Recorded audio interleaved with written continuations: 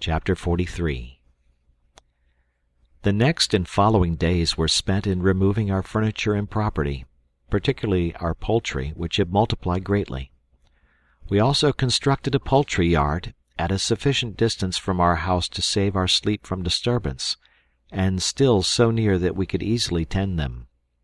We made it as a continuation of the colonnade, and on the same plan, but enclosed in the front by a sort of wire trellis work, which Fritz and Jack made wonderfully well. Fritz, who had a turn for architecture and mechanics, gave me some good hints, especially one which we put into execution. This was to carry the water from the basin of the fountain through the poultry yard, which enabled us also to have a little pond for our ducks. The pigeons had their abode above the hen roosts in some pretty baskets, which Ernest and Francis made, similar to those made by the savages of the Friendly Isles, of which they had seen engravings in Cook's voyages. When all was finished, my wife was delighted to think that even in the rainy season she could attend to her feathered family and collect their eggs. "What a difference," said she, admiring the elegance of our buildings, "what a difference between this tent-house and the original dwelling that suggested the name to us, and which was our only shelter 4 years ago. What a surprising progress luxury has made with us in that time. Do you remember, my dear, the barrel which served us for a table, and the oyster shells for spoons, and the tent where we slept, crowded together on dried leaves, and without undressing, and the river half a mile off, where we were obliged to go to drink if we were thirsty? Compared to what we were then, we are now great lords." "Kings, you mean, Mamma," said Jack, "for all this island is ours, and it is quite like a kingdom." "And how many millions of subjects does Prince Jack reckon in the kingdom of his august father?" said I. Prince Jack declared he had not yet counted the parrots, kangaroos, agoutis, and monkeys. The laughter of his brothers stopped him. I then agreed with my wife that our luxuries had increased, but I explained to her that this was the result of our industry. All civilized nations have commenced as we did. Necessity has developed the intellect which God has given to man alone, and by degrees the arts have progressed, and knowledge has extended more perhaps than is conducive to happiness. What appeared luxury to us now was still simplicity compared with the luxury of towns, or even villages among civilized nations. My wife declared she had everything she wished for, and should not know what more to ask for, as we now had only to rest and enjoy our happiness. I declared against spending our time in rest and indolence, as the sure means of ending our pleasure, and I well knew my dear wife was, like myself, an enemy to idleness, but she dreaded any more laborious undertakings. "But, Mamma," said Fritz, "you must let me make a mill under the cascade. It will be so useful when our corn grows, and even now for the maize. I also think of making an oven in the kitchen, which will be very useful for you to bake your bread in." "These would indeed be useful labours," said the good mother, smiling. "But can you accomplish them?" "I hope so," said Fritz, "with the help of God and that of my dear brothers." Ernest promised his best aid in return for his brother's kind services in forming his grotto, only requesting occasional leisure for his natural history collections. His mother did not see the utility of these collections, but, willing to indulge her kind and attentive Ernest, she offered, till she could walk well, to assist him in arranging and labelling his plants, which were yet in disorder, and he gratefully consented. In procuring her some paper for the purpose, of which I had brought a large quantity from the vessel, I brought out an unopened packet, amongst which was a piece of some fabric, neither paper nor stuff apparently. We examined it together, and at length remembered it was a piece of stuff made at Otaheite, which our captain had bought of a native at an island where we had touched on our voyage. Fritz appearing much interested in examining this cloth, Ernest said gravely, "I can teach you how to make it," and immediately bringing Cook's Voyages, where a detailed description is given, he proceeded to read it. Fritz was disappointed to find it could only be made of the bark of 3 trees. Of these our island produced only 1. These trees were the mulberry tree, the breadfruit, and the wild fig. We had the last in abundance, but of the 2 former we had not yet discovered a single plant. Fritz was not, however, discouraged. "They ought to be here," said he, "since they are found in all the South Sea islands. Perhaps we may find them on the other side of the rocks, where I saw some superb unknown trees from the height where we discovered the grotto. And who knows but I may find my pretty gazelle there again. The rogue can leap better than I can over those rocks. I had a great wish to descend them, but found it impossible. Some are very high and perpendicular. Others have overhanging summits. I might, however, get round as you did by the pass, between the torrent and the rocks at Great Bay." Jack offered to be his guide, even with his eyes shut, into that rich country where he conquered and captured his buffalo, and Ernest begged to be of the party.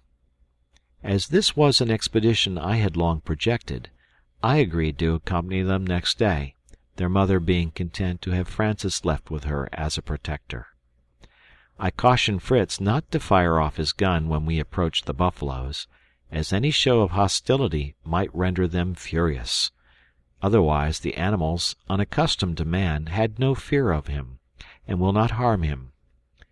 "In general," added I cannot sufficiently recommend to you to be careful of your powder.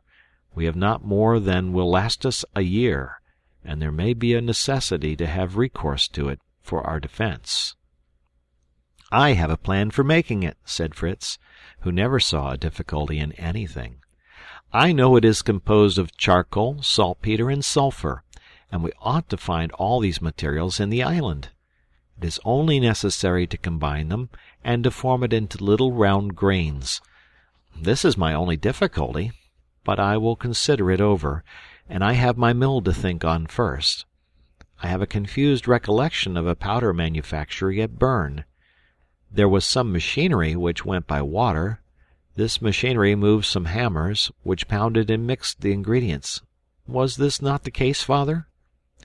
"Something like it," said I, "but we have many things to do before making powder. First, we must go to sleep.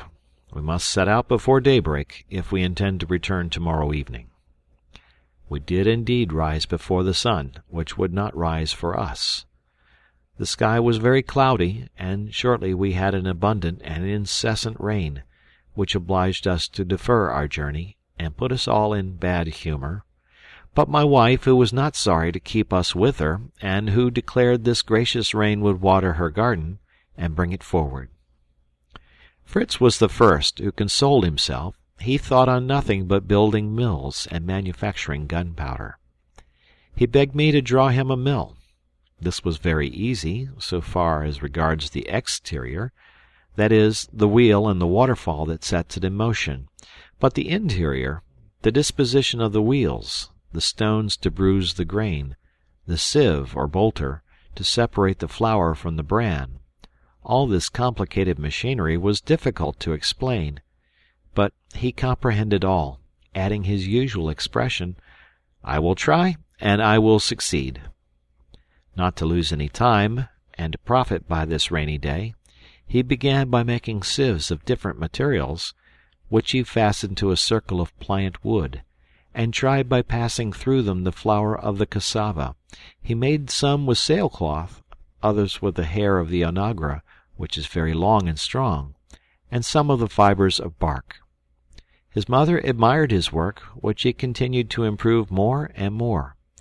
She assured him the sieve would be sufficient for her. It was useless to have the trouble of building a mill. "But how shall we bruise the grain, mamma?" said he.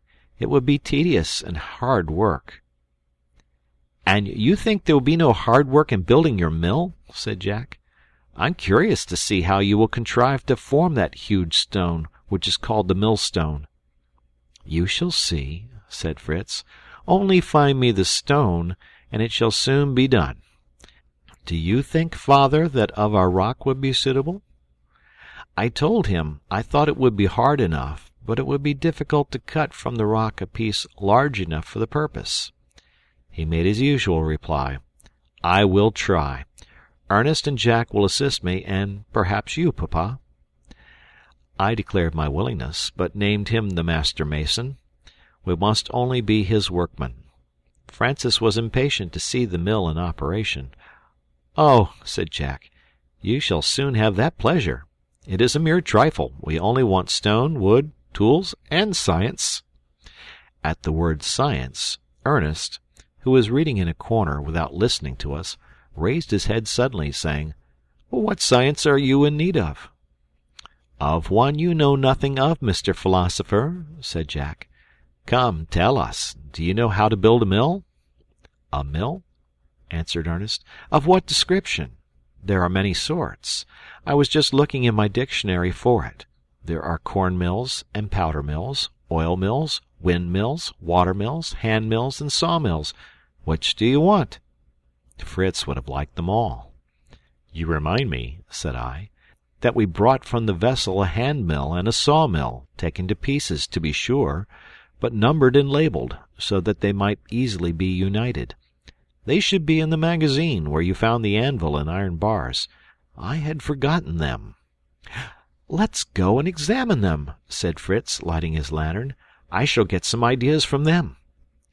"Rather," said his mother. "They will spare you the trouble of thinking and labouring." I sent them all four to seek these treasures, which, heaped in an obscure corner of the storeroom, had escaped my recollection. When we were alone, I seriously besought my wife not to oppose any occupations our children might plan, however they might seem beyond their power, the great point being to keep them continually occupied, so that no evil or dangerous fancies might fill their minds. "Let them," I said, "cut stone, fell trees, or dig fountains, and bless God that their thoughts are so innocently directed." She understood me, and promised not to discourage them, only fearing the excessive fatigue of these undertakings. Our boys returned from the magazine, delighted with what they had found, and loaded with work tools. Those of the masons, the chisel, the short hammer, and the trowel, were not to be found, and rarely are taken out to sea, but they had collected a great number of carpenters' tools, saws, planes, rules, etc., and now that Fritz was a smith, he had no difficulty in making any tool he wanted. He was loaded on each shoulder, and in each hand he brought a specimen of gunpowder.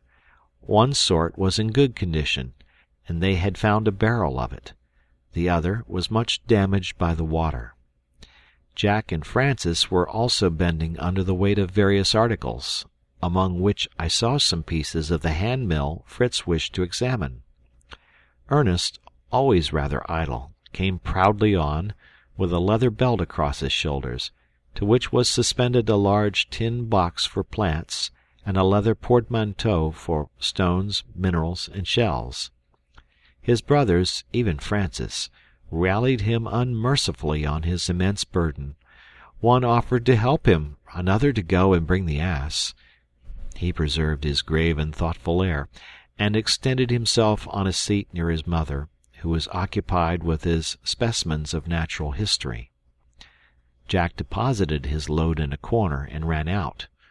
We soon saw him return with a huge screw machine on his head, which he placed before Ernest, saying with an air of respect, "I have the honour to bring for His Highness the Prince of the Idle Penguins, the press for his august plants, which His Highness doubtless found too heavy, and truly it is no little weight."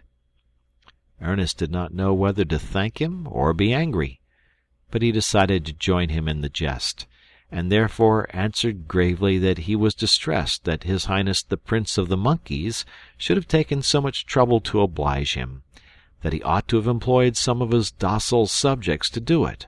After all, he confessed that the press, which he had not noticed, gave him great pleasure, and he placed some plants in it immediately, which he had collected the evening before. The rain ceasing for a short time, I went with Fritz and Jack to examine our embankment, and to open the sluices of the pond. We found all right, and our garden looking beautiful after the rain. On our return, we looked in at the Grotto Ernestine, which we found inundated from the opening above. We proposed to make a trench or a little channel to carry off the rain-water from it. We returned home and retired to bed in hopes of being able to set out next morning. We were, however, again disappointed, and for a longer period than we expected. The rain continued some days, and the country was again a complete lake. We had, however, no storm or wind, and our possessions did not suffer, so we resolved to wait patiently till the weather would permit us to go. My wife was delighted to be in her comfortable abode, and to have us round her. Neither did we waste the time. Ernest finished the arrangement of his collection with his mother and Francis. Fritz and Jack prepared the tools that they wanted in their great undertaking. The first attempt was to be a sawmill. In order to prepare the planks they wished, a very large saw, which they had found amongst the tools, would serve their purpose. But it was necessary to set it in motion by water, and here was the difficulty. Fritz made several models from the thin wood of our chests, and the wheels of our guns, but they were too small. In the meantime, the mind of my young mechanic was exercised. His ideas were enlarged and improved, and as this science was so necessary in our situation, I allowed him to go on with his experiments. Notwithstanding the rain, protected by my cloak, he went several times to the cascade to look out for a place where he should place his mills to the best advantage, and have a constant supply of water. Ernest assisted him by his advice, and promised his labor when it should be needed. Jack and Francis were helping their mother to card cotton, of which she had made a large collection, intending to spin it for our clothing, and I exercised my mechanical talents in turning a large wheel for her, which it was necessary should revolve very easily, her leg being still stiff, and a reel, by which 4 bobbins were filled at once by turning a handle. These different occupations aided us to pass the rainy season, which visited us earlier this year, and did not remain so long. My wife knew something of dyeing cloth, and some of the plants she had helped Ernest to dry having left their color on the papers, she made some experiments, and succeeded in obtaining a very pretty blue to dye our clothes with, and with the cochineal from our fig tree, a beautiful red-brown, with which she had dyed for herself a complete dress. Thus passed several weeks. Ernest read to us from some amusing or instructive work every evening, and when his collections were all put in order, he worked at his lathe or at the business of weaving. At last the sun appeared. We spent some days enjoying it in our delightful colonnade. We went to visit the grotto and the garden, where all was going on well. The embankment had prevented the inundation. Satisfied with our work, we now fixed our departure for the next day, once more hoping the rain would not come again to disappoint us. End of chapter. Chapter 44. The next day the weather was delightful. We rose before daybreak. My eldest sons took their work tools, which we might want, and their guns also, but under the condition that they should not use them till I gave the word "fire." I carried the bag of provisions. Our flock of sheep had increased so much at the farm that we allowed ourselves to kill one, and my wife had roasted a piece for us the preceding evening. To this we added a cake of cassava, and for our dessert we depended on the fruits of the trees we might discover. But, previous to our departure, while I was taking leave of my wife and Francis, I heard a dispute in the colonnade, which I hastened to learn the cause of. I found it was a question between Fritz and Jack whether we should make the tour of the island by sea or land, and each was anxious for my support. Fritz complained that, since their 2 expeditions in the canoe, Jack believed himself the first sailor in the world, and that they had given him the name of Lord of the Waves, because he was constantly saying, When I was under the waves, when the waves were washing over me, do you think that they left me dry?" "No, Mr. Sportsman," said Jack. "You have got enough of them, and that's the reason you don't wish to try them again. For my part, I love the waves, and I sing, 'The sea, the sea, it was the sea that brought us here.'" "What a boaster you are," said Fritz. "It was only yesterday you said to me, 'I will guide you. I know the way by the rocks. I got my buffalo there, and I intend to have another.' Was it in the pinnace you intended to pass the defile and pursue buffaloes?" "No, no, I meant on foot," said Jack. "But I thought we should be only two then. Now, as we are four, Papa at the helm and 3 bold rowers, why should we fatigue ourselves in making the tour of the island on our legs, when we have a good vessel to carry us? What says Mr. Philosopher, the Prince of Idlers, to it?" "For my part," said Ernest quietly, "I'm quite indifferent whether I use my legs in walking or my arms in rowing. It is equally fatiguing. But walking gives me more chance of filling my plant box and my game bag." "And does he think," added Fritz, "that the mulberry and breadfruit trees, which we shall certainly find on the other side, grow on the sea, without naming my gazelle, which does not run over the waves?" "No, it is waiting, without moving, for you to shoot it," said Jack. "And, Ernest, perhaps you may find on the sea some of those curious things, half plants, half animals, which you were showing me in a book." "The zoophytes, or polypi, for they are of the same family, though there are more than 1,000 species," said Ernest, charmed to display his knowledge. But I stopped him by saying, "We will dispense with 1,000 names at present. After hearing all your arguments, attend to mine. Even Jack must yield to them. Our principal aim now being to search for the trees we are in need of, and to examine the productions of the island, our most sensible plan will be to walk." Jack still contended that we might land occasionally, but I showed him the danger of this, the island being in all probability surrounded by reefs, which might extend so far into the sea as to take us out of the sight of the island. This I intended to ascertain some day, and in the meantime I proposed to them that we should endeavour to find a pass round the rocks on our side, from whence we could walk to the defile at the other end, take our canoe, which we had left at anchor near the great bay, and return to Tent House. Jack was in ecstasies. He declared the pass must be very well concealed that escaped his search, and, seizing his lasso and his bow, rushed out the first, singing, "The sea, the sea!" "There goes a sailor formed by nature," thought I, as we followed the course of the chain of rocks to the left of our dwelling. It conducted us first to the place of our landing, that little uncultivated plain of triangular form, of which the base was washed by the sea, and the point was lost among the rocks.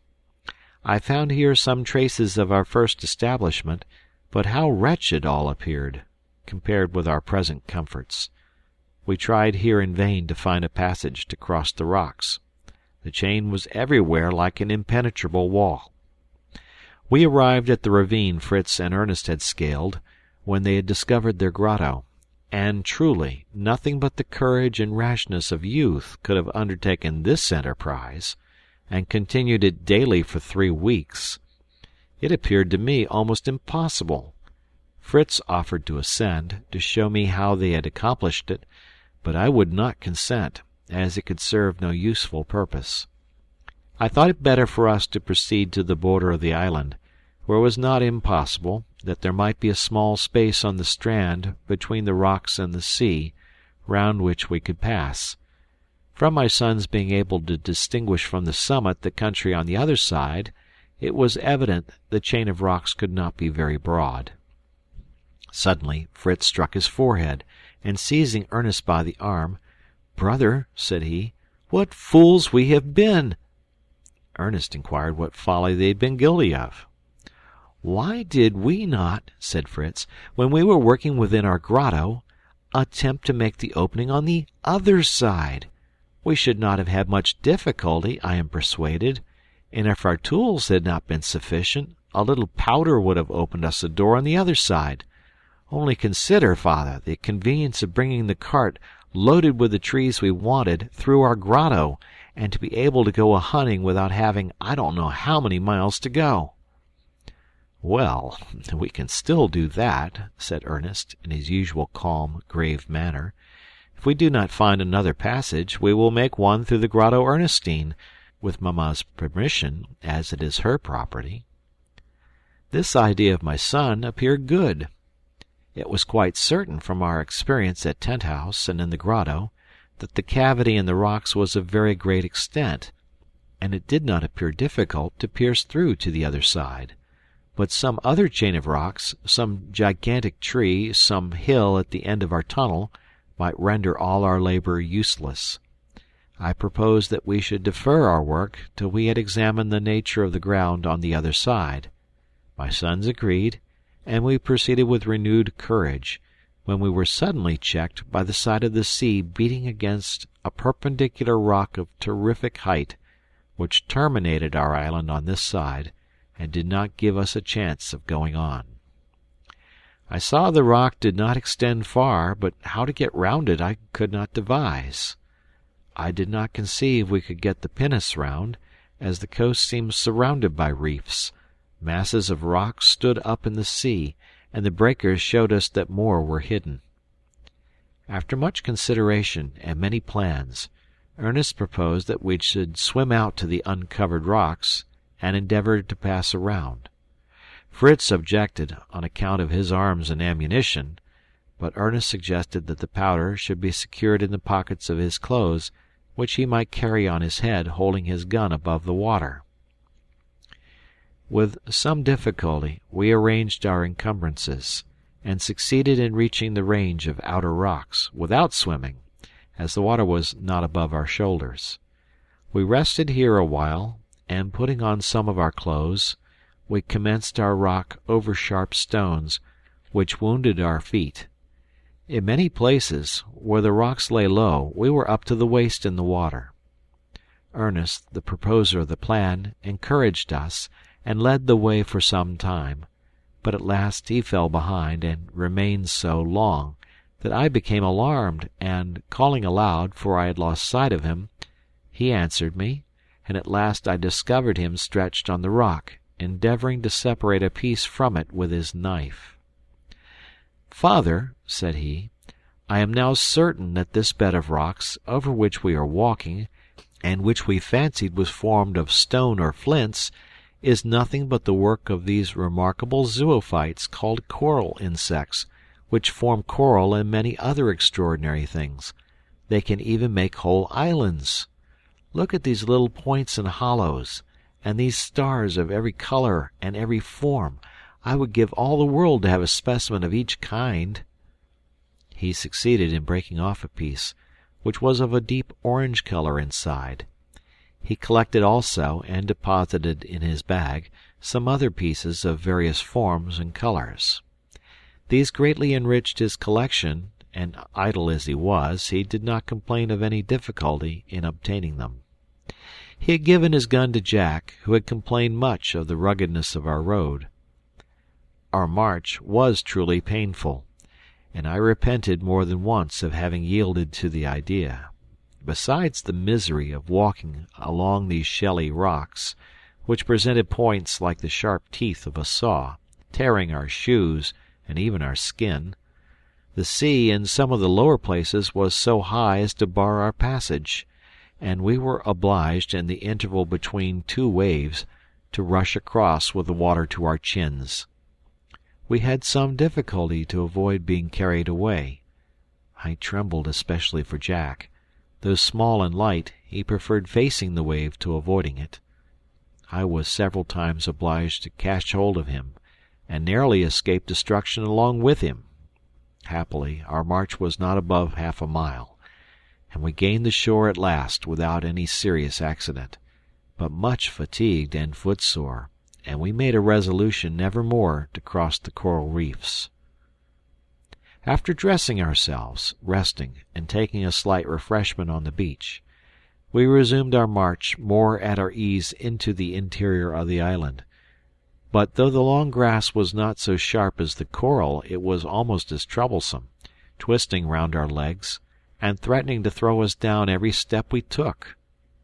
Ernest, loaded with his bag of fragments of rock, coral, and zoophytes, had given his gun to Jack, and fearing an accident among the long grass, I thought it prudent to discharge it. In order to profit by it, I fired at a little quadruped about the size of a squirrel, and killed it. It appeared to me to be the animal called by naturalists the palm squirrel, because it climbs the cocoa and date palms, hooks itself by its tail, which is very long and flexible, to the upper branches, and feeds at pleasure on the fruit, of which it is very fond. We amused ourselves by details of the habits of this animal, occasionally separating to make more discoveries, but agreeing on a particular call, which was to assemble us when necessary, a precaution by no means useless, as it turned out. Fritz, with his head raised, went on examining all the trees, and occasionally giving a keen look after his gazelle. Ernest, stooping down, examined plants, insects, and occasionally pursuing rare and beautiful butterflies, was filling his bag and plant box with various curiosities. Jack, with his lasso in his hand, prepared himself to fling it round the legs of the first buffalo he met with, and was vexed when he did not see any. For my own part, I was engaged in surveying the chain of rocks, in order to discover that which contained the Grotto Ernestine. It was easy to recognize it, from its summit cleft in two, and I wished to ascertain as nearly as possible if the cleft extended to the base of the rock, as this would render our work much easier. This side of the island did not resemble that near the great bay, with which Jack and I had been so much charmed. The island was much narrower here, and instead of the wide plain crossed by a river, divided by delightful woods, giving an idea of paradise on earth, we were journeying through a contracted valley lying between the rocky wall which divided the island and a chain of sandy hills, which hid the sea and sheltered the valley from the wind. Fritz and I ascended one of these hills, on which a few pines and broom were growing, and perceived beyond them a barren tract, stretching to the sea, where the coral reefs rose to the level of the water and appeared to extend far into the sea. Any navigators, sailing along these shores, would pronounce the island inaccessible and entirely barren. This is not the fact. The grass is very thick, and the trees of noble growth. We found many unknown to us, some loaded with fruit. Also, several beautiful shrubs covered with flowers, the dwarf orange tree, the elegant melaleuca, the nutmeg tree, and the Bengal rose blending its flowers with the fragrant jasmine. I should never finish if I were to try and name all the plants found in this shady valley, which might be called the botanic garden of nature. Ernest was in ecstasies. He wished to carry away everything, but he did not know how to dispose of them. "Ah," said he, "if only our grotto was open on this side!" At this moment Fritz came running out of breath, crying out, "The breadfruit tree! I have found the breadfruit tree! Here is the fruit! Excellent, delicious bread! Taste it, father! Here, Ernest, here, Jack!" And he gave each of us a part of an oval fruit, about the size of an ordinary melon, which really seemed very good and nourishing. "There are many of these trees," continued he, "loaded with fruit. Would that we had our grotto opened, that we might collect a store of them now that they are ripe." My boys pointed out to me exactly the situation of the grotto, judging from the rock above, and longed for their tools, that they might commence the opening directly. We proceeded to make our way through a border of trees and bushes that separated us from the rock, that we might examine it and judge of the difficulties of our undertaking. Jack preceded us as usual, after giving Ernest his gun. Fritz followed him, and suddenly turning to me said, "I believe kind nature has saved us much trouble. The rock appears to be divided from top to bottom, At the foot I see a sort of cave or grotto already made." At this moment Jack uttered a piercing cry, and came running to us, his lasso in his hand. "Two monstrous beasts!" cried he. "Help! Help!" We rushed forward, our guns ready, and saw at the entrance of the cave 2 large brown bears. The black bear, whose fur is much valued, is only found in cold and mountainous countries, but the brown prefers the south. It is a carnivorous animal, considered very ferocious. The black bear lives only on vegetables and honey. Of these, the one I judged to be the female seemed much irritated, uttering deep growls and furiously gnashing her teeth. As I knew something of these animals, having met with them in the Alps, I remembered having heard that a sharp whistling terrifies and checks them.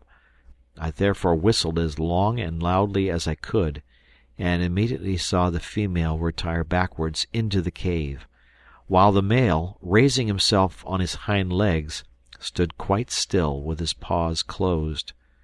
My 2 elder sons fired into his breast. He fell down, but, being only wounded, turned furiously on us. I fired a 3rd shot at him and finished him. We then hastened to load our guns again, to be ready to receive his companion. Jack wished to use his lasso, but I explained to him that the legs of the bear were too short and thick for such a measure to be successful. He related to us that having entered the cave, he saw something moving at the bottom. He took up a stone and threw it with all his strength at the object. Immediately he heard a frightful growling, and saw 2 large beasts coming towards him. He had barely time to escape and call for help, and then to hide himself behind a tree. To save ourselves from the other bear, it was necessary that we should take some prompt measures. We therefore advanced and formed a line of battle before the entrance of the cave. I then called, "Fire!" and we all 3 fired off our pieces at the same moment. A ferocious roar made us hope they had taken effect. But to make sure, and to prevent the escape of the animal, if it was still living, we gathered a large heap of branches and dried leaves before the opening, to which I set fire. As soon as it blazed, we saw by the light the bear laid motionless on its side, but it is well known that this animal is crafty enough sometimes to feign itself dead, till its enemy approaches near enough to be in its power, when it seizes him in its enormous paws and strangles him. We took a lighted branch and approached with great precaution. The cave did not extend far. The animal was lying on a heap of dried leaves, prepared for its young ones. I ascertained that it was really dead. I then, with the assistance of my sons, drew it out of the cave, which was too dark for work, and I wished to secure the rich and beautiful skins, which might be useful to us in winter. We set to work, and as the animals were still warm, we succeeded more easily than I could have expected. But the skins were so heavy it was almost impossible to remove them. We therefore left them in the cave, the bottom of which was sandy, closing the entrance with boughs, that no animal might enter to devour them, and abandoned the 2 bodies, only regretting the abundance of fat, which would have been useful for many domestic purposes. End of chapter. Chapter 45.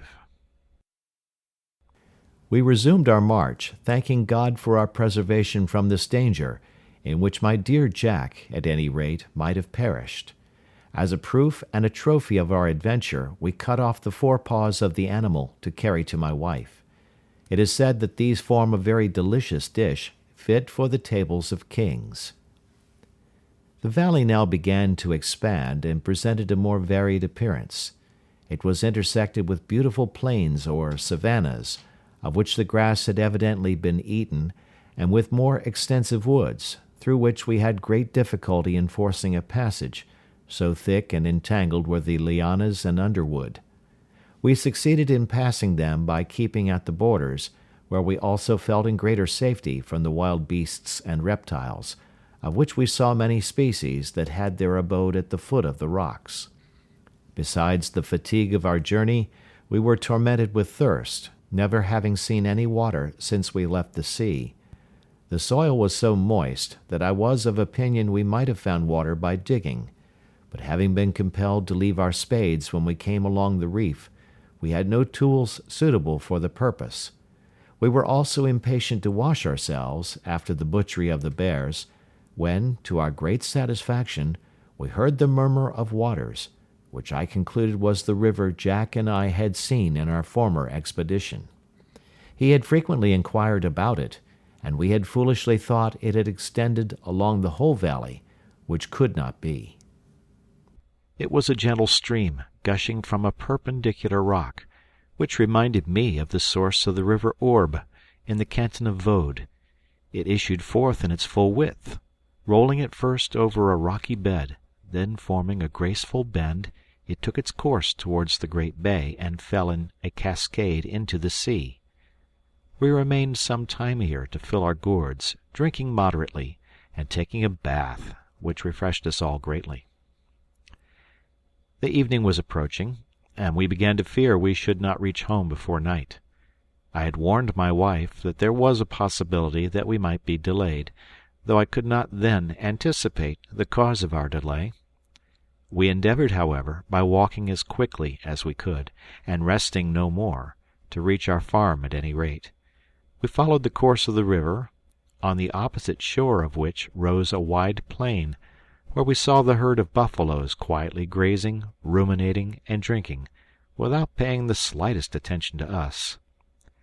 We thought we distinguished some other quadrupeds amongst them, which Fritz was certain were zebras or onagras, but certainly not his dear gazelle, for which he had incessantly looked round. Jack was in despair that the river separated us from the buffaloes, so that he could not cast his lasso round the legs of one of them, as he had promised Ernest. He even wished to swim across the stream to have a hunt, but I forbade him, encouraging him to hope that perhaps a single buffalo might cross to our side, and throw itself in the way of his lasso. I was far from wishing such a thing myself, for we had no time to lose nor any means to secure and lead it home should we succeed in capturing one, not having any cords with us, and moreover intending to return from the bay in the canoe. When we arrived at the bay, the night, which comes on rapidly in equinoctial countries, had almost closed. We were scarcely able to see, without terror, the changes that the late storm had occasioned. The narrow pass which led from the other side of the island, between the river and a deep stream that flowed from the rocks, was entirely obstructed with rocks and earth fallen upon it, and to render our passage practicable, it was necessary to undertake a labor that the darkness now prevented, and which would at any time be attended by danger. We were obliged then to spend the night in the open air, and separated from our dear and anxious friends at Tent House. Fortunately, Fritz had collected a store of breadfruit for his mother, with which he had filled his own pockets and those of his brothers. These, with water from the river, formed our supper, for we had nothing but the bone of our leg of mutton left. We turned back a little way, to establish ourselves under a clump of trees, where we were in greater safety. We loaded our muskets, we kindled a large fire of dry branches, and recommending ourselves to the protection of God, we lay ourselves down on the soft moss to wait for the first rays of light. With the exception of Jack, who from the first slept as if he had been in his bed, we none of us could rest. The night was beautiful. A multitude of stars shone over our heads in the ethereal vault. Ernest was never tired of gazing on them. After some questions and suppositions on the plurality of worlds, their courses and their distances, he quitted us to wander on the borders of the river, which reflected them in all their brilliancy. From this night his passion for astronomy commenced, a passion which he carried beyond all others. This became his favorite and continual study, nor did he fall far short of Duval, whose history he had read. Whilst he was engaged in contemplation, Fritz and I conversed on our projects for tunneling to the grotto, and on the utility of such a passage, as this side of the island was quite lost to us, from the difficulty in reaching it. "And yet," said I, "it is to this difficulty we owe the safety we have enjoyed. Who can say that the bears and the buffaloes may not find the way through the grotto? I confess I am not desirous of their visits, nor even of those of the onagras. Who knows but they might persuade your favorite Lightfoot to return and live amongst them? Liberty has many charms. Till now we have been very happy on our side of the island, without the productions of this. My dear boy, there is a proverb, 'Let well enough alone.' Let us not have too much ambition. It has ruined greater states than ours." Fritz seemed grieved to give up his plan, and suggested that he could forge some strong bars of iron to place before the opening, which could be removed at will. "But," said I, "they will not prevent the snakes from passing underneath. I have noticed some with terror, as they are animals I have a great antipathy to, and if your mother saw one crawl into her grotto, she would never enter it again, even if she did not die of fright." "Well, we must give it up," said Fritz. "But it is a pity. Do you think, father, that there are more bears in the island than those we killed?" "In all probability," said I. "It is scarcely to be supposed that there should be only 2. I cannot well account for their being here. They can swim very well, and perhaps the abundance of fruit in this part of the island may have attracted them." I then gave my son a short account of their manners and habits, from the best works on the history of these animals. Chapter 45. Chapter 46. Whilst we continued to talk, and to admire the beauty of the stars, they at length began to fade away before the first light of morning. Ernest returned to us, and we awoke Jack, who had slept uninterruptedly, and was quite unconscious where he was. We returned to the pass, which now, by the light of day, seemed to us in a more hopeless state than in the dusk of evening. I was struck with consternation. It appeared to me that we were entirely enclosed at this side, and I shuddered to think of crossing the island again, to pass round at the other end, of the risk we should run of meeting wild beasts, and of the painful and perilous passage along the coral reefs. At that moment I would gladly have consented to open a passage through the grotto, at the hazard of any visitors, in order to get through myself, that I might relieve the anxious feelings of my dear wife and boy. The thoughts of their agony unnerved me, and took away all courage for the commencement of a labour which seemed impossible, our only utensils being a small saw, and a little dibble for taking up plants, which Ernest had been unwilling to leave behind us.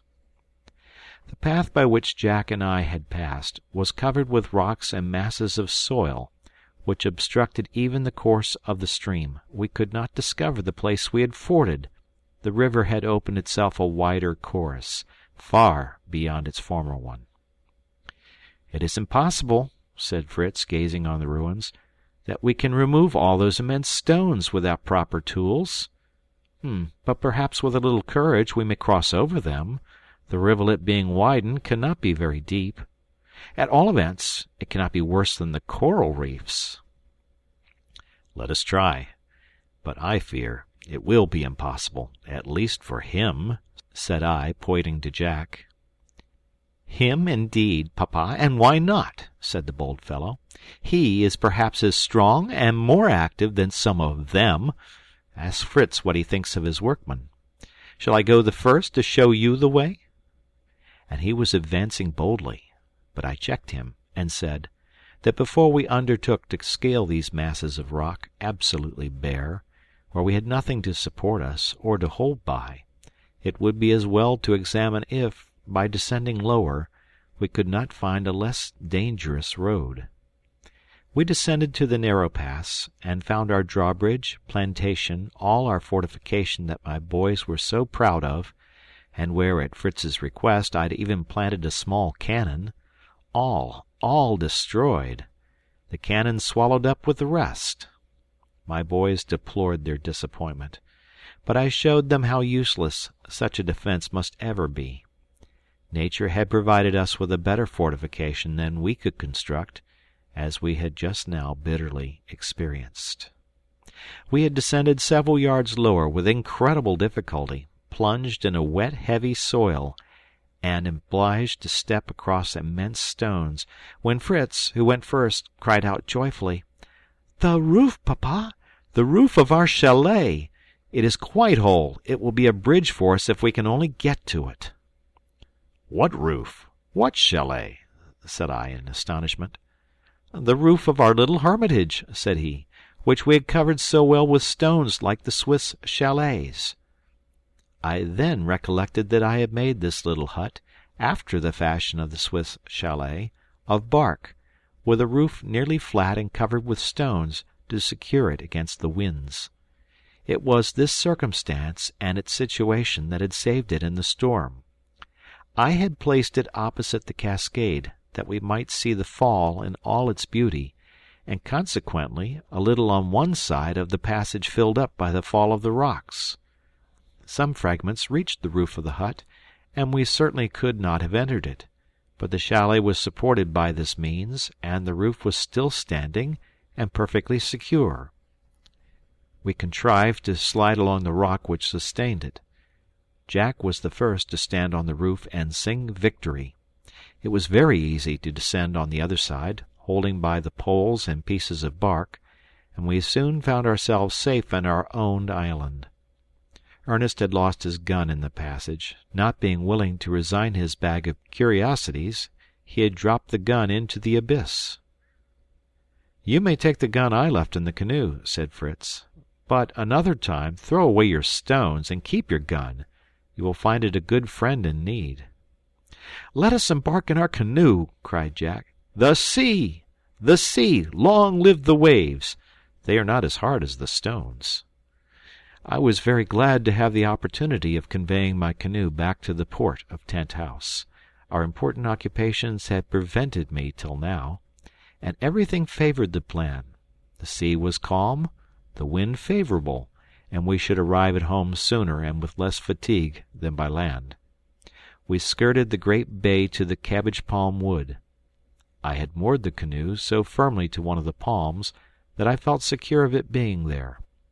We arrived at the place, and no canoe was there. The mark of the cord which fastened it was still to be seen round the tree, but the canoe had entirely disappeared. Struck with astonishment, we looked at each other with terror, and without being able to articulate a word. What was become of it? "Some animal, the jackals, a monkey perhaps, might have detached it," said Jack. "But they could not have eaten the canoe." And we could not find a trace of it, any more than of the gun Fritz had left in it. This extraordinary circumstance gave me a great deal of thought. Savages surely had landed on our island and carried off our canoe. We could no longer doubt it when we discovered on the sands the print of naked feet. It is easy to believe how uneasy and agitated I was. I hastened to take the road to Tent House, from which we were now more than 3 leagues distant. I forbade my sons to mention this event, or our suspicions, to their mother, as I knew it would rob her of all peace of mind. I tried to console myself. It was possible that chance had conducted them to the bay, that they had seen our pretty canoe, and that, satisfied with their prize, and seeing no inhabitants, they might not return. Perhaps, on the contrary, these islanders might prove kind and humane, and become our friends. There was no trace of their proceedings further than the shore. We called at the farm on purpose to examine. All appeared in order, and certainly, if they had reached here, there was much to tempt them: our cotton mattresses, our osier seats, and some household utensils that my wife had left here. Our geese and fowls did not appear to have been alarmed, but were pecking about as usual for worms and insects. I began to hope that we might get off with the loss of our canoe, a loss which might be repaired. We were a sufficient number, being well armed, not to be afraid of a few savages, even if they penetrated further into the island, and showed hostile intentions. I exhorted my sons to do nothing to irritate them, on the contrary, to meet them with kindness and attention, and to commit no violence against them unless called on to defend their lives. I also recommended them to select from the wrecked chest some articles likely to please the savages, and to carry them always about with them. "And I beseech you once more," added I, "not to alarm your mother."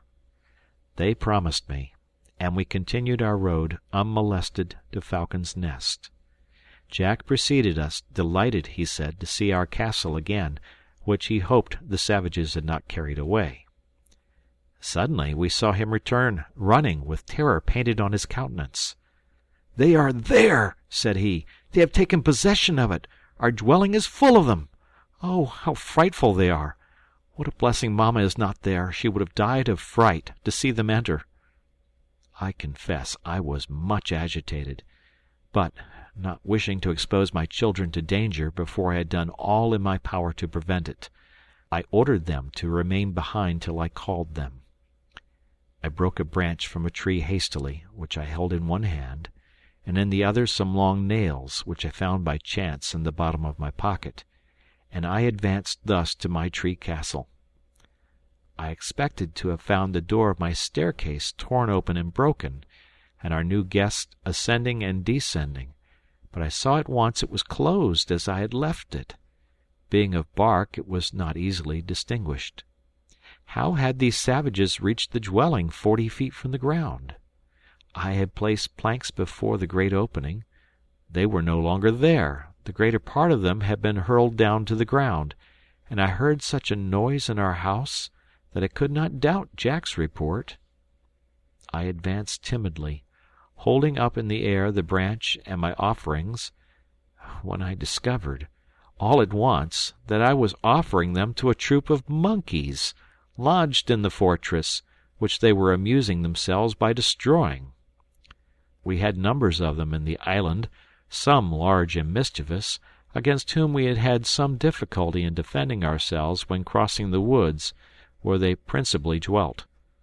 The frequent report of firearms round our dwelling had kept them aloof till now, when, emboldened by our absence, and enticed by the figs on our tree, they had come in crowds. These vexatious animals had got through the roof, and once in had thrown down the planks that covered the opening. They made the most frightful grimaces, throwing down everything they could seize. Although this devastation caused me much vexation, I could not help laughing at their antics, and at the humble and submissive manner in which I had advanced to pay homage to them. I called my sons, who laughed heartily, and rallied the prince of the monkeys without mercy for not knowing his own subjects. Fritz wished much to discharge his gun amongst them, but I forbade him. I was too anxious to reach Tent House to be able to turn my thoughts on these depredators just now. We continued our journey, but I pause here. My heart is oppressed. My feelings when I reached home require another chapter to describe them, and I must summon courage for the task. End of chapter. Chapter 47. We soon arrived at Family Bridge, where I had some hopes of meeting Francis, and perhaps his mother, who was beginning to walk very well. But I was disappointed. They were not there. Yet I was not uneasy, for they were neither certain of the hour of our return, nor of the way we might take. I expected, however, to find them in the colonnade. They were not there. I hastily entered the house. I called aloud, "Elizabeth! Francis! Where are you?" No one answered. A mortal terror seized me, and for a moment I could not move. "They will be in the grotto," said Ernest. "Or in the garden," said Fritz. "Perhaps on the shore," cried Jack. "My mother likes to watch the waves, and Francis may be gathering shells." These were possibilities. My sons flew in all directions to search of their mother and brother. I found it impossible to move, and was obliged to sit down. I trembled, and my heart beat till I could scarcely breathe. I did not venture to dwell on the extent of my fears, or rather, I had no distinct notion of them. I tried to recover myself. I murmured, "Yes, at the grotto or the garden. They will return directly." Still I could not compose myself. I was overwhelmed with a sad presentiment of the misfortune which impended over me. It was but too soon realized. My sons returned in fear and consternation. They had no occasion to tell me the result of their search. I saw it at once, and sinking down motionless, I cried, "Alas! They are not there!" Jack returned the last, and in the most frightful state. He had been at the seashore, and throwing himself into my arms, he sobbed out, "The savages have been here, and carried away my mother and Francis. Perhaps they have devoured them. I have seen the marks of their horrible feet on the sands, and the print of dear Francis's boots." This account at once recalled me to strength and action.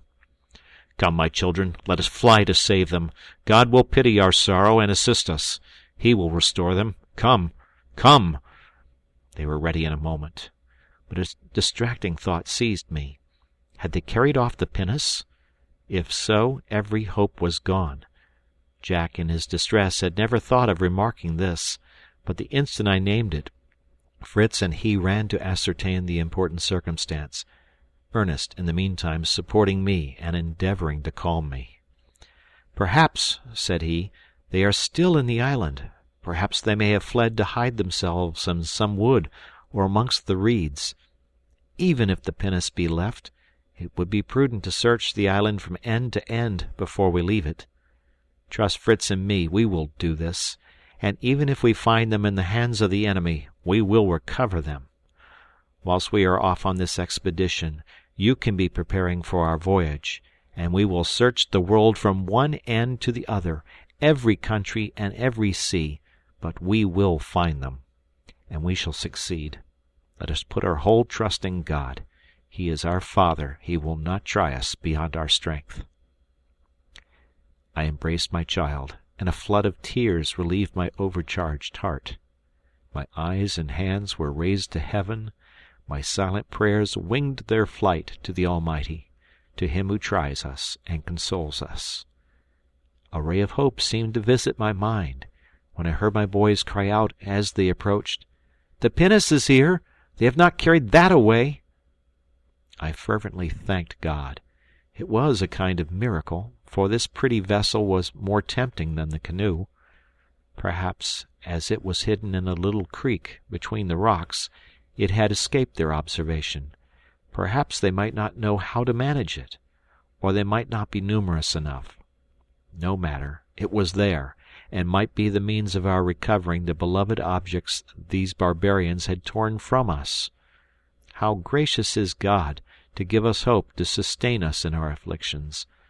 Without hope we could not live. It restores and revives us, and even if never realized below, accompanies us to the end of our life and beyond the grave. I imparted to my eldest son the idea of his brother, that they might be concealed in some part of the island, but I dared not rely on this sweet hope. Finally, as we ought not to run the risk of abandoning them, if they were still here, and perhaps in the power of the savages, I consented that my 2 eldest sons should go to ascertain the fact.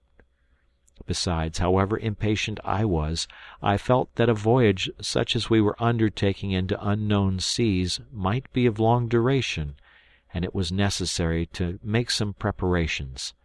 I must think on food, water, arms, and many other things. There are situations in life which seize the heart and soul, rendering us insensible to the wants of the body. This we now experienced.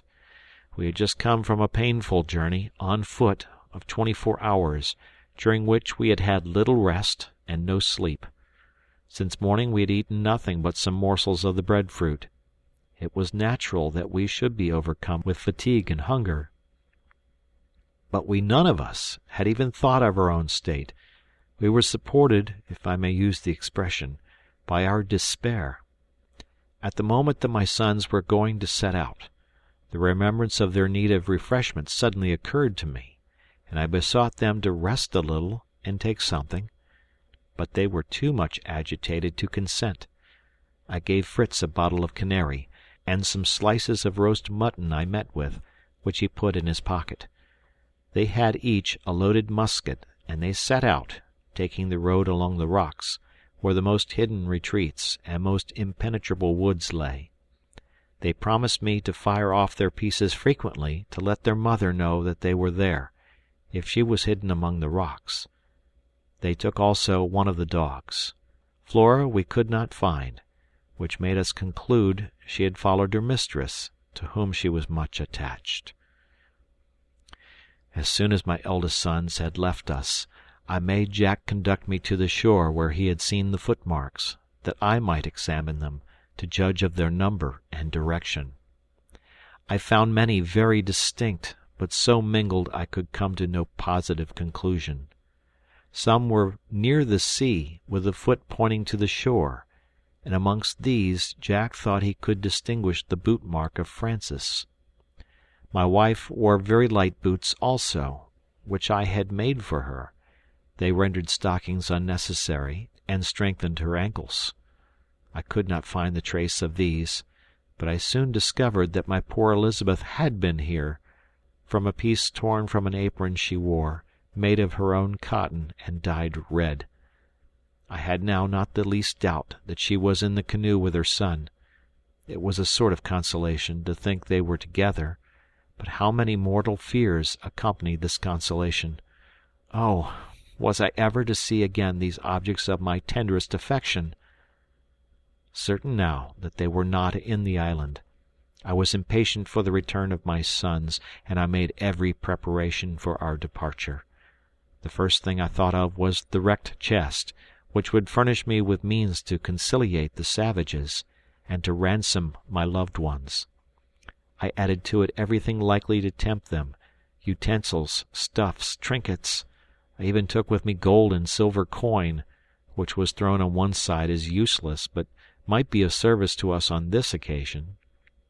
I wished my riches were 3 times as much as they were, that I might give all in exchange for the life and liberty of my wife and son.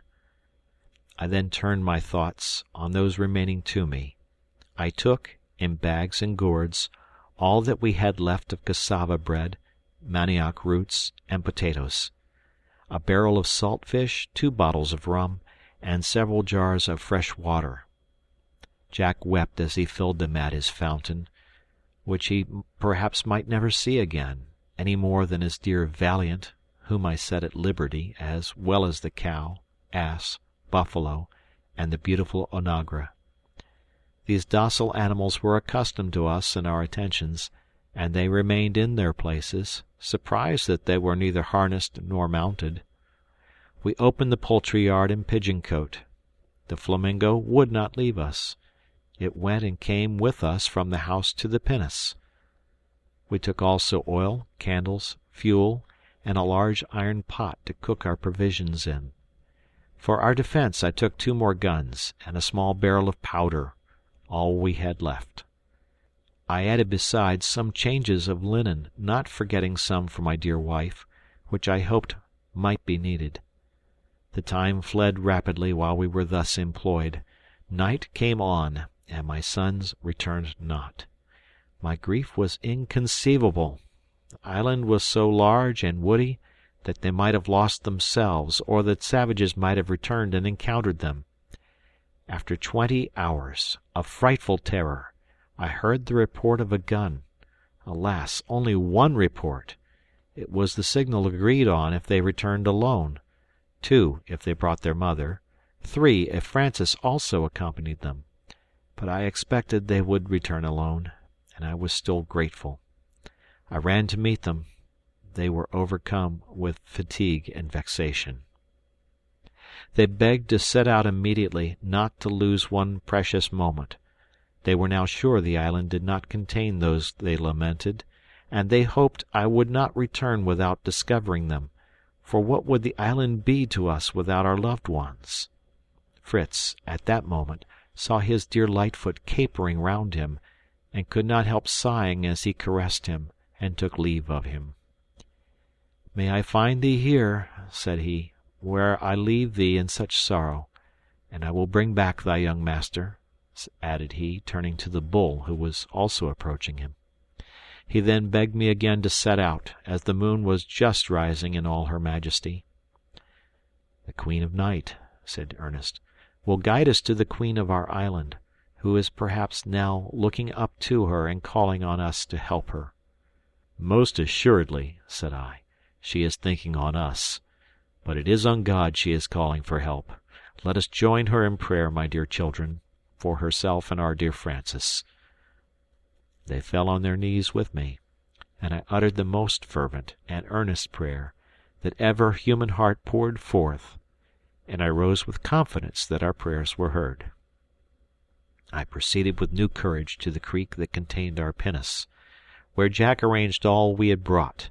We rowed out of the creek, and when we were in the bay, we held a council to consider on which side we were to commence our search. I thought of returning to the great bay, from whence our canoe had been taken.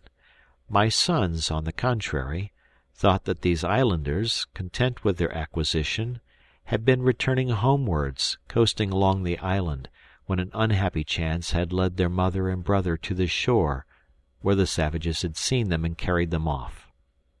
At the most, they could be but a day before us, but that was long enough to fill us with dreadful anticipations. I yielded to the opinion of my sons, which had a great deal of reason on its side.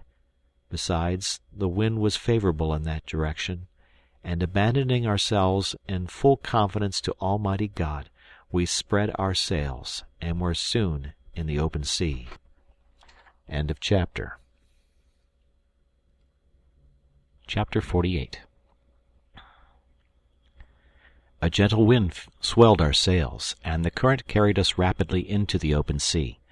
I then seated myself at the helm, and employed the little knowledge I had gained during our voyage from Europe in directing our bark, so that we might avoid the rocks and coral banks that surrounded our island. My two oldest sons, overcome with fatigue, had no sooner seated themselves on a bench than they fell into a profound sleep, notwithstanding their sorrows. Jack held out the best. His love of the sea kept him awake, and I surrendered the helm to him till I took a momentary slumber, my head resting against the stern. A happy dream placed me in the midst of my family in our dear island, but a shout from Ernest woke me. He was calling on Jack to leave the helm, as he was contriving to run the vessel among the breakers on the coast. I seized the helm, and soon set all right, determined not to trust my giddy son again. Jack, of all my sons, was the one who evinced most taste for the sea, but being so young when we made our voyage, his knowledge of nautical affairs was very scanty. My elder sons had learnt more. Ernest, who had a great thirst for knowledge of every kind, had questioned the pilot on all he had seen him do. He had learned a great deal in theory, but of practical knowledge he had none. The mechanical genius of Fritz had drawn conclusions from what he saw. This would have induced me to place much trust in him in case of that danger which I prayed Heaven might be averted. What a situation was mine for a father! Wandering through unknown and dangerous seas with my 3 sons, my only hope, in search of a fourth and of my beloved helpmate, utterly ignorant which way we should direct our course or where to find a trace of those we sought. How often do we allay the happiness granted us below by vain wishes! I had at one time regretted that we had no means of leaving our island. Now we had left it, and our sole wish was to recover those we had lost, to bring them back to it, and never to leave it more. I sometimes regretted that I had led my sons into this danger. I might have ventured alone, but I reflected that I could not have left them, for Fritz had said, if the savages had carried off the pinnace, I would have swum from isle to isle till I had found them. My boys all endeavored to encourage and console me. Fritz placed himself at the rudder, observing that the pinnace was new and well built, and likely to resist a tempest. Ernest stood on the deck, silently watching the stars, only breaking his silence by telling me he should be able by them to supply the want of the compass and point out how we should direct our course. Jack climbed dexterously up the mast to let me see his skill. We called him the cabin boy. Fritz was the pilot, Ernest the astronomer, and I was the captain and commander of the expedition. Daybreak showed us we had passed far from our island, which now only appeared a dark speck. I, as well as Fritz and Jack, was of the opinion that it would be advisable to go round it, and try our fortune on the opposite coast. But Ernest, who had not forgotten his telescope, was certain he saw land in a direction he pointed out to us. We took the glass, and were soon convinced he was right. As day advanced, we saw the land plainly, and did not hesitate to sail towards it. As this appeared the land nearest to our island, we supposed the savages might have conveyed their captives there. But more trials awaited us before we arrived there. It being necessary to shift the sail, in order to reach the coast in view, my poor cabin boy Jack ran up the mast, holding by the ropes. But before he reached the sail, the rope which he held broke suddenly. He was precipitated into the sea and disappeared in a moment, but he soon rose to the surface, trying to swim and mingling his cries with ours. Fritz, who was the first to see the accident, was in the water almost as soon as Jack, and seizing him by the hair, swam with the other hand, calling on him to try and keep afloat and hold by him. When I saw my two sons thus struggling with the waves, that were very strong from a land wind, I should in my despair have leaped in after them. But Ernest held me, and implored me to remain to assist in getting them into the pinnace. He had thrown ropes to them, and a bench which he had torn up with the strength of despair. Fritz had contrived to catch one of the ropes and fasten it round Jack, who still swam but feebly, as if nearly exhausted. Fritz had been considered an excellent swimmer in Switzerland. He preserved all his presence of mind, calling to us to draw the rope gently, while he supported the poor boy and pushed him towards the pinnace. At last I was able to reach and draw him up, and when I saw him extended nearly lifeless at the bottom of the pinnace, I fell down senseless beside him. How precious to us now was the composed mind of Ernest! In the midst of such a scene he was calm and collected. Promptly disengaging the rope from the body of Jack, he flung it back to Fritz, to help him in reaching the pinnace, attaching the other end firmly to the mast. This done, quicker than I can write it, he approached us, raised his brother so that he might relieve himself from the quantity of water he had swallowed, then turning to me, restored me to my senses by administering to me some drops of rum, and by saying, "Courage, father. You have saved Jack, and I will save Fritz. He has hold of the rope. He is swimming strongly. He is coming. He is here." He left me to assist his brother, who was soon in the vessel and in my arms. Jack, perfectly recovered, joined him, and fervently did I thank God for granting me, in the midst of my trials, such a moment of happiness. We could not help fancying this happy preservation was an augury of our success in our anxious search, and that we should bring back the lost ones to our island. "Oh, how terrified Mamma would have been," said Jack, "to see me sink. I thought I was going, like a stone, to the bottom of the sea, but I pushed out my arms and legs with all my strength, and up I rose." He, as well as Fritz, was quite wet. I had by chance brought some changes of clothes, which I made them put on, after giving each a little rum. They were so much fatigued, and I was so overcome by my agitation, that we were obliged to relinquish rowing most unwillingly, as the skies threatened a storm. We gradually began to distinguish clearly the island we wished to approach, and the land birds, which came to rest on our sails, gave us hopes that we should reach it before night. But suddenly such a thick fog arose that it hid every object from us, even the sea itself, and we seemed to be sailing among the clouds. I thought it prudent to drop our anchor, as fortunately we had a tolerably strong one, but there appeared so little water that I feared we were near the breakers, and I watched anxiously for the fog to dissipate and permit us to see the coast. it finally changed into a heavy rain, which we could with difficulty protect ourselves from. There was, however, a half-deck to the pinnace, under which we crept, and sheltered ourselves. Here, crowded close together, we talked over the late accident. Fritz assured me he was never in any danger, and that he would plunge again into the sea that moment, if he had the least hope that it would lead him to find his mother and Francis. We all said the same, though Jack confessed that his friends, the waves, had not received his visit very politely, but had even beat him very rudely. "But I would bear twice as much," said he, "to see Mamma and dear Francis again. Do you think, Papa, that the savages could ever hurt them? Mamma is so good, and Francis is so pretty. And then poor Mamma is so lame yet. I hope they would pity her and carry her." Alas! I could not hope as my boy did. I feared that they would force her to walk. I tried to conceal other horrible fears that almost threw me into despair. I recalled all the cruelties of the cannibal nations, and shuddered to think that my Elizabeth and my darling child were perhaps in their ferocious hands. Prayer and confidence in God were the only means, not to console but to support me, and teach me to endure my heavy affliction with resignation.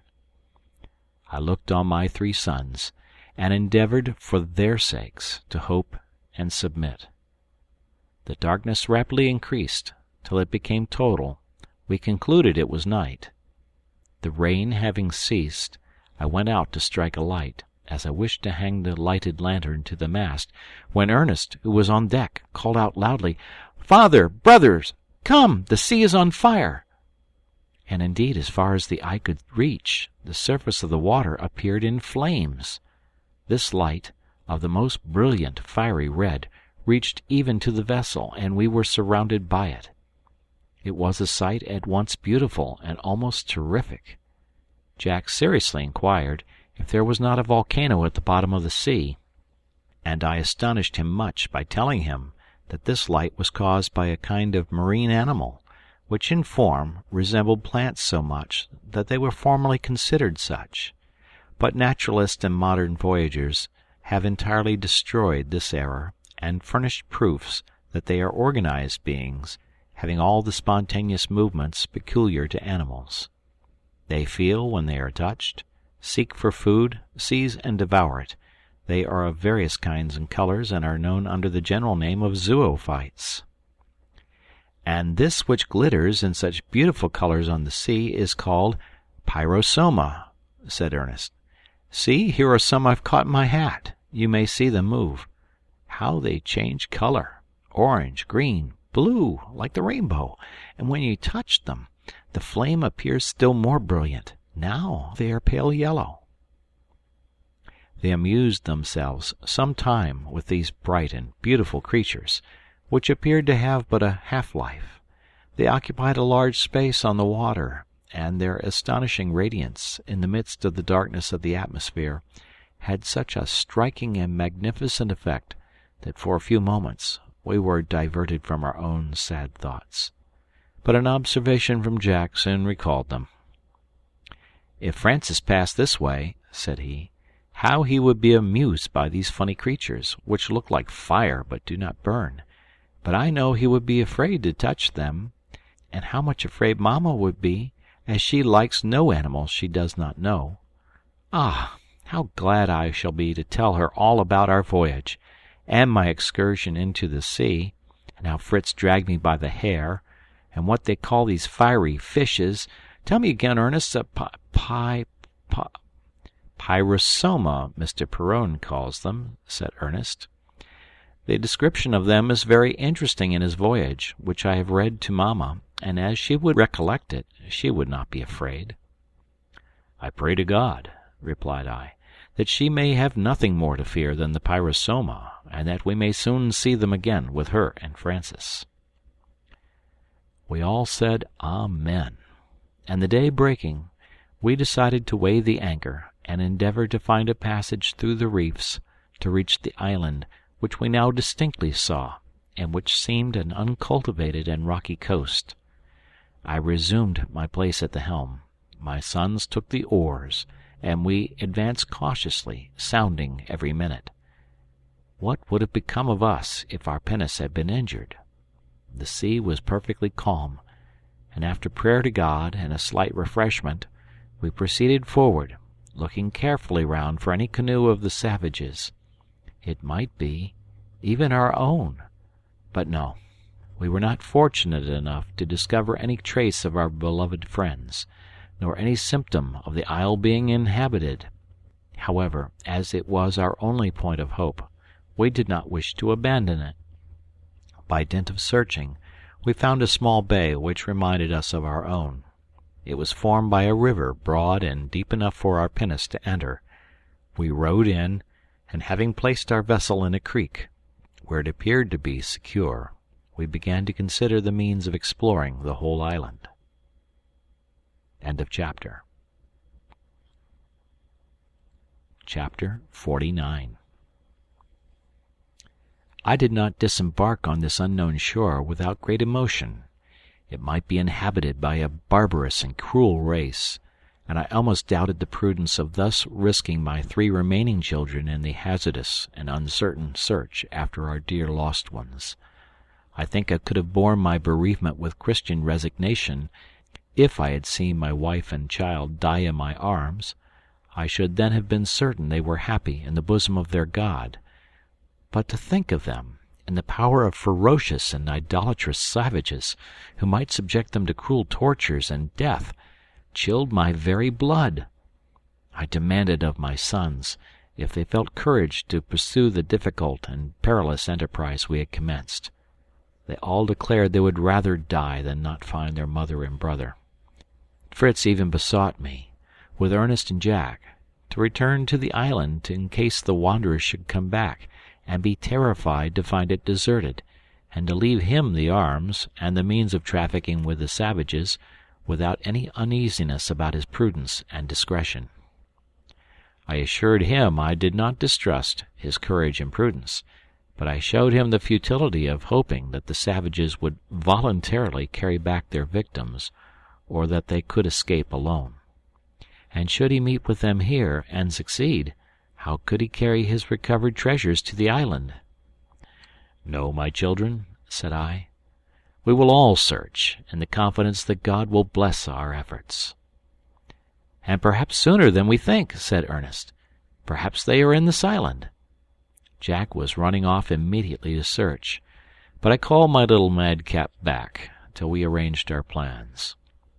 I advised that 2 of us should remain to watch the coast, while the other 2 penetrated into the interior.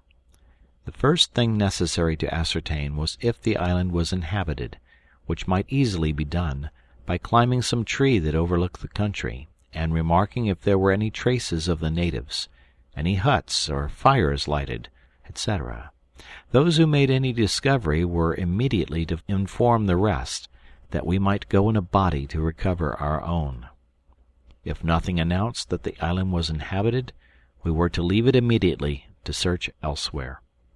All wished to be of the party of discovery. At length Ernest agreed to remain with me and watch for any arrivals by sea. Before we parted, we all knelt to invoke the blessing of God on our endeavors. Fritz and Jack, as the most active, were to visit the interior of the island, and to return with information as soon as possible. To be prepared for any chance, I gave them a game bag filled with toys, trinkets, and pieces of money, to please the savages. I also made them take some food. Fritz took his gun, after promising me he would not fire it except to defend his life, lest he should alarm the savages and induce them to remove their captives. Jack took his lasso, and they set out with our benedictions, accompanied by the brave Turk, on whom I depended much to discover his mistress and his companion Flora, if she was still with her friends.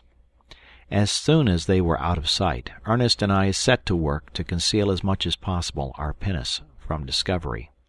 We lowered the masts, and hid with great care under the deck the precious chest with our treasure, provisions, and powder. We got our pinnace with great difficulty, the water being low, behind a rock, which completely concealed it on the land side, but it was still visible from the sea. Ernest suggested that we should entirely cover it with branches of trees, so that it might appear like a heap of bushes, and we began to cut them immediately with 2 hatchets we found in the chest, and which we speedily fitted with handles. We found also a large iron staple, which Ernest succeeded, with a hammer and pieces of wood, in fixing in the rock to moor the pinnace to. We had some difficulty in finding branches within our reach. There were many trees on the shore, but their trunks were bare. We found at last, at some distance, an extensive thicket composed of a beautiful shrub, which Ernest recognized to be a species of mimosa. The trunk of this plant is knotty and stunted, about 3 or 4 feet high, and spreads its branches horizontally, clothed with beautiful foliage, and so thickly interwoven that the little quadrupeds who make their dwellings in these thickets are obliged to open covered roads out of the entangled mass of vegetation. At the first blow of the hatchet, a number of beautiful little creatures poured forth on all sides. They resembled the kangaroos of our island, but were smaller, more elegant, and remarkable for the beauty of their skin, which was striped like that of the zebra. "It is the striped kangaroo," cried Ernest, "described in the Voyages of Perrault. How I long to have one! The female should have a pouch to contain her young ones." He lay down very still at the entrance of the thicket, and soon had the satisfaction of seizing 2, which leaped out almost into his arms. This animal is as timid as the hare of our country. They endeavored to escape, but Ernest held them fast. One was a female, which had her young one in her pouch, which my son took out very cautiously. It was an elegant little creature, with a skin like its mother, only more brilliant. It was full of graceful antics. The poor mother no longer wished to escape. All her desire seemed to be to recover her offspring and to replace it in its nest. At last she succeeded in seizing and placing it carefully in security.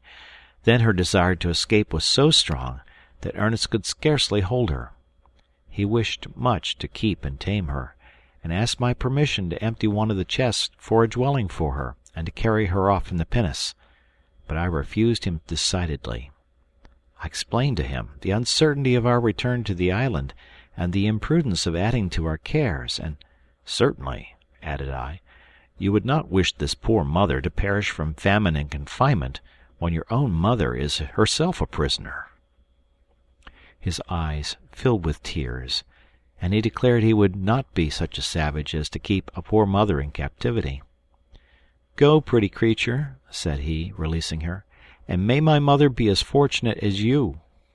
She soon profited by his permission, and skipped off with her treasure. We continued to cut down the branches of the mimosa, but they were so entangled, and the foliage so light, that we agreed to extend our search for some thicker branches. As we left the shore, the country appeared more fertile. We found many unknown trees, which bore no fruit, but some covered with delicious flowers.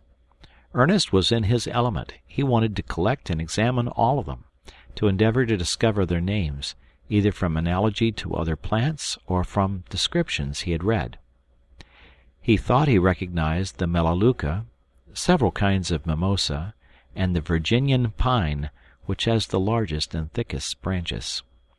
We loaded ourselves with as much as we could carry, and in 2 or 3 journeys we had collected sufficient to cover the vessel, and to make a shelter for ourselves, if we were obliged to pass the night on shore. I had given orders to my sons that both were to return before night, at all events, and if the least hope appeared, one was to run with all speed to tell us. All my fear was that they might lose their way in this unknown country. They might meet with lakes, marshes, or perplexing forests. Every moment I was alarmed with the idea of some new danger, and never did any day seem so long. Ernest endeavored, by every means in his power, to comfort and encourage me, but the buoyancy of spirit peculiar to youth prevented him dwelling long on one painful thought. He amused his mind by turning to search for the marine productions with which the rocks were covered: seaweed, Mosses of the most brilliant colors, zoophytes of various kinds, occupied his attention. He brought them to me, regretting that he could not preserve them. "Oh, if my dear mother could see them," said he, "or if Fritz could paint them, how they would amuse Francis." This recalled our sorrows, and my uneasiness increased. End of chapter. Chapter 50. All was so still around us, and our pinnace was so completely hidden with its canopy of verdure, that I could not help regretting that I had not accompanied my sons. It was now too late, but my steps involuntarily turned to the road I had seen them take, Ernest remaining on the rocks in search of natural curiosities. But I was suddenly recalled by a cry from Ernest. "Father, a canoe! A canoe!" "Alas! Is it not ours?" I said, rushing to the shore, where, indeed, I saw beyond the reefs a canoe floating lightly, apparently filled with the islanders, easy to distinguish from their dark complexion. This canoe did not resemble ours. It was longer, narrower, and seemed to be composed of long strips of bark, quite rough, tied together at each end, which gave somewhat of a graceful form to it, although it evidently belonged to the infancy of the art of navigation. It is almost inconceivable how these frail barks resist the slightest storm, but these islanders swim so well that, even if the canoe fills, they jump out, empty it, and take their places again.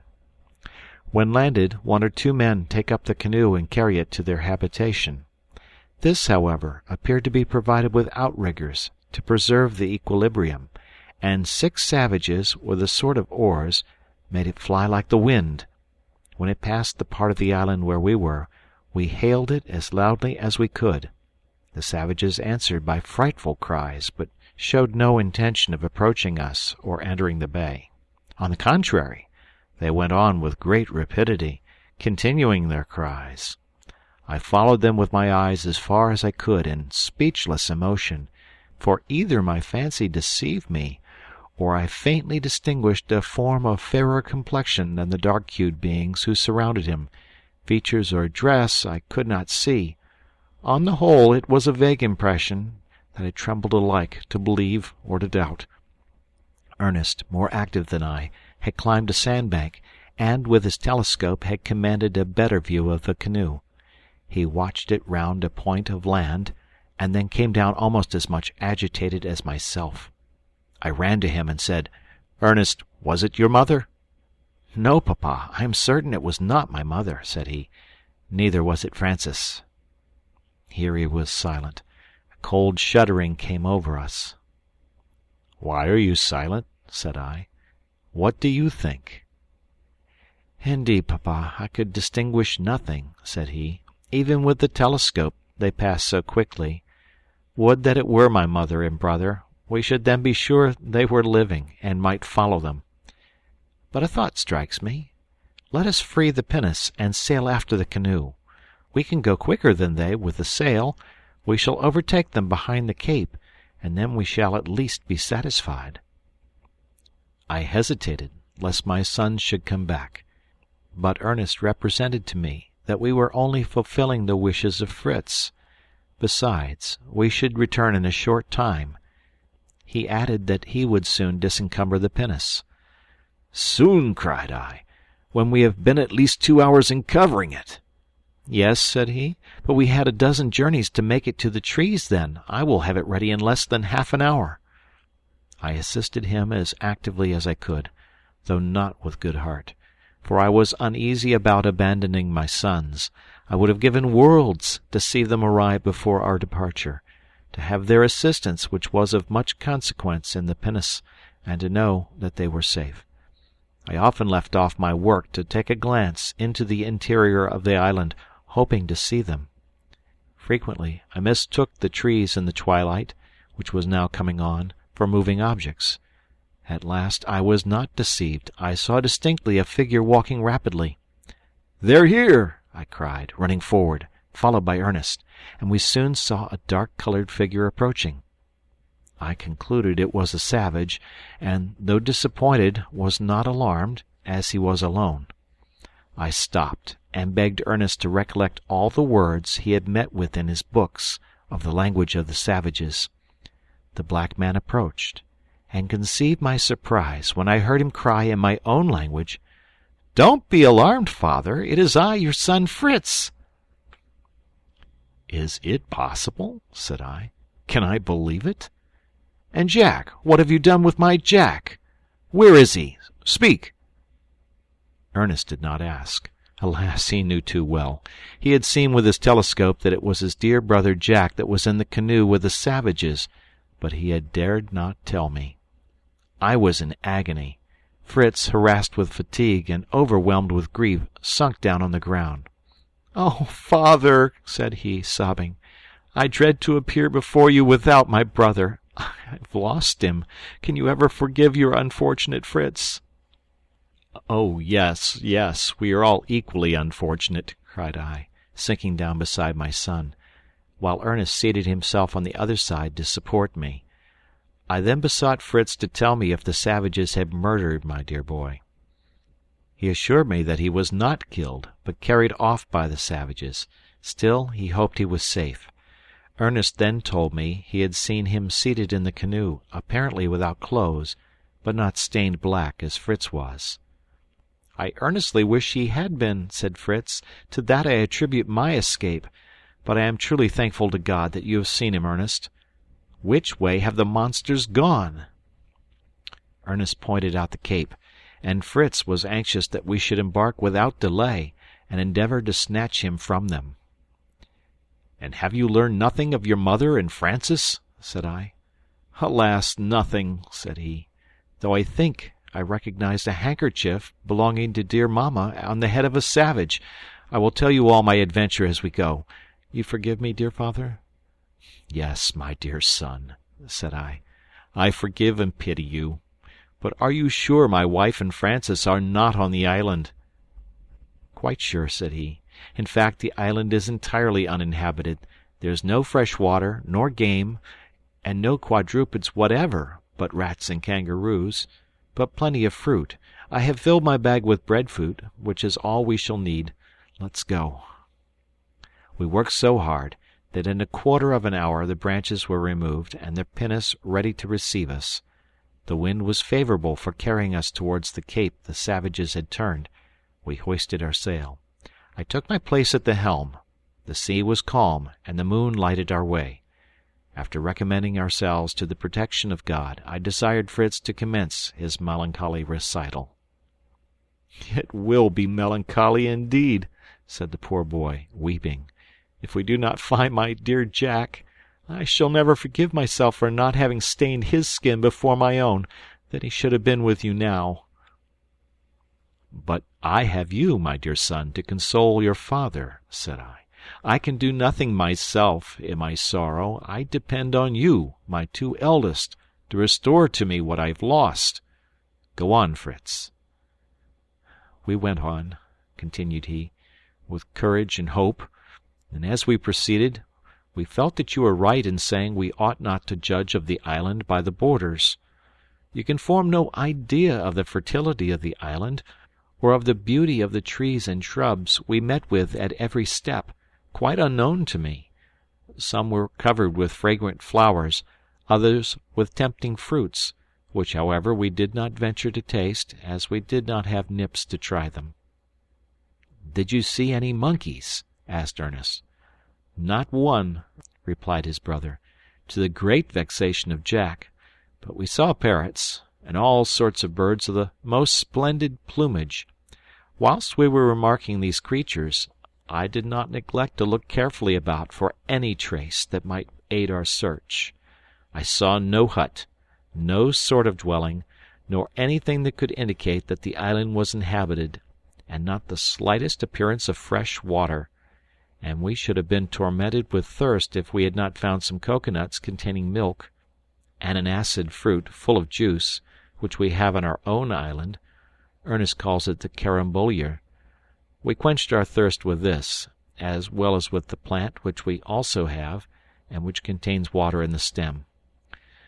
The country's flat and open, and its beautiful trees stand at such a distance from each other that no one could hide amongst them. But if we found no dwellings, we often discovered traces of the savages, extinguished fires, remains of kangaroos and a fish, coconut shells, and even entire nuts, which we secured for ourselves. We marked also footprints on the sand. We both wished anxiously to meet with a savage, that we might endeavor to make him comprehend, by signs, whom we were in search of, hoping that natural affection might have some influence even with these untaught creatures. I was only fearful that my dress and the color of my skin might terrify them. In the meantime, Jack, with his usual rashness, had climbed to the summit of one of the tallest trees, and suddenly cried out, "Fritz, prepare your signs, the savages are landing. Oh, what black, ugly creatures they are, and nearly naked. You ought to dress yourself like them, to make friends with them. You can stain your skin with these," throwing me down branches of a sort of fruit of a dark purple color, large as a plum, with a skin like the mulberry. "I've been tasting them. They are very nauseous, and they've stained my fingers black. Rub yourself well with the juice of this fruit, and you will be a perfect savage." I agreed immediately. He descended from the tree while I undressed, and with his assistance I stained myself from head to foot, as you see me. But don't be alarmed. A single dip in the sea will make me a European again. The good-natured Jack then helped to dress me in a sort of tunic made of large leaves, and laughed heartily when he looked at me, calling me Omniboo, of whom he had seen a picture, which he declared I exactly resembled. I then wished to disguise him in the same way, but he would not consent. He declared that, when we met with Mamma and Francis, he should fly to embrace them, and that he should alarm and disgust them in such a costume. He said I could protect him if the savages wished to devour him. They were now at hand, and we went forward, Jack following me with my bundle of clothes under his arm. I had slung my kangaroo skin bag of powder and provision on my shoulders, and I was glad to see that most of the savages wore the skin of that animal, for the most part spread out like a mantle over their shoulders. Few of them had other clothes, excepting one, who appeared to be the chief, and had a tunic of green rushes neatly woven. I tried to recollect all the words of savage language I could, but very few occurred to me. I said at first, "Tayo, Tayo." I don't know whether they comprehended me, but they paid me great attention, evidently taking me for a savage. Only one of them wished to seize my gun, but I held it firmly, and on the chief speaking a word to him, he drew back. They spoke very rapidly, and I saw by their looks they spoke about us. They looked incessantly at Jack, repeating, "Tumaiti tata." Jack imitated all their motions, and made some grimaces which seemed to amuse them. I tried in vain to attract their attention.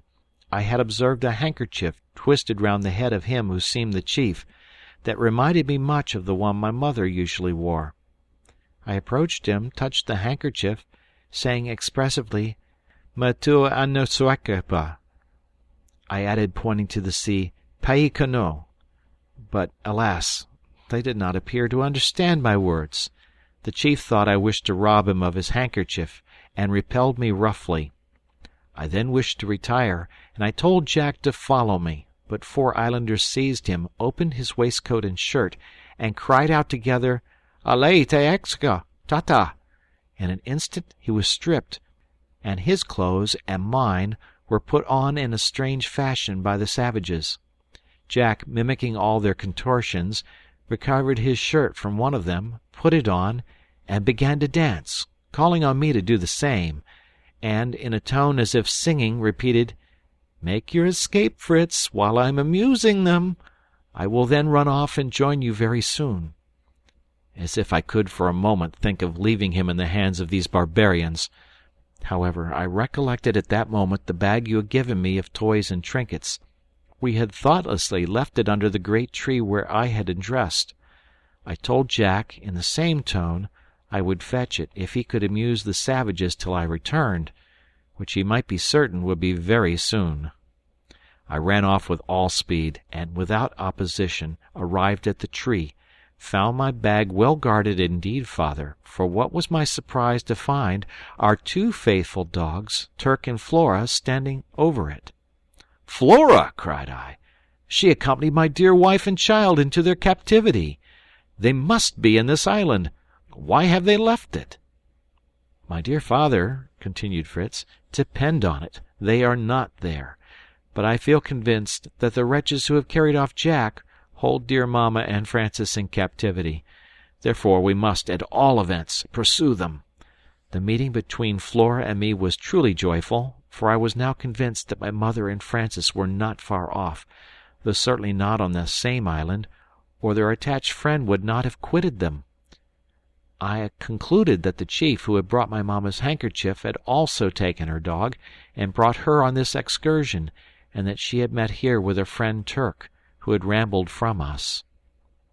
After caressing Flora, and taking up my bag, I ran off full speed to the spot where my dear Jack was trying to divert the barbarians. As I approached, I heard cries, not the noisy laughter of the savages, but cries of distress for my beloved brother, cries for help, addressed to me.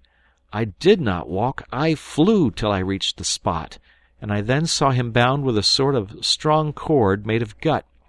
His hands were fastened behind his back, his legs tied together, and these cruel men were carrying him towards their canoe, while he was crying out, "Fritz, Fritz, where are you?"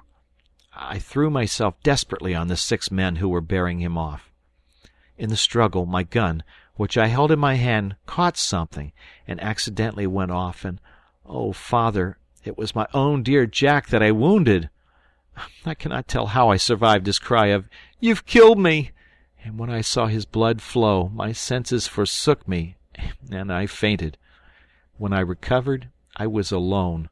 They had carried him off. I rose, and following the traces of his blood, arrived fortunately at the shore just as they were embarking. God permitted me to see him again, supported by one of the savages, and even to hear his feeble voice cry, "Console yourself, Fritz. I'm not dead. I'm only wounded in the shoulder. It is not your fault. Go, my kind brother, as quickly as possible to Papa, and you will both—" The canoe sailed away so swiftly that I heard no more. But I understood the rest. "You will both come and rescue me." "But will there be time? Will they dress his wound? Oh, father, what have I done? Can you forgive me?" Overwhelmed with grief, I could only hold out my hand to my poor boy, and assure him I could not possibly blame him for this distressing accident. Ernest, though greatly afflicted, endeavoured to console his brother. He told him a wound in the shoulder was not dangerous, and the savages certainly intended to dress his wound, or they would have left him to die. Fritz, somewhat comforted, begged me to allow him to bathe, to divest himself of the colouring, which was now becoming odious to him, as being that of these ruthless barbarians. I was reluctant to consent. I thought it might still be useful in gaining access to the savages, but he was certain they would recognize him in that disguise as the bearer of the thunder, and would distrust him. I now recollected to ask what had become of his gun, and was sorry to learn that they had carried it off whilst he lay insensible. He himself considered it would be useless to them, as they had fortunately left him the bag of ammunition. Ernest, however, regretted the loss to ourselves, this being the third we had lost, the one we had left in the canoe being also in the possession of the savages. The dogs we missed too, and Fritz could give no account of them. We concluded they had either followed the savages or were still in the island. This was another severe sorrow. It seemed as if every sort of misfortune was poured out upon us. I rested on the shoulder of Ernest in my anguish. Fritz took advantage of my silence, and leaped out of the pinnace to have a bath. I was alarmed at first, but he was such an excellent swimmer, and the sea was so calm, that I soon abandoned my fears for him. End of chapter. Chapter 51. Fritz was now swimming far before us, and appeared to have no idea of turning, so that I was at once certain he projected swimming on to the point where he had lost sight of the savages, to be the first to discover and aid his brother. Although he was an excellent swimmer, yet the distance was so great that I was much alarmed, and especially for his arrival by night in the midst of the savages. This fear was much increased by a very extraordinary sound, which we now heard gradually approaching us. It was a sort of submarine tempest. The weather was beautiful. There was no wind. The moon shone in a cloudless sky. Yet the waves were swollen as if by a storm, and threatened to swallow us. We heard at the same time a noise like violent rain. Terrified at these phenomena, I cried out aloud for Fritz to return, and though it was almost impossible my voice could reach him, we saw him swimming towards us with all his strength. Ernest and I used all our power in rowing to meet him, so that we soon got to him. The moment he leaped in, he uttered in a stifled voice, pointing to the mountains of waves, "They are enormous marine monsters, whales, I believe. Such an immense shoal! They will swallow us up." "No," said Ernest quietly. "Don't be alarmed. The whale is a gentle and harmless animal when not attacked. I am very glad to see them so near. We shall pass as quietly through the midst of these colossal creatures as we did through the shining zoophytes. Doubtless the whales are searching for them, for they constitute a principal article of their food." They were now very near us, sporting on the surface of the water, or plunging into its abysses, and forcing out columns of water through their nostrils to a great height, which occasionally fell on us and wetted us. Sometimes they raised themselves on their huge tail, and looked like giants ready to fall on us and crush us. Then they went down again into the water, which foamed under their immense weight. Then they seemed to be going through some military evolutions, advancing in a single line, like a body of regular troops, one after another swimming with grave dignity. Still more frequently they were in lines of 2 and 2.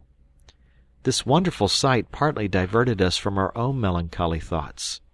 Fritz had, however, seized his oar, without giving himself time to dress, whilst I, at the rudder, steered as well as I could through these monsters, who are, notwithstanding their appearance, the mildest animals that exist. They allowed us to pass so closely that we were wetted with the water they spouted up, and might have touched them, and with the power to overturn us with a stroke of their tail, they never noticed us. They seemed to be satisfied with each other's society. We were truly sorry to see their mortal enemy appear amongst them, the swordfish of the south, armed with its long saw, remarkable for a sort of fringe of 9 or 10 inches long, which distinguishes it from the swordfish of the north. They are both terrible enemies to the whale, and next to man, who wages an eternal war with them, its most formidable foes. The whales in our South Seas had only the swordfish to dread, and as soon as they saw him approach, they dispersed, or dived into the depths of the ocean. One only, very near us, did not succeed in escaping, and we witnessed a combat, of which, however, we could not see the event. These two monsters attacked each other with equal ferocity, but as they took an opposite direction to that we were going, we soon lost sight of them. But we shall never forget our meeting with these wonderful giants of the deep. We happily doubled the promontory beyond which the canoe had passed, and found ourselves in an extensive gulf, which narrowed as it entered the land, and resembled the mouth of a river. We did not hesitate to follow its course. We went round the bay, but found no traces of man, but numerous herds of the amphibious animal, called sometimes the sea lion, the sea dog, or the sea elephant, or trunked phoca. Modern voyagers give it the last name. These animals, though of enormous size, are gentle and peaceful, unless roused by the cruelty of man. They were in such numbers on this desert coast that they would have prevented our approach if we had intended it. They actually covered the beach and the rocks, opening their huge mouths, armed with very sharp teeth, more frightful than dangerous. As it was night when we entered the bay, they were all sleeping, but they produced a most deafening noise with their breathing. We left them to their noisy slumber, For us, alas, no such comfort remained. The continual anxiety attending an affliction like ours destroys all repose, and for 3 days we had not slept an hour. Since the new misfortune of Jack's captivity, we were all kept up by a kind of fever. Fritz was in a most incredible state of excitement, and declared he would never sleep till he had rescued his beloved brother. His bath had partially removed the coloring from his skin, but he was still dark enough to pass for a savage when arrayed like them. The shores of the strait we were navigating were very steep, and we had not yet met with any place where we could land.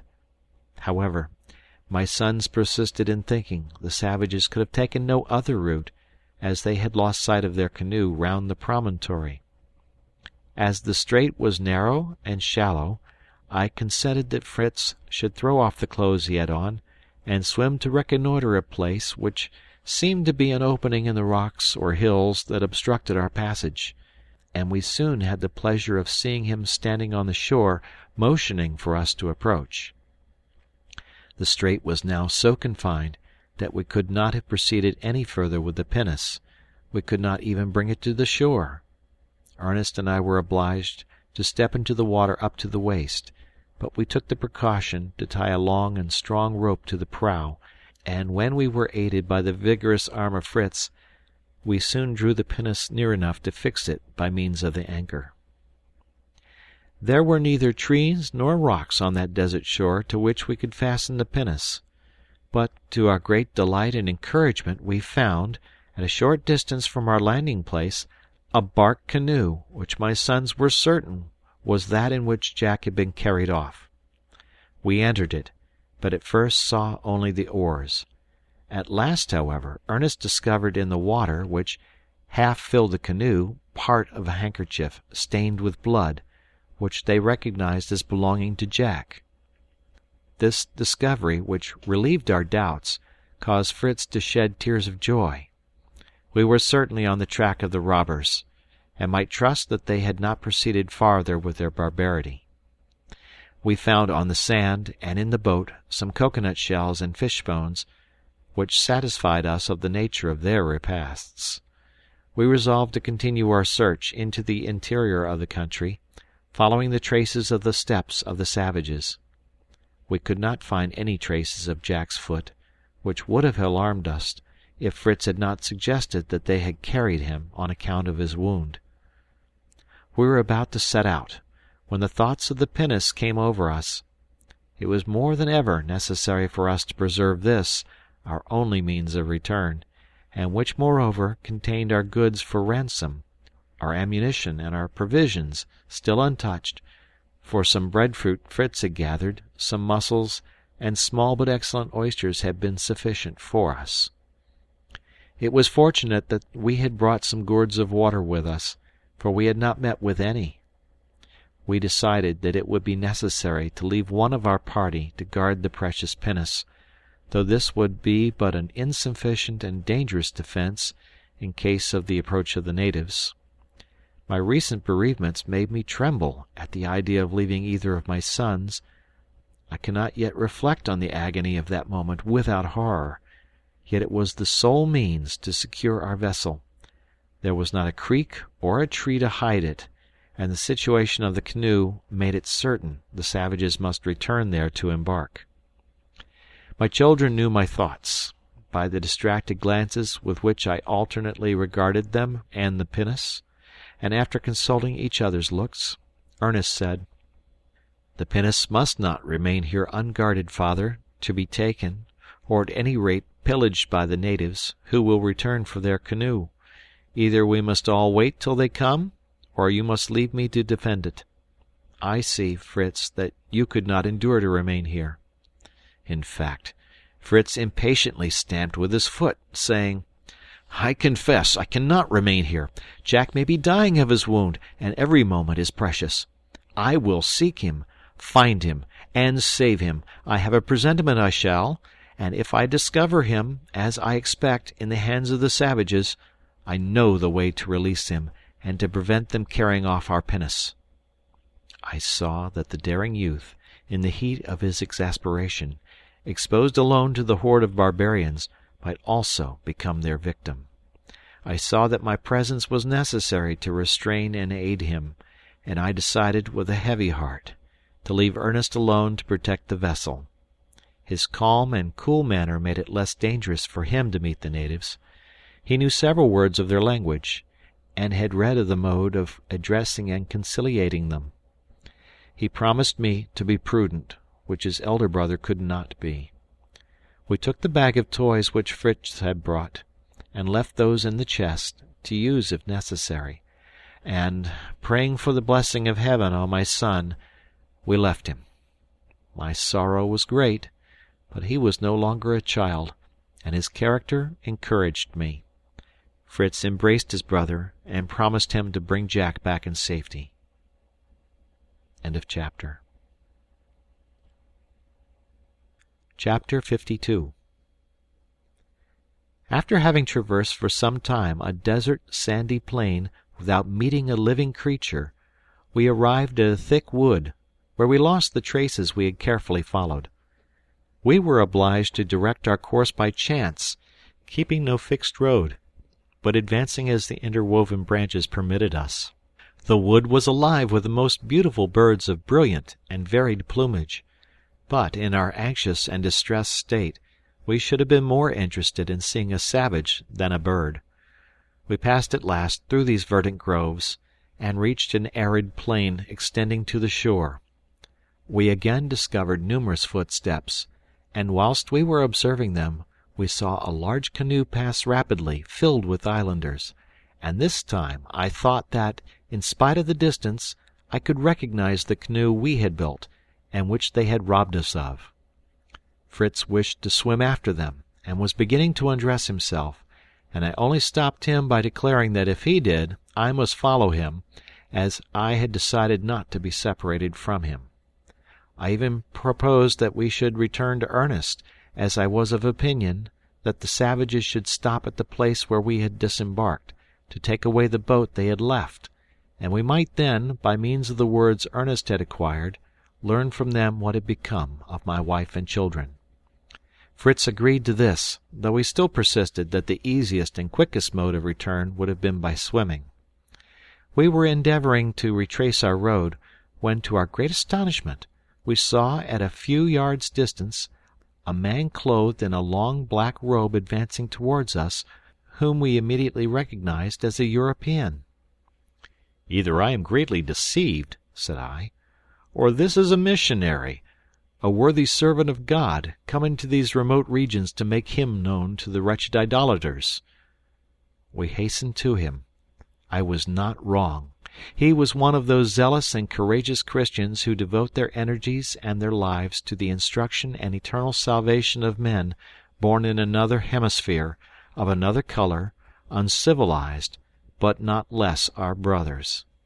I had quitted Europe with the same intention, but Providence had ordered it otherwise. Yet I met with joy one of my Christian brethren, and, unable to speak from emotion, I silently embraced him. He spoke to me in English, a language I had fortunately learned myself, and taught to my children, and his words fell on my soul like the message of the angel to Abraham, commanding him to spare his son. "You are the person I am seeking," said he in a mild and tender tone, "and I thank heaven that I have met with you. This youth is Fritz, your eldest son, I conclude, but where have you left your second son, Ernest?" "Reverend man," cried Fritz, seizing his hands, "you have seen my brother Jack, perhaps my mother? You know where they are. Oh, are they living?"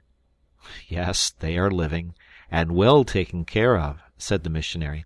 "Come, and I will lead you to them." It was indeed necessary to lead me. I was so overcome with joy that I should have fainted, but the good missionary made me inhale some volatile salts which he had about him, and, supported by him and my son, I managed to walk. My first words were a thanksgiving to God for his mercy. Then I implored my good friend to tell me if I should indeed see my wife and children again. He assured me that an hour's walk would bring me to them. But I suddenly recollected Ernest, and refused to present myself before the beloved ones while he was still in danger. The missionary smiled, as he told me he expected this delay, and wished to know where we had left Ernest.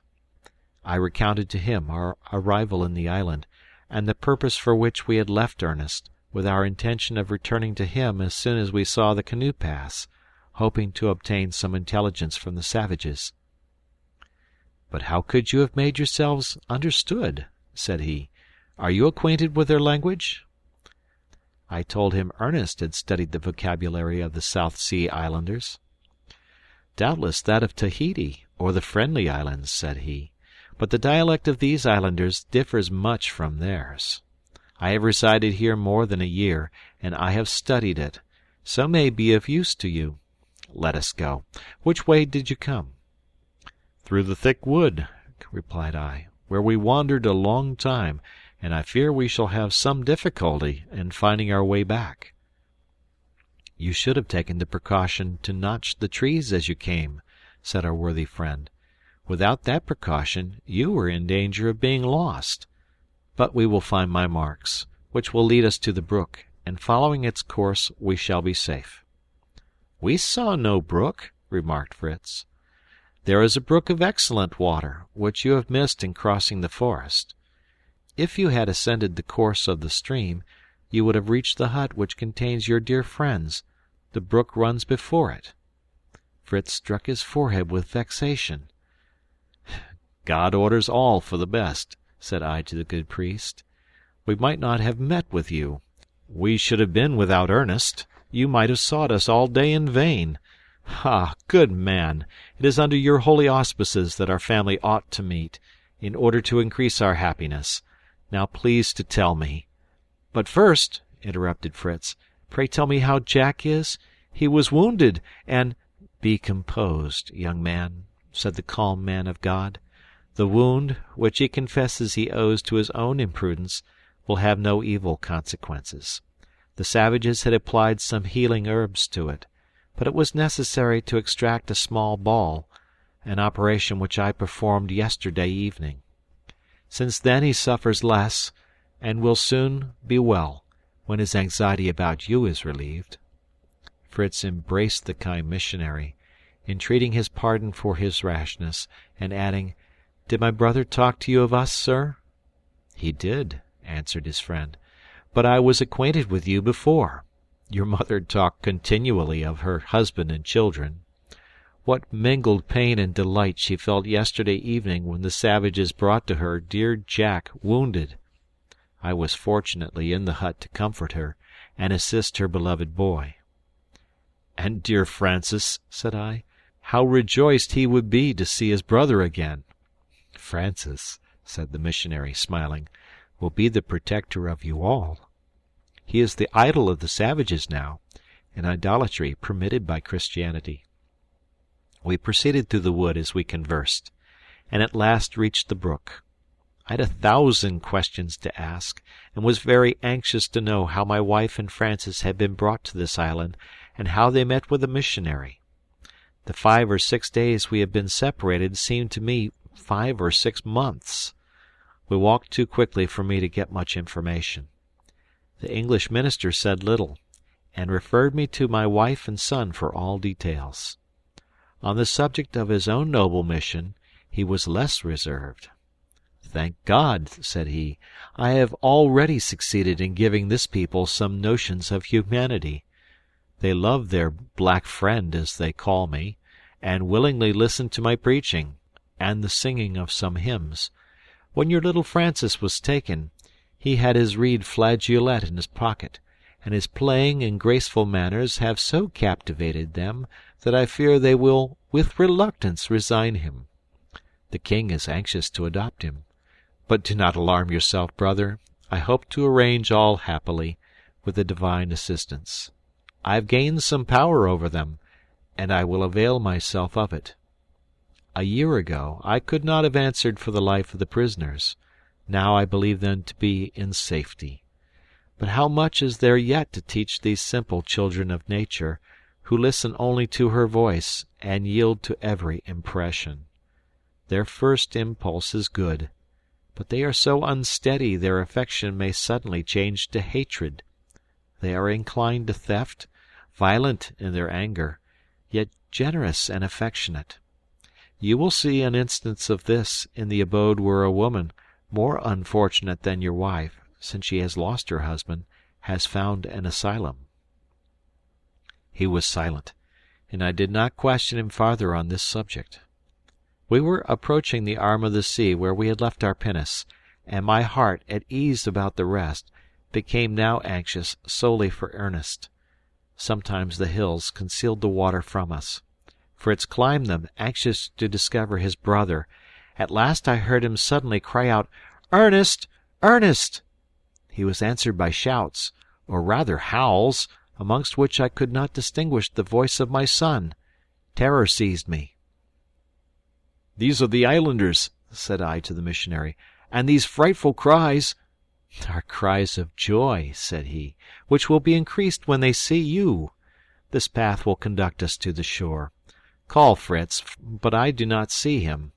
He will doubtless have descended the hill, and joined them. Have no fears. Recommend your sons to be prudent. The black friend will speak to his black friends, and they will hear him." We proceeded towards the shore, when at some distance I perceived my 2 sons on the deck of the pinnace, which was covered with the islanders, to whom they were distributing the treasures of the chest, at least those we had put apart in the bag. They had not been so imprudent as to open the chest itself, which would soon have been emptied. It remained snugly below the deck, with the powder barrel. At every new acquisition the savages uttered cries of joy, repeating "Mona, Mona," signifying beautiful. The mirrors were at first received with the most delight, but this soon changed into terror. They evidently conceived that there was something magical about them, and flung them all into the sea. The colored glass beads had then the preference, but the distribution caused many disputes. Those who had not obtained any wished to deprive the rest of them by force. The clamor and quarreling were increasing, when the voice of the missionary was heard, and calmed them as if by enchantment. All left the pinnace and crowded round him. He harangued them in their own language, and pointed me out to them, naming me "Me Tuatuan," that is, father, which they repeated in their turn. Some approached me, and rubbed their noses against mine, which, the pastor had informed me, was a mark of respect. In the meantime, Fritz had informed Ernest that his mother and brothers were found, and that the man who accompanied us was a European. Ernest received the intelligence with a calm joy. It was only by the tears in his eyes you could discover how much his heart was affected. He leaped from the pinnace and came to thank the missionary. I had my share of his gratitude, too, for coming to seek him before I had seen the dear lost ones. We had now to think of joining them. We unanimously decided to proceed by water. In the first place, that we might bring our pinnace as near as possible to my dear Elizabeth, who was still suffering from her fall, her forced voyage, and above all from her anxiety. Besides, I confess that I felt a little fatigue, and should have reluctantly set out to cross the wood a 3rd time. But, in addition to this, I was assured that it was the promptest mode of reaching our friends, and this alone would have decided me. The pinnace was then loosened, the sail set, and we entered with thankfulness. Dreading the agitation of my wife if she saw us suddenly, I entreated our new friend to precede us and prepare her. He consented, but as he was coming on board, he was suddenly stopped by the natives, and one of them addressed him for some time. The missionary listened till he had concluded with calmness and dignity. Then, turning to me, he said, "You must answer for me, brother, the request which Paramaxuat makes. He wishes me, in the name of the whole, to wait a few moments for their chief, to whom they give the title of king. Barauru, as he is called, has assembled them here for a ceremony, at which all his warriors must assist. I have been anxious to attend, fearing it might be a sacrifice to their idols, which I have always strongly opposed, and wishing to seize this occasion to declare to them the one true God. Barauru is not wicked, and I hope to succeed in touching his heart, enlightening his mind, and converting him to Christianity. His example would certainly be followed by the greatest part of his subjects, who are much attached to him. Your presence, and the name of God uttered by you, with a fervor and in the attitude of profound veneration and devotion, may aid this work of charity and love. Have you sufficient self-command to delay, for perhaps a few hours, the meeting with your family? Your wife and children, not expecting you, will not suffer from suspense. If you do not agree to this, I will conduct you to them, and return, I hope in time, to fulfill my duty. I wait your decision to reply to Paramaquete, who is already sufficiently acquainted with the truth to desire that his king and his brethren should know it also. Such were the words of this true servant of God, but I cannot do justice to the expression of his heavenly countenance. Mr. Willis, for such was his name, was 45 or 50 years of age, tall and thin. The labors and fatigues of his divine vocation had, more than years, left their traces on his noble figure and countenance. He stooped a little, his open and elevated forehead was slightly wrinkled, and his thin hair was prematurely gray. His clear blue eyes were full of intelligence and kindness, reading your thoughts, and showing you all his own. He usually kept his arms folded over his breast, and was very calm in speaking, but when his extended hand pointed to heaven, the effect was irresistible. One might have thought he saw the very glory he spoke of. His simple words to me seemed a message from God, and it would have been impossible to resist him. It was indeed a sacrifice, but I made it without hesitation. I glanced at my sons, who had their eyes cast down, but I saw Fritz knitting his brows. "I shall stay with you, father," said I, "happy if I could assist you in fulfilling your sacred duties."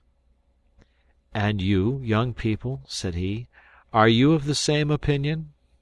Fritz came forward, and frankly said, "Sir, it was, unfortunately, I who wounded my brother Jack. He has been generous enough to conceal this. You extracted the ball which I discharged into his shoulder. I owe his life to you, and mine is at your disposal.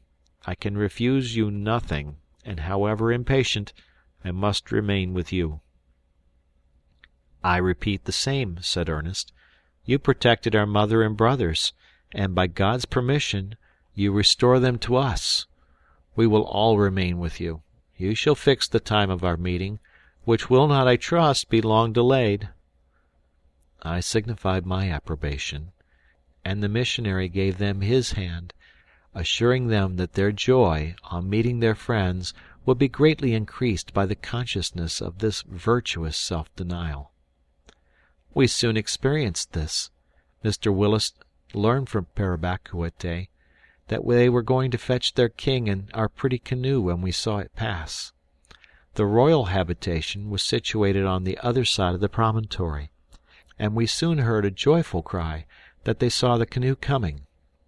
While the savages were engaged in preparing to meet their chief, I entered the pinnace, and descending beneath the deck, I took from the chest what I judged most fitting to present to his Majesty. I chose an axe, a saw, a pretty small ornamented sabre, which could not do much harm, a packet of nails, and one of glass beads.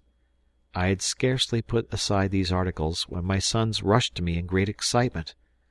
"Oh, father!" cried they at once. "Look, look! Summon all your fortitude! See! There is Francis himself in the canoe! Oh, how curiously he is dressed!" I looked, and saw at some distance our canoe ascending the strait. It was decorated with green branches, which the savages, who formed the king's guard, held in their hand.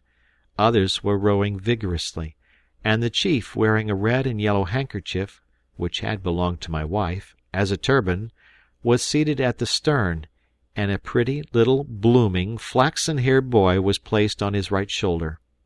With what delight did I recognize my child! He was naked above the waist, and wore a little tunic of woven leaves which reached to his knees, a necklace and bracelets of shells, and a variety of coloured feathers mingled with his bright curls. One of these fell over his face, and doubtless prevented him from seeing us. The chief seemed much engaged with him, and continually took some ornament from his own dress to decorate him. "It is my child," said I, in great terror, to Mr. Willis. "My dearest and youngest. They have taken him from his mother. What must be her grief! He is her Benjamin, the child of her love. Why have they taken him? Why have they adorned him in this manner? Why have they brought him here?" "Have no fear," said the missionary. "They will do him no harm. I promise you they shall restore him, and you shall take him back to his mother. Place yourselves at my side, with these branches in your hands." He took some from Parabap Akuate, who held a bundle of them, and gave us each one. Each of the savages took one also. They were from a tree which had slender, elegant leaves, and rich scarlet flowers, species of mimosa. The Indians call it the tree of peace. They carry a branch of it when they have no hostile intentions. In all their assemblies, when war is proclaimed, they make a fire of these branches, and if all are consumed, it is considered an omen of victory. While Mr. Willis was explaining this to us, the canoe approached. 2 savages took Francis on their shoulders, 2 others took the king in the same way, and advanced gravely towards us. What difficulty I had to restrain myself from snatching my child from his bearers and embracing him. My sons were equally agitated. Fritz was darting forward, but the missionary restrained him. Francis, somewhat alarmed at his position, had his eyes cast down and had not yet seen us. When the king was within 20 yards of us, they stopped, and all the savages prostrated themselves before him. We alone remained standing. Then Francis saw us, and uttered a piercing cry, calling out, "Papa! Dear brothers!" He struggled to quit the shoulders of his bearers, but they held him too firmly. It was impossible to restrain ourselves longer. We all cried out, and mingled our tears and lamentations. I said to the good missionary, a little too harshly perhaps, "Ah, if you were a father!" "I am," said he, "the father of all this flock, and your children are mine. I am answerable for all. Command your sons to be silent, request the child to be composed, and leave the rest to me." I immediately took advantage of the permission to speak. "Dear Francis," said I, holding out my arms, "we are come to seek you and your mother. After all our dangers, we shall soon meet again, to part no more. But be composed, my child, and do not risk the happiness of that moment by any impatience. Trust in God, and in this good friend that he has given us, and who has restored to me the treasures without which I could not live." We then waved our hands to him, and he remained still, but wept quietly, murmuring our names. "Papa, Fritz, Ernest, tell me about Mamma," said he at last in an inquiring tone. "She does not know we are so near her," said I. "How did you leave her?" "Very much grieved," said he, "that they brought me away, but they have not done me any harm.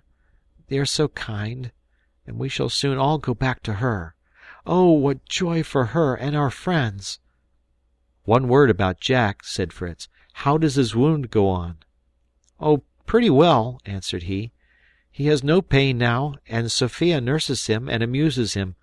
How little Matilda would weep when the savages carried me off! If you knew, Papa, how kind and good she is!" I had no time to ask who Sophia and Matilda were. They had allowed me to speak to my son to tranquilize him, but the king now commanded silence, and, still elevated on the shoulders of his people, began to harangue the assembly. He was a middle-aged man, with striking features. His thick lips, his hair tinged with red paint, his dark brown face, which as well as his body was tattooed with white, gave him a formidable aspect, yet his countenance was not unpleasant, and announced no ferocity. In general, these savages have enormous mouths, with long white teeth. They wear a tunic of reeds or leaves from the waist to the knees. My wife's handkerchief, which I had recognized at first, was gracefully twisted round the head of the king. His hair was fastened up high and ornamented with feathers, but it had nearly removed them all to deck my boy. He placed him at his side, and frequently pointed him out during his speech. I was on thorns. As soon as he had concluded, the savages shouted, clapped their hands, and surrounded my child, dancing and presenting him fruit, flowers, and shells, crying out, "Uraki!" a cry in which the king, who was now standing, joined also. "What does the word Uraki mean?" said I to the missionary.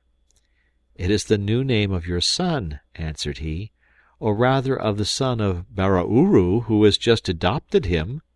"Never!" cried I, darting forward. "Boys, let us rescue your brother from these barbarians." We all three rushed towards Francis, who, weeping, extended his arms to us.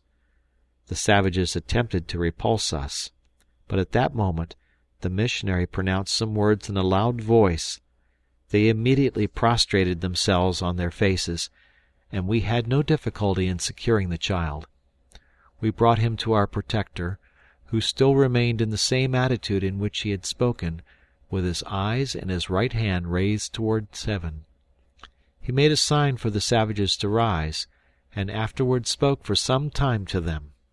What would I have given to have understood him? But I formed some idea from the effect of his words. He frequently pointed to us, pronouncing the word Iakute, Ruiakute, and particularly addressed the king, who listened motionless to him. At the conclusion of his speech, Barauru approached, and attempted to take hold of Francis, who threw himself into my arms, where I firmly held him. "Let him go now," said Mr. Willis, "and fear nothing." I released the child. The king lifted him up, pressed his own nose to his, then, placing him on the ground, took away the feathers and necklace with which he had decked him, and replaced him in my arms, rubbing my nose also, and repeating several words. In my first emotion, I threw myself on my knees, and was imitated by my two sons. "It is well!" cried the missionary, again raising his eyes and hands. "Thus should you offer thanks to heaven. The king, convinced it is the will of God, restores your child, and wishes to become your friend. He is worthy to be so, for he adores and fears your God. May he soon learn to know and believe all the truths of Christianity. Let us pray together that the time may come when, on these shores, where paternal love has triumphed, I may see a temple rise to the Father of all, the God of peace and love." He kneeled down, and the king and all his people followed his example.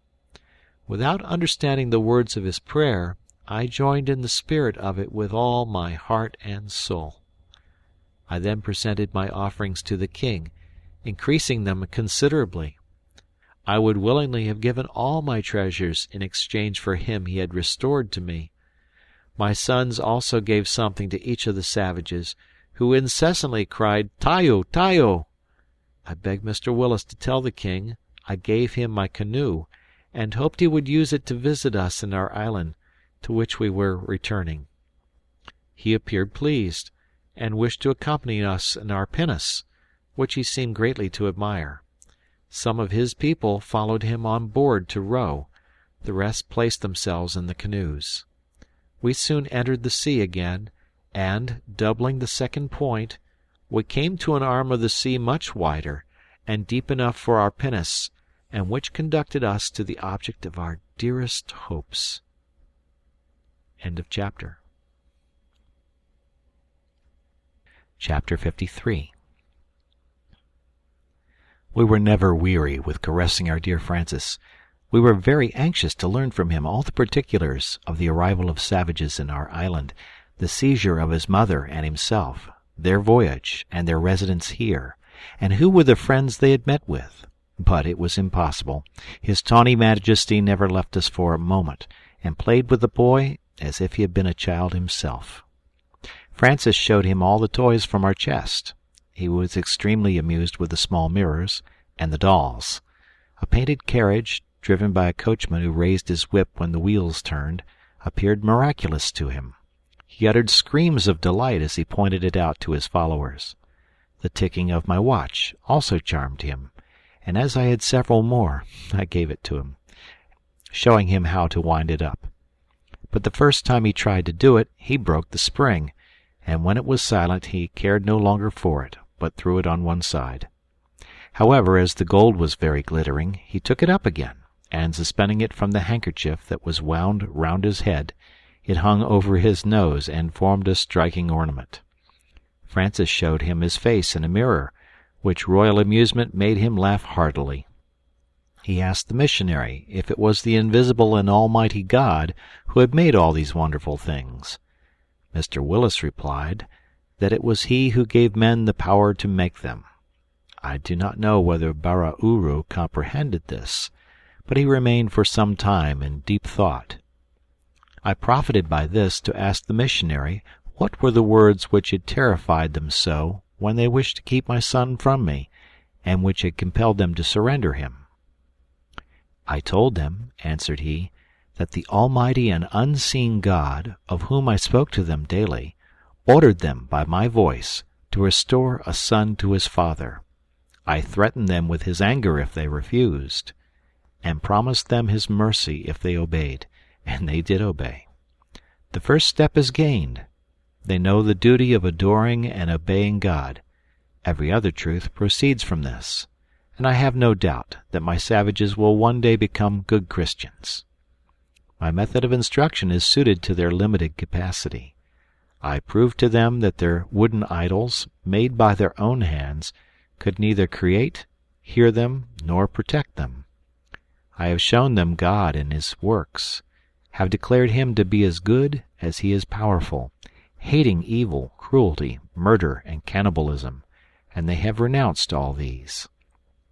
In their late wars, they have either released or adopted their prisoners. If they carried off your wife and son, they intended it for a good action, as you will soon understand. I could not ask Francis any questions, as Bara Uru continued playing with him. So, turning to Ernest, I asked him what passed when the savages joined him. "When you left me," said he, "I amused myself by searching for shells, plants, and zoophytes, with which the rocks abound, and I have added a good deal to my collection. I was at some distance from the pinnace, when I heard a confused sound of voices, and concluded that the savages were coming. In fact, 10 or a dozen issued from the road you had entered, and I cannot comprehend how you missed meeting them. Fearing they would attempt to take possession of my pinnace, I returned speedily, and seized a loaded musket, though I determined to use it only to defend my own life, or the pinnace. I stood on the deck in an attitude as bold and imposing as I could command, but I did not succeed in intimidating them. They leaped one after the other on deck, and surrounded me, uttering loud cries. I could not discover whether they were cries of joy or of fury, but I showed no fear, and addressed them in a friendly tone, in some words from Captain Cook's vocabulary, but they did not seem to comprehend me. Neither could I understand any of theirs, except for Taratoo, woman. One of them had Fritz's gun, from which I concluded they were of the party that had carried off Jack. I took it, and showing him mine, endeavored to make him understand that it also belonged to me. He thought I wished to exchange, and readily offered to return it and take mine.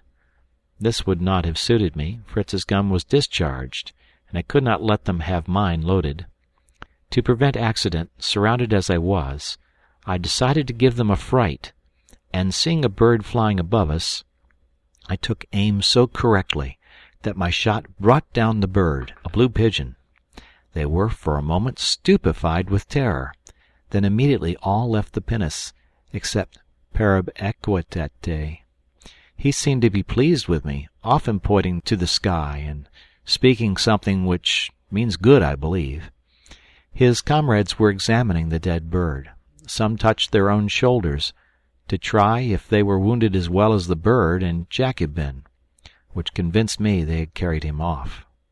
I tried to make Parabaquate understand my suspicion, and I think I succeeded, for he made me an affirmative sign, pointing to the interior of the island, and touching his shoulder with an air of pity.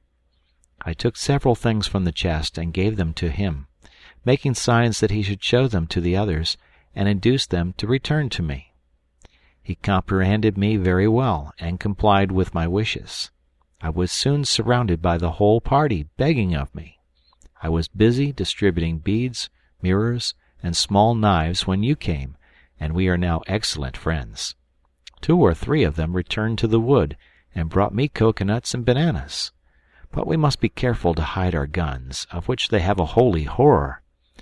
And now, dear father, I think we ought not to call these people savages. They have the simplicity of childhood. A trifle irritates them, a trifle appeases them, but they are grateful and affectionate. I find them neither cruel nor barbarous. They have done me no harm, when they might easily have killed me, thrown me into the sea, or carried me away. We must not, said I, judge of all savage people by these, who have had the benefit of a virtuous teacher.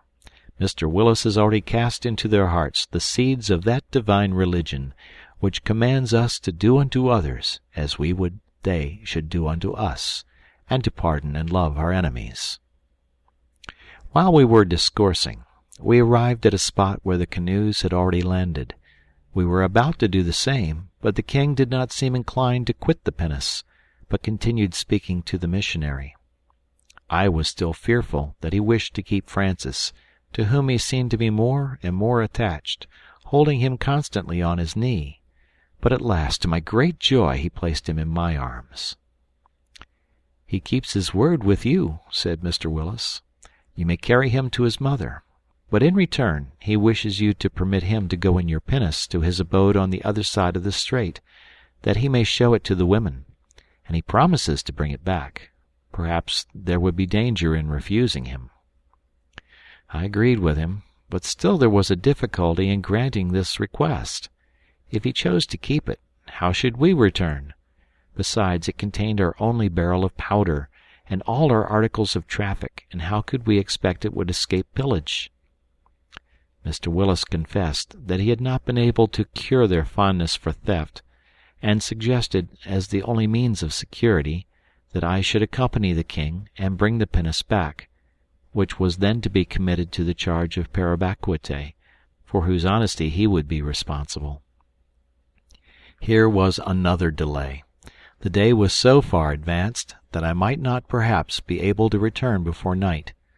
Besides, though my wife did not know we were so near her, she knew they had carried away Francis, and she would certainly be very uneasy about him.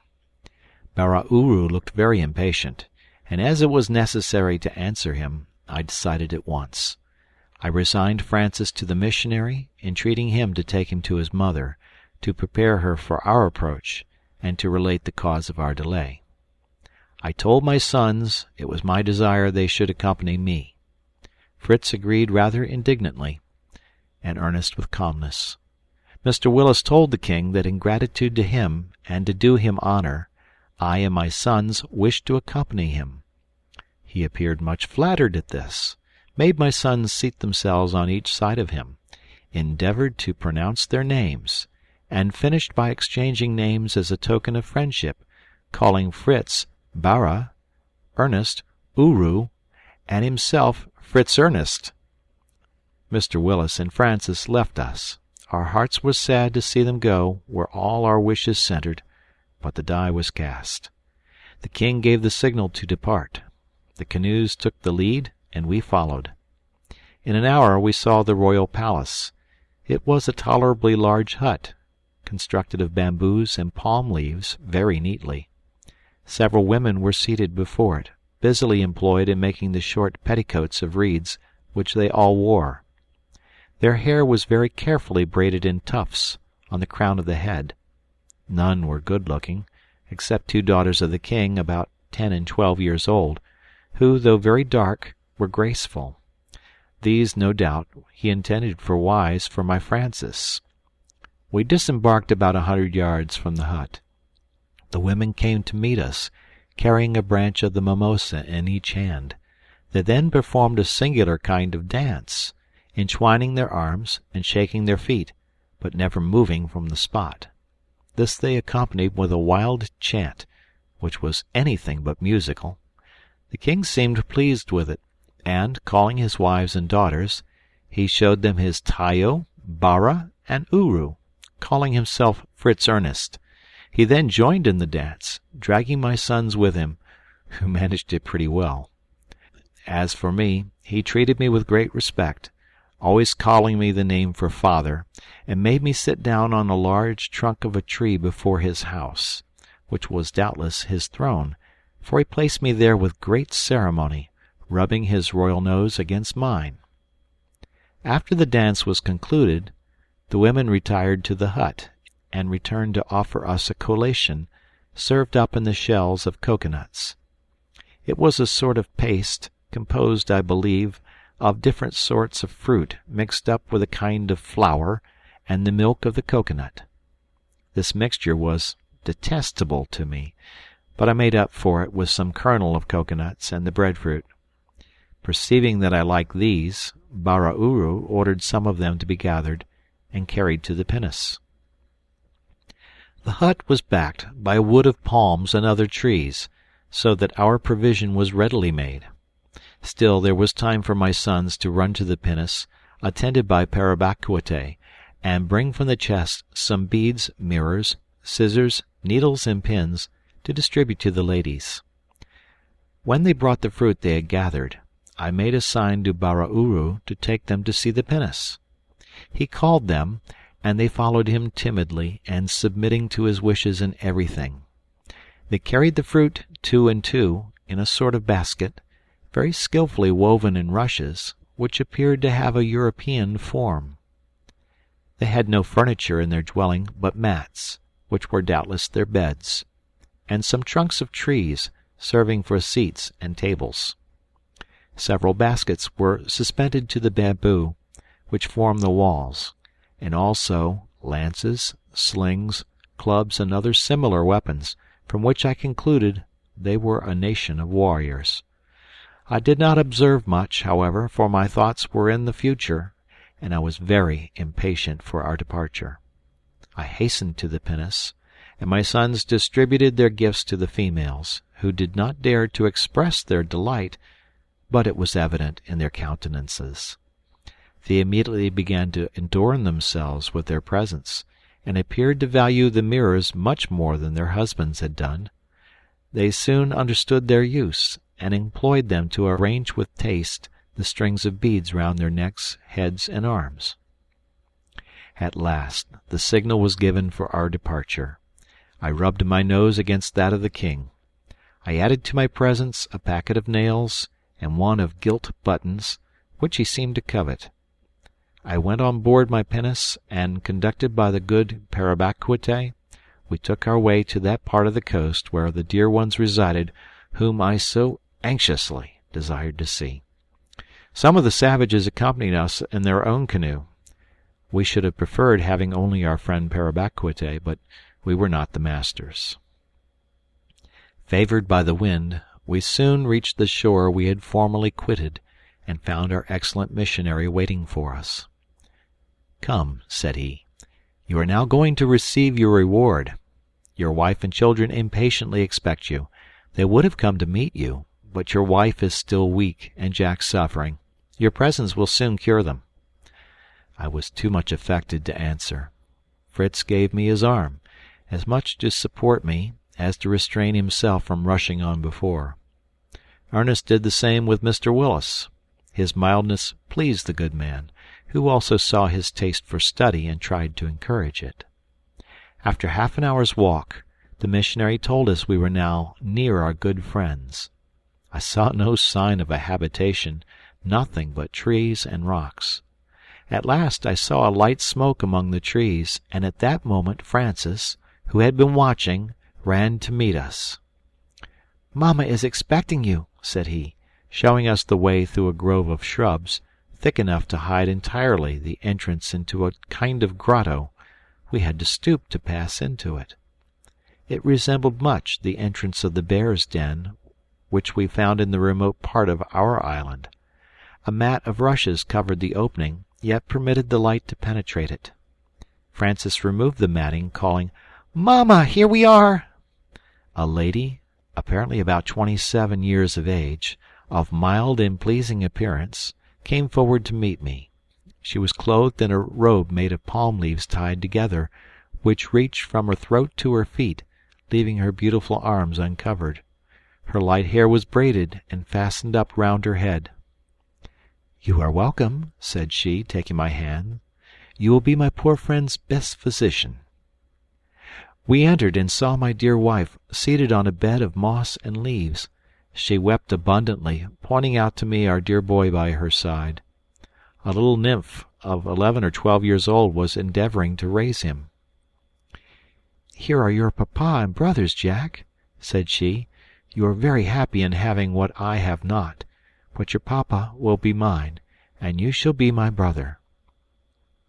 Jack thanked her affectionately. Fritz and Ernest, kneeling beside the couch, embraced their mother. Fritz begged her to forgive him for hurting his brother, and then tenderly inquired of Jack after his wound.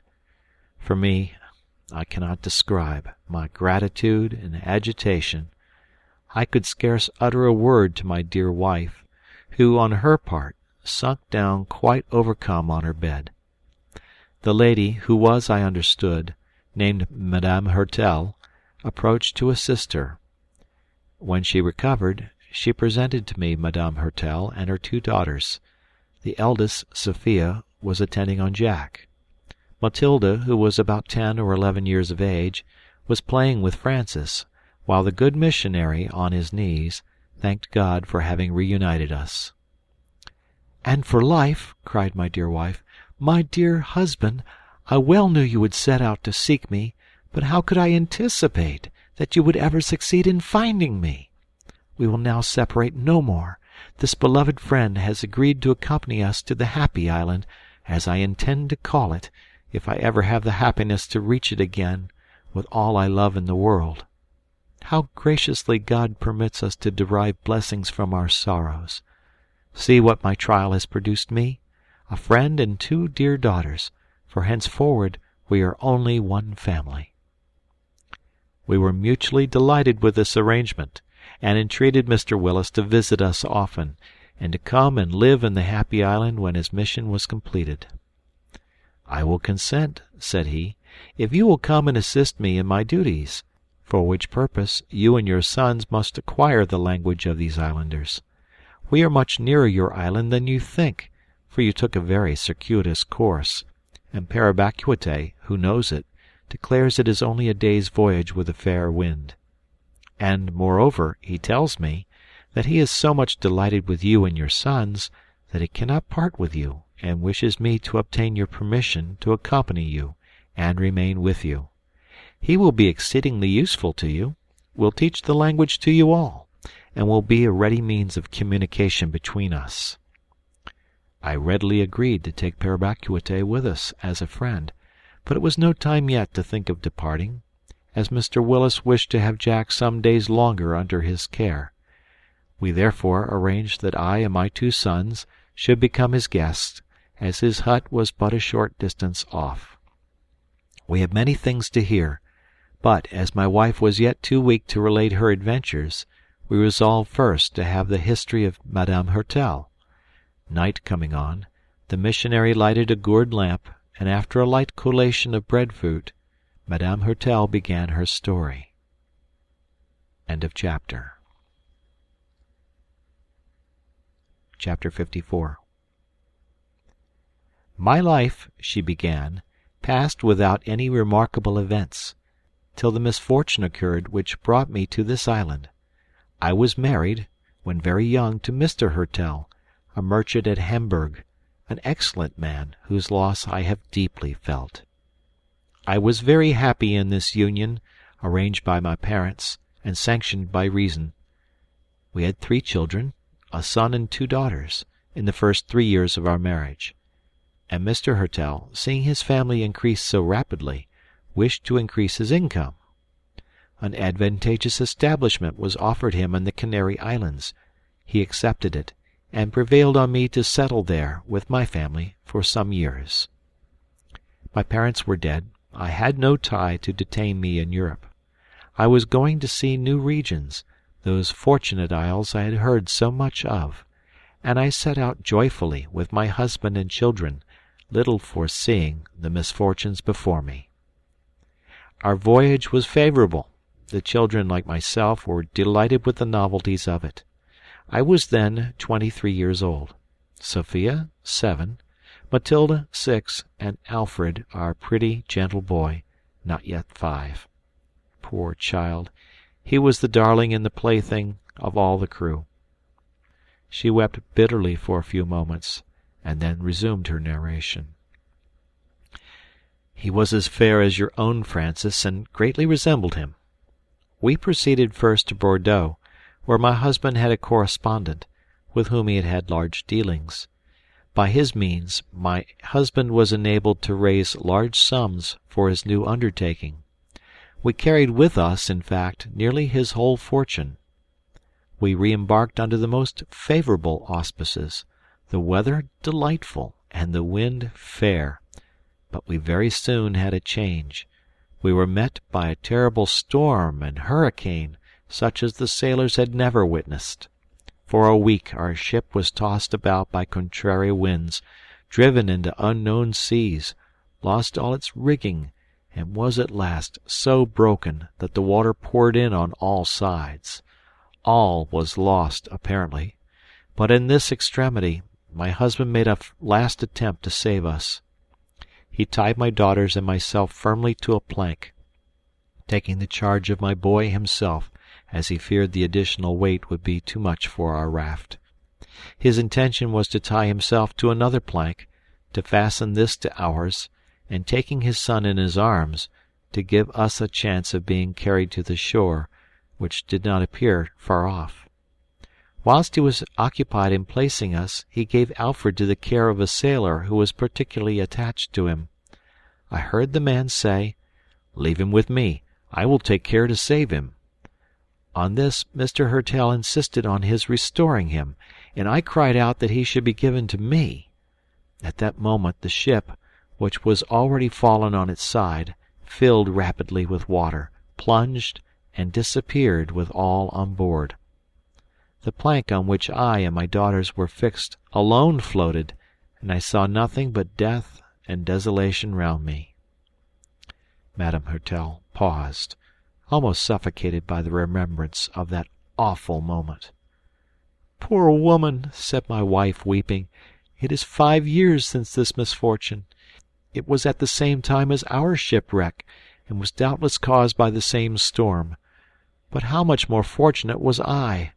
I lost none that was dear to me, and we even had the vessel left for our use. But, my dear, unfortunate friend, by what miracle were you saved?" "It was He who only can work miracles," said the missionary, "who cares for the widow and the orphan, and without whose word not a hair of the head can perish, who at that moment gave courage to the Christian mother." "My strength," continued she, "was nearly exhausted when, after being tossed about by the furious waves, I found myself thrown upon what I supposed to be a sandbank with my 2 children. I envied the state of my husband and son.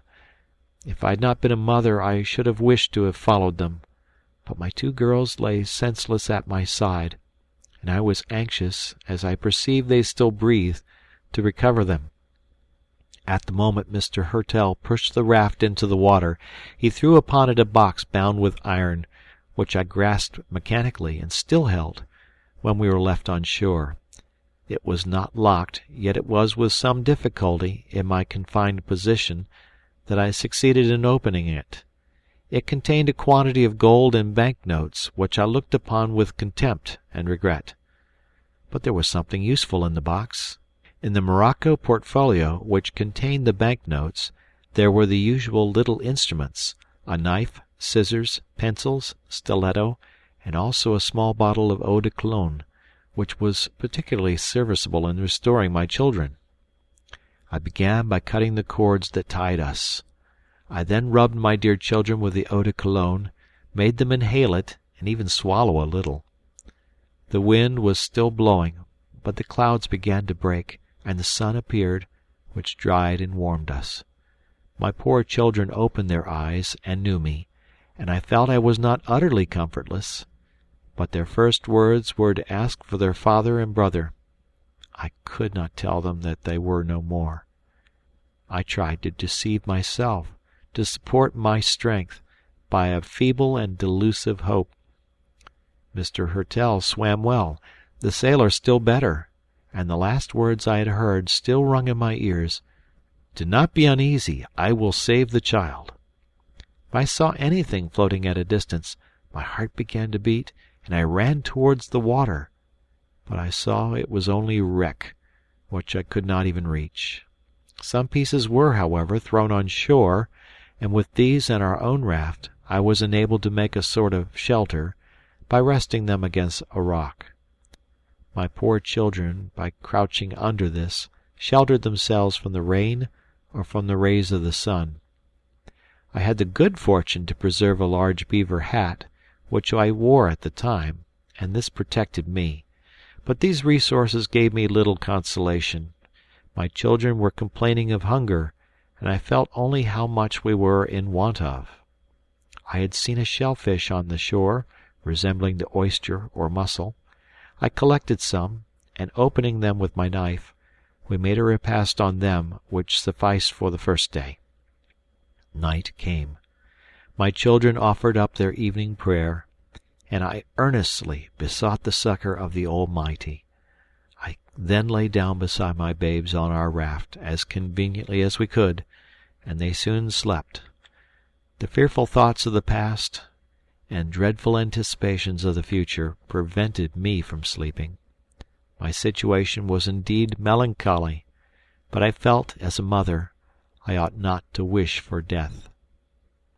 As soon as day broke, I went close to the shore to seek some shellfish for our breakfast. In crossing the sand, I nearly plunged my foot into a hole, and fancied I heard a crash. I stooped, and putting my hand into the opening, found it was full of eggs. I had broken 2 or 3, which I tasted and thought very good. From the color, form, and taste, I knew them to be turtles' eggs.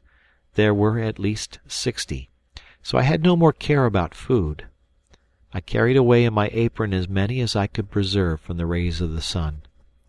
This I endeavored to effect by burying them in the sand and covering them with one end of our plank, and succeeded very well. Besides these, there were as many to be found on the shore as we required. I have sometimes found as many as 90 together. These were our sole support while we remained there. My children liked them very much. I forgot to add that I was fortunate enough to discover a stream of fresh water running into the sea. It was the same which runs past this house, and which conducted me here. The first day we suffered greatly from thirst, but on the second we met with the stream which saved us. I will not tire you by relating day by day our sad life. Every one was the same, and took away by degrees every hope from me. As long as I dared to indulge any, I could not bear to leave the shore, but at last it became insupportable to me. I was worn out with gazing continually on that boundless horizon and that moving crystal which had swallowed up my hopes. I pined for the verdure and shade of trees. Although I had contrived to make for my daughters little hats of a marine rush, they suffered much from the extreme heat, the burning rays of a tropical sun. I decided at last to abandon that sandy shore, to penetrate at all risks into the country, in order to seek a shady and cooler abode, and to escape from the view of that sea which was so painful to me. I resolved not to quit the stream which was so precious to us, for, not having any vessel to contain water, I could not carry it with us. Sophia, who was naturally quick, formed from a large leaf a sort of goblet, which served us to drink from, and I filled my pockets with turtles' eggs as provision for a few days. I then set off with my 2 children, after praying the God of all mercy to watch over us, and, taking leave of the vast tomb which held my husband and my son, I never lost sight of the stream. If any obstacle obliged me to turn a little way from it, I soon recovered my path. My eldest daughter, who was very strong and robust, followed me stoutly, as I took care not to walk too far without resting, but I was often compelled to carry my little Matilda on my shoulders. Both were delighted with the shade of the woods, and were so amused with the delightful birds that inhabited them, and a pretty little sportive green monkey, that they became as playful as ever. They sang and prattled, but often asked me if Papa and Alfred were not soon returned to see these pretty creatures, and if we were going to seek them. These words rent my heart, and I thought it best then to tell them that they would meet no more on earth, and that they were both gone to heaven, to that good God to whom they prayed morning and evening. Sophia was very thoughtful, and the tears ran down her cheeks. "I will pray to God more than ever," said she, "that he may make them happy and send them back to us." "Mamma," said Matilda, "have we left the sea to go to heaven? Shall we soon be there? And shall we see beautiful birds like these?" We walked on very slowly, making frequent rests, till night drew on, and it was necessary to find a place for repose. I fixed on a sort of thick grove, which I could only enter by stooping. It was formed of one tree, whose branches, reaching the ground, take root there, and soon produce other stems, which follow the same course, and become in time an almost impenetrable thicket. Here I found a place for us to lie down, which appeared sheltered from wild beasts or savages, whom I equally dreaded.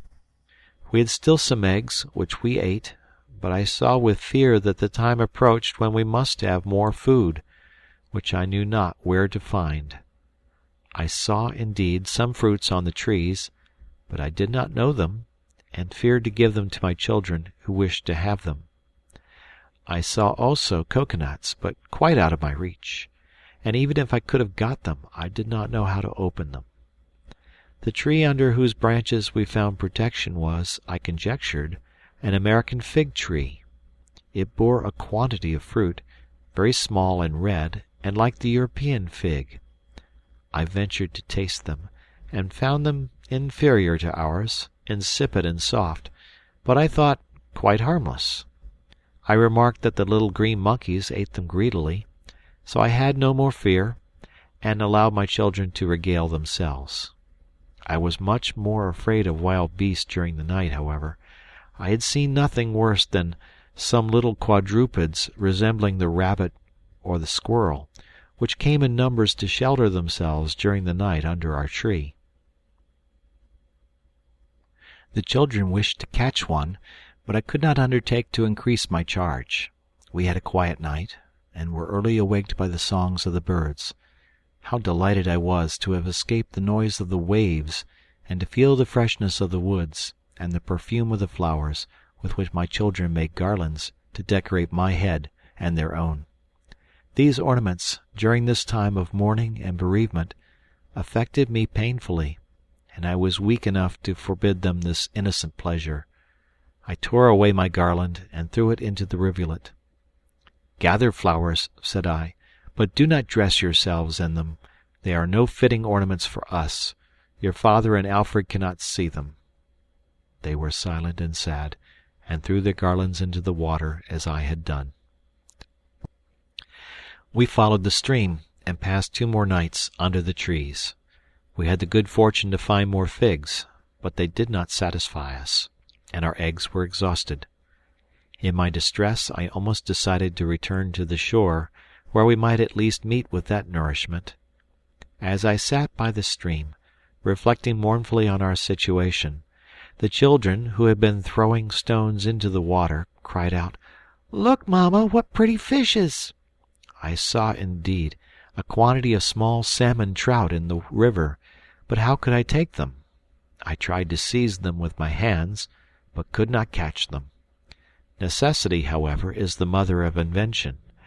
I cut a number of branches with my knife, and wove them together to make a kind of light hurdle the breadth of the stream, which was very narrow just here.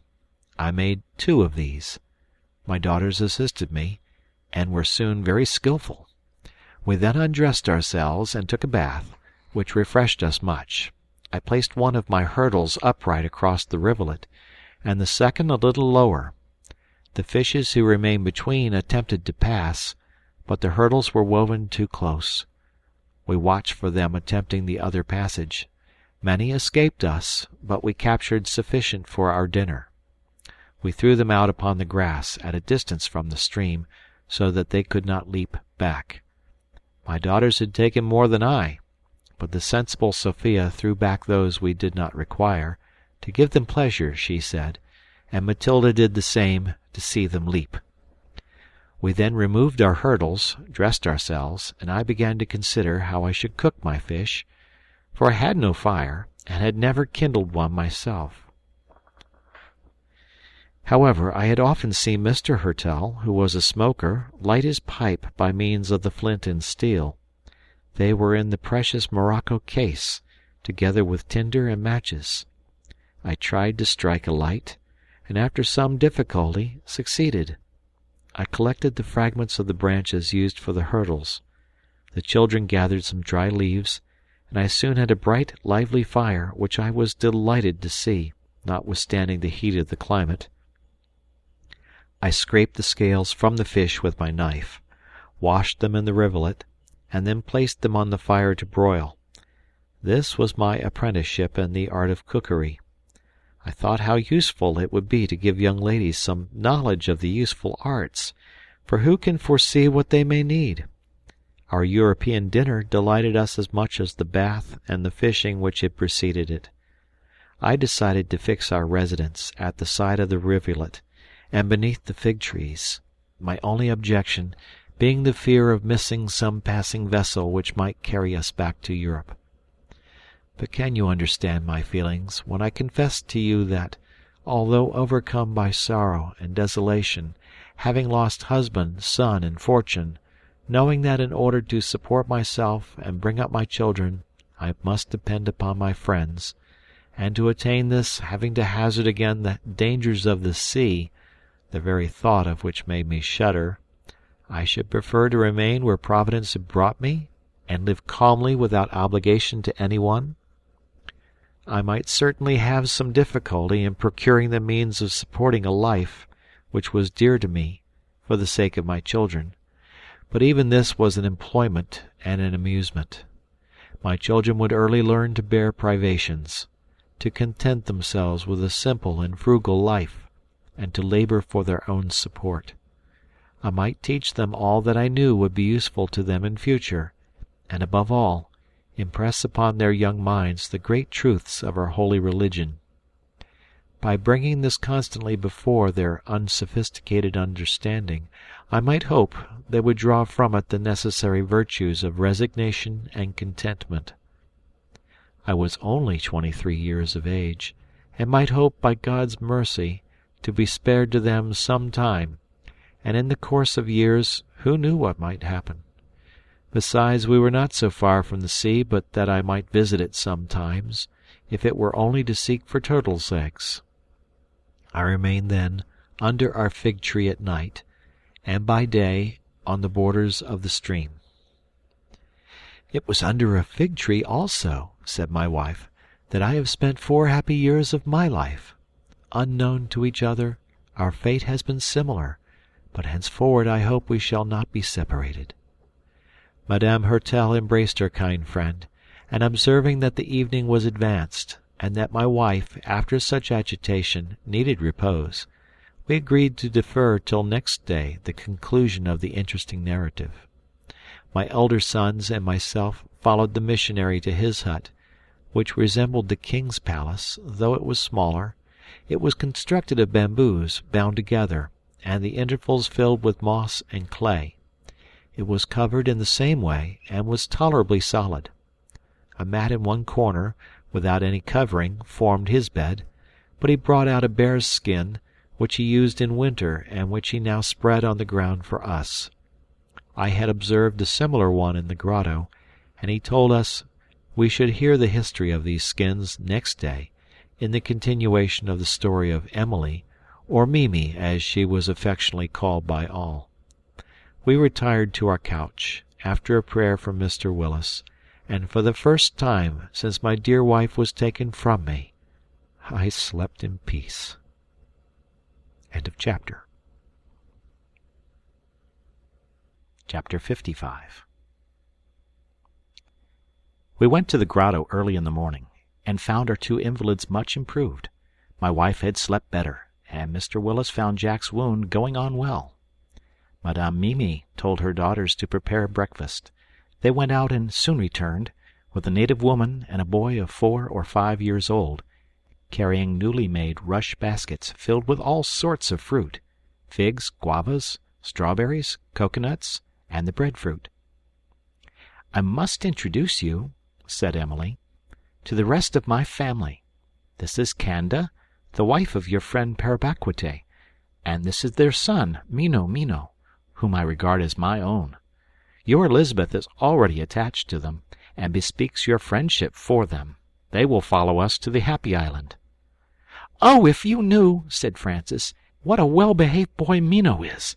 He can climb trees, run, and leap, though he's less than I am. He must be my friend." "And Canda," said Elizabeth, "shall be our assistant and friend."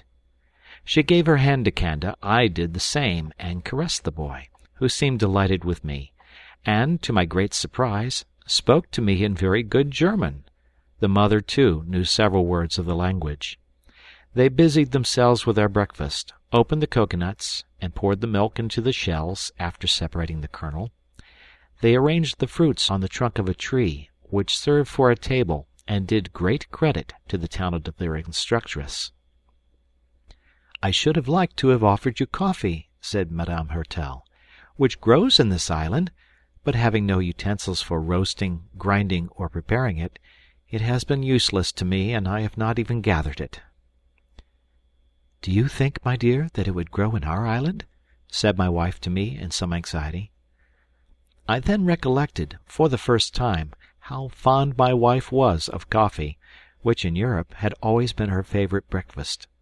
There would certainly be in the ship some bags, which I might have brought away, but I had never thought of it, and my unselfish wife, not seeing it, had never named it, except once wishing we had some to plant in the garden. Now that there was a probability of obtaining it, she confessed that coffee and bread were the only luxuries she regretted. I promised to try and cultivate it in our island, foreseeing, however, that it would probably not be of the best quality. I told her she must not expect mocha, but her long privation from this delicious beverage had made her less fastidious, and she assured me it would be a treat to her. After breakfast, we begged Madame Hertel to resume her interesting narrative. She continued. "After the reflections on my situation, which I told you of last night, I determined only to return to the seashore when our food failed us in the woods, but I acquired other means of procuring it. Encouraged by the success of my fishing, I made a sort of net from the filaments of the bark of a tree and a plant resembling hemp. With these I succeeded in catching some birds. One, resembling our thrush, was very fat and of delicious flavor. I had the greatest difficulty in overcoming my repugnance in taking away their life. Nothing but the obligation of preserving our own could have reconciled me to it. My children plucked them. I then spitted them on a slender branch and roasted them before the fire. I also found some nests of eggs, which I concluded were those of the wild ducks which frequented our stream. I made myself acquainted with all the fruits which the monkeys and parakeets eat, and which were not out of my reach. I found a sort of acorn which had the flavor of a nut. The children also discovered plenty of large strawberries, a delicious repast, and I found a quantity of honeycomb in the hollow of a tree, which I obtained by stupefying the bees with a smoking brand. I took care to mark down every day on the blank leaves of my pocket-book. I had now marked 30 days of my wandering life on the border of the river, for I never strayed beyond the sound of its waters. Still I kept continually advancing towards the interior of the island. I had yet met with nothing alarming, and the weather had been most favourable. But we were not long to enjoy this comfort. The rainy season came on, and one night, to my great distress, I heard it descend in torrents. We were no longer under our fig tree, which would have sheltered us for a considerable time. The tree under which we now were had tempted me by having several cavities between the roots, filled with soft moss, which formed natural couches, but the foliage was very thin, and we were soon drenched completely. I crept near my poor children to protect them a little, but in vain. Our little bed was soon filled with water, and we were compelled to leave it. Our clothes were so heavy with the rain that we could scarcely stand, and the night was so dark that we could see no road, and ran the risk of falling or striking against some tree if we moved. My children wept, and I trembled for their health, and for my own, which was so necessary to them. This was one of the most terrible nights of my pilgrimage. My children and I knelt down, and I prayed to our Heavenly Father for strength to bear this trial, if it was His will to continue it. I felt consolation and strength from my prayers, and rose with courage and confidence. And though the rain continued unabated, I waited with resignation the pleasure of the Almighty. I reconciled my children to our situation, and Sophia told me she had asked her father, who was near the gracious God, to entreat him to send no more rain, but let the sun come back. I assured them God would not forget them. They began to be accustomed to the rain, only Sophia begged they might take off their clothes, and then it would be like a bath in the brook. I consented to this, thinking they would be less liable to suffer than by wearing their wet garments. The day began to break, and I determined to walk on without stopping, in order to warm ourselves by the motion, and to try to find some cave, some hollow tree, or some tree with thick foliage, to shelter us the next night.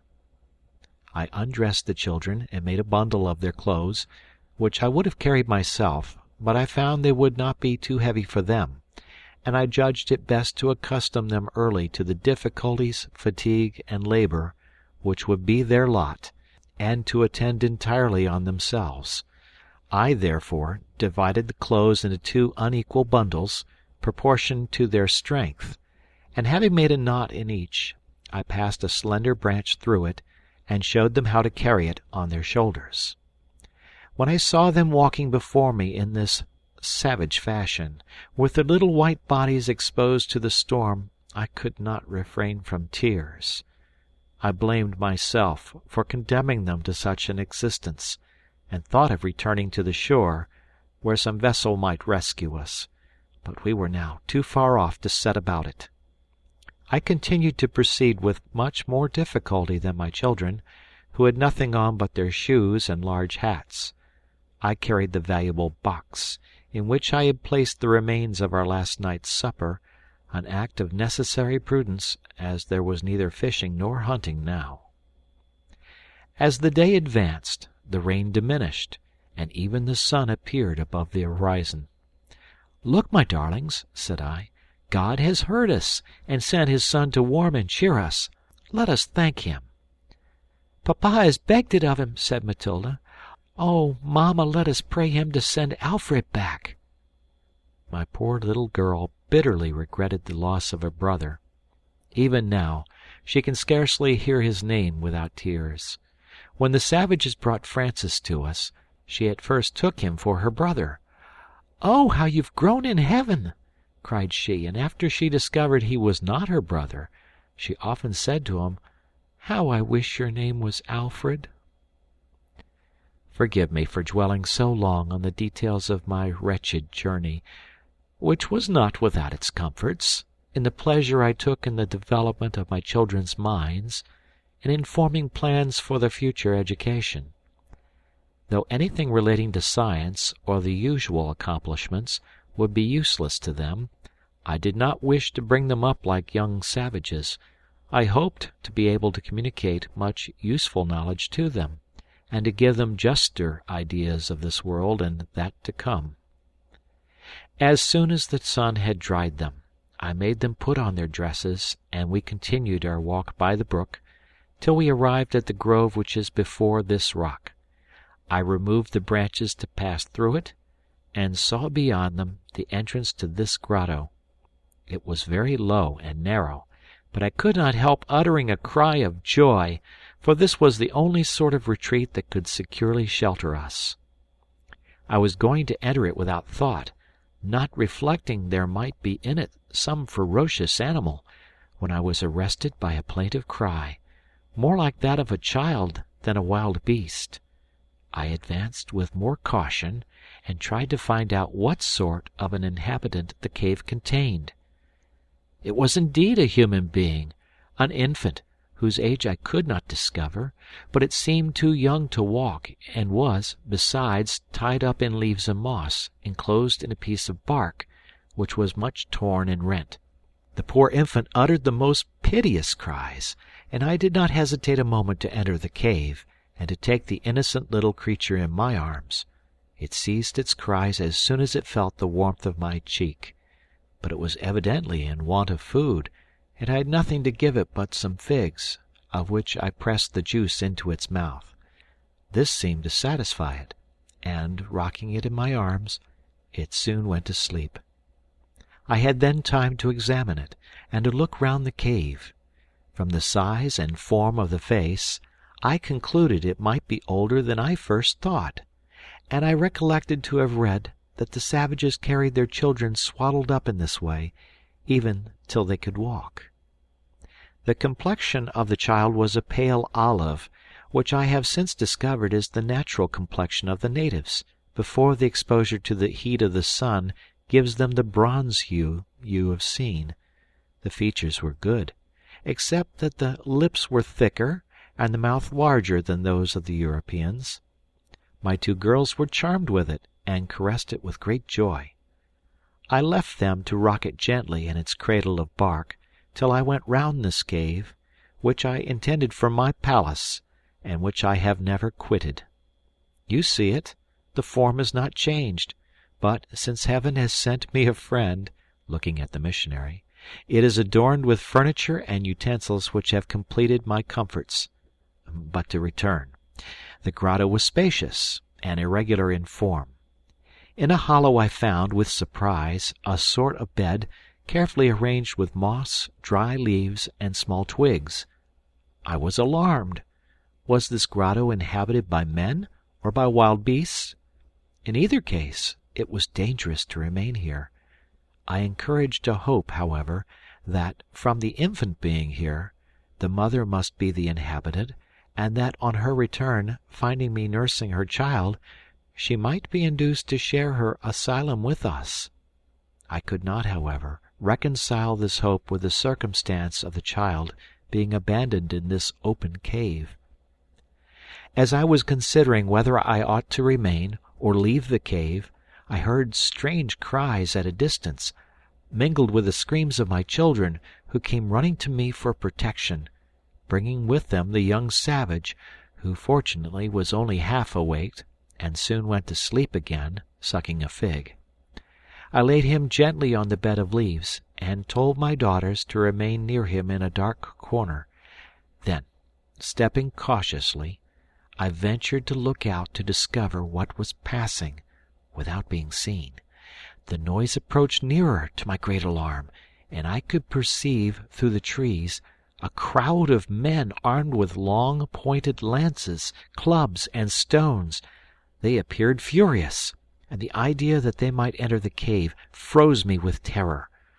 I had an idea of taking the little native babe and holding it in my arms as my best shield, but this time my fears were groundless. The whole troop passed outside the wood, without even looking on the same side as the grotto. they appeared to follow some traces they were looking out for on the ground.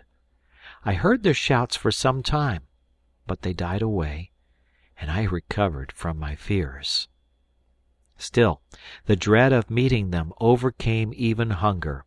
I had nothing left in my box but some figs, which I kept for the infant, who was satisfied with them, and I told my daughters we must go to bed without supper. The sleeping infant amused them so much that they readily consented to give up the figs. He awoke smiling, and they gave him the figs to suck. In the meantime, I prepared to release him from his bondage to make him more comfortable, and I then saw that the outer covering of bark was torn by the teeth of some animal, and even the skin of the child slightly grazed.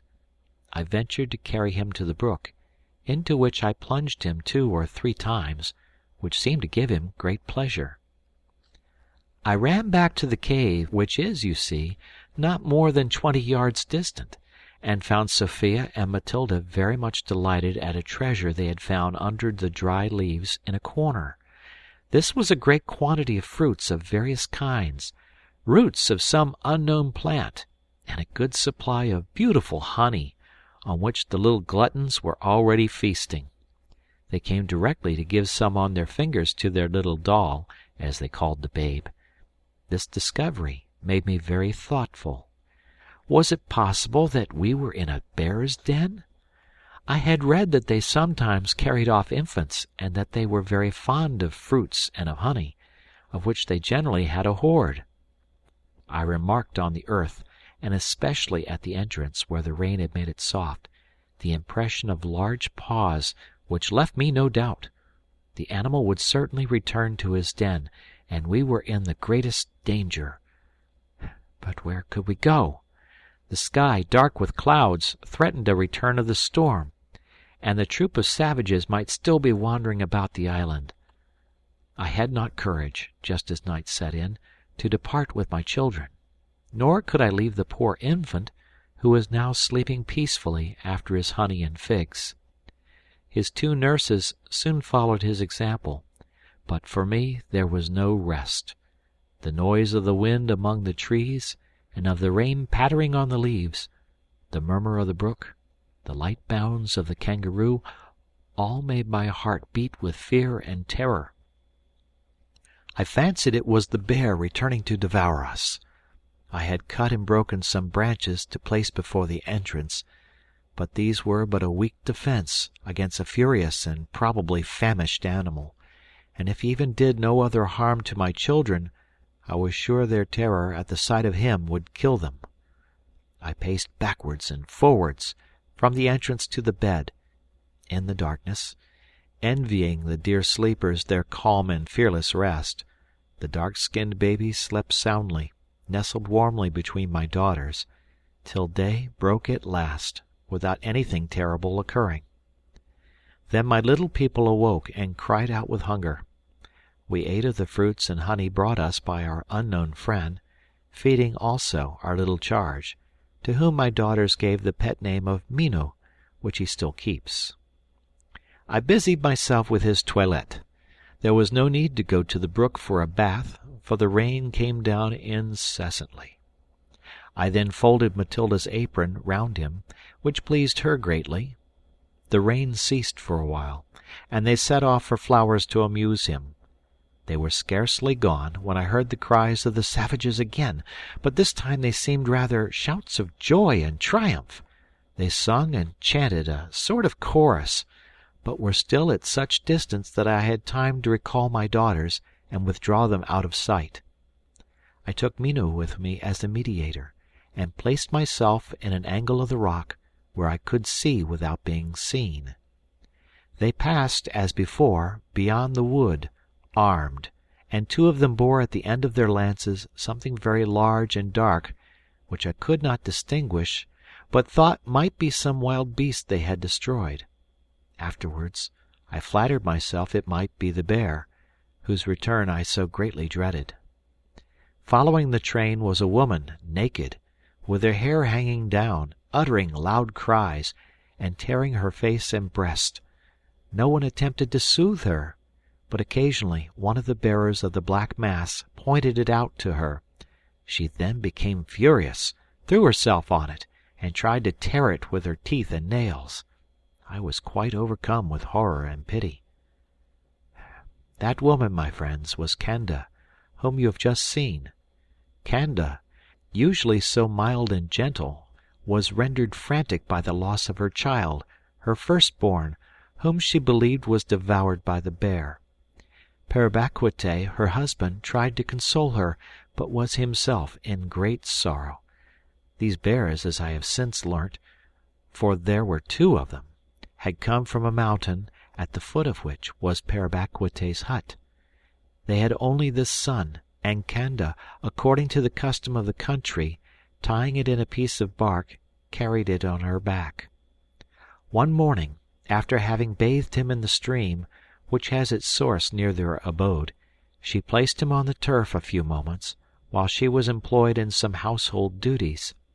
She soon heard his cries, mingled with a sort of growl. She ran to the spot and saw a frightful beast holding her child in its mouth and running off with it. It was then more than 20 yards off. Her cries brought her husband.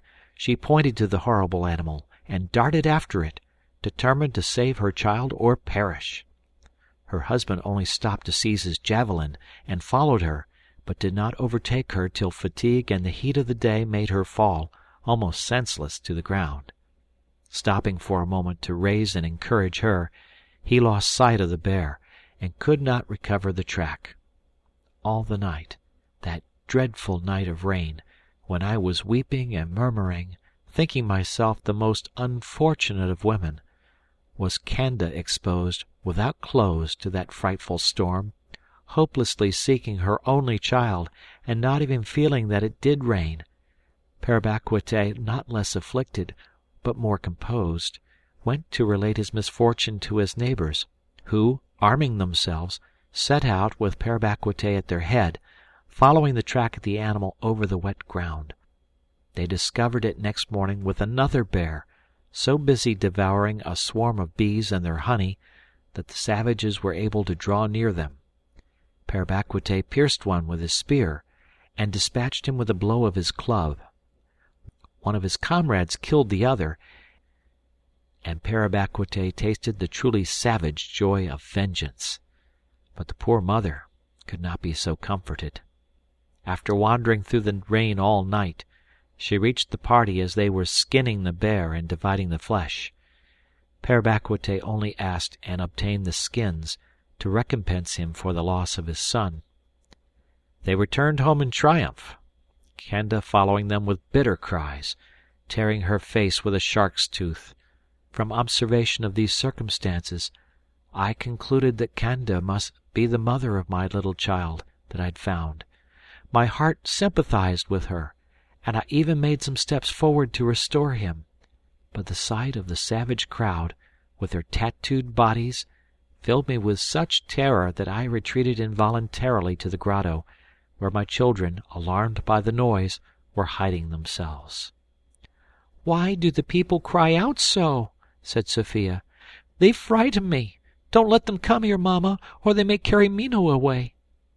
"Certainly," said I, "and I should have no right to forbid them. I think they are his friends, who are distressed at losing him. I wish I could restore him to them." "Oh, no, Mamma," said Matilda. "Pray don't give him back. We like him so much, and we will be his little mammas. He will be far happier with us than with those ugly savages, who tied him up like a parcel in the bark, with the moss which pricked him so much. He's much more comfortable in my apron. How he moves his legs as if he wanted to walk! Sophia and I will teach him. Do let us keep him, Mimi." Even if I had decided, it was now too late. The savages had passed on to some distance. I, however, explained to Matilda the beauty of the divine precept, "Do unto others as you would they should do unto you," asking her how she would have liked to be detained by the savages, and what then would be the suffering of her own mamma. She was thoughtful for a moment, and then, embracing Mino and me, "You're right, Mamma Mimi, but if she loves her baby, let her come and seek him. said the little rebel. In the meantime, Sophia had been out and returned with some brilliant flowers, fresh after the rain, with which they made garlands to dress up the infant. "Oh, if his mamma saw him, she would be glad to let us have him," said Matilda. She then explained to her sister who this mamma was, and Sophia shed tears to think of the sorrow of the poor mother. "But how do you know, mamma, that she was Minu's mother?" demanded she. This question proved that her judgment was forming, and I took the opportunity of teaching her what information one may derive from observation. She understood me very well, and when I told her on what I had founded my idea, she trembled to think he had been brought here by a bear, and asked me if the bear would have eaten him. "I cannot answer for it," said I, "if it had been pressed by hunger. They tell us that the bear does no harm to man unless attacked, and is especially fond of children. But, notwithstanding this, I should not like to trust it. At all events, the poor babe would have died if we had not found him." "Poor babe, he shall not die of hunger now," said she. "Let us give him some figs. But these are not good. We must go and seek some more." The rain having ceased, I consented, passing through the grove, where there were no fig trees, to search farther. My daughters had fed the child with honey and water. It appeared quite reconciled to us, and had ceased to cry. I judged it might be about 8 months old. We soon found some trees covered with the violet-colored figs. Whilst I gathered them, the girls made a pretty bed of moss, adorned with flowers, for the little favourite, and fed him with the fresh fruit, which he enjoyed much, and with their fair hair and rosy faces, and the little negro between them, with his arch, dark countenance, they formed a charming picture, which affected me greatly. End of chapter. Chapter 56. We had been more than an hour under the tree when I heard cries again, but this time I was not alarmed, for I distinguished the voice of the disconsolate mother, and I knew that I could comfort her. Her grief brought her back to the spot where she thought her child had been devoured. She wished, as she afterwards told us, when we could understand her, to search for some remains of him, his hair, his bones, or even a piece of the bark that bound him. And here he was, full of life and health. She advanced slowly, sobbing, and her eyes turned to the ground. She was so absorbed in her search that she did not see us when we were but 20 yards from her. Suddenly, Sophia darted like an arrow to her, took her hand, and said, "Come, Mino is here." Canda neither knew what she saw nor what she heard. She took my daughter for something supernatural, and made no resistance, but followed her to the fig tree. Even then she did not recognize the little creature, released from his bonds, half clothed, covered with flowers, and surrounded by 3 divinities, for she took us for such, and wished to prostrate herself before us. She was still more convinced of it when I took up her son, and placed him in her arms. She recognized him, and the poor little infant held out his arms to her. I can never express to you the transport of the mother. She screamed, clasped her child till he was half suffocated, rapidly repeating words which we could not understand, wept, laughed, and was in a delirium of delight that terrified Minu. He began to cry, and held out his arms to Sophia, who, as well as Matilda, was weeping at the sight. Canda looked at them with astonishment. She soothed the child, and put him to her breast, which he rejected at first, but finally seized it, and his mother was happy. I took the opportunity to try and make her comprehend that the great animal had brought him here, that we had found him and taken care of him, and I made signs for her to follow me, which she did without hesitation, till we reached the grotto, when, without entering, she fled away with her infant with such rapidity that it was impossible to overtake her, and was soon out of sight. I had some difficulty in consoling my daughters for the loss of Minu. They thought they should see him no more, and that his mother was very ungrateful to carry him off, without even letting them take leave of him. They were still weeping and complaining, when we saw the objects of our anxiety approaching. But Kanda was now accompanied by a man, who was carrying the child. They entered the grotto, and prostrated themselves before us. You know Parabaquite. His countenance pleased and tranquilized us. As a relation of the king, he was distinguished by wearing a short tunic of leaves. His body was tattooed and stained with various colors, but not his face, which expressed kindness and gratitude, united with great intelligence. He comprehended most of my signs. I did not succeed so well in understanding him, but saw he meant kindly. In the meantime, my daughters had a more intelligible conversation with Kanda and Minu. They half devoured the latter with caresses, fed him with figs and honey, and amused him so much that he would scarcely leave them. Kanda was not jealous of this preference, but seemed delighted with it. She, in her turn, caressed my daughters, admired their glossy hair and fair skin, and pointed them out to her husband. She repeated Minu after them, but always added another Minu, and appeared to think this name beautiful. After some words with Parabaquite, she placed Minu Minu in Sophia's arms, and they both departed, making signs that they would return. But we did not see them for some time after. Sophia and Matilda had their full enjoyment of their favorite. They wished to teach him to walk and to speak, and they assured me he was making great progress.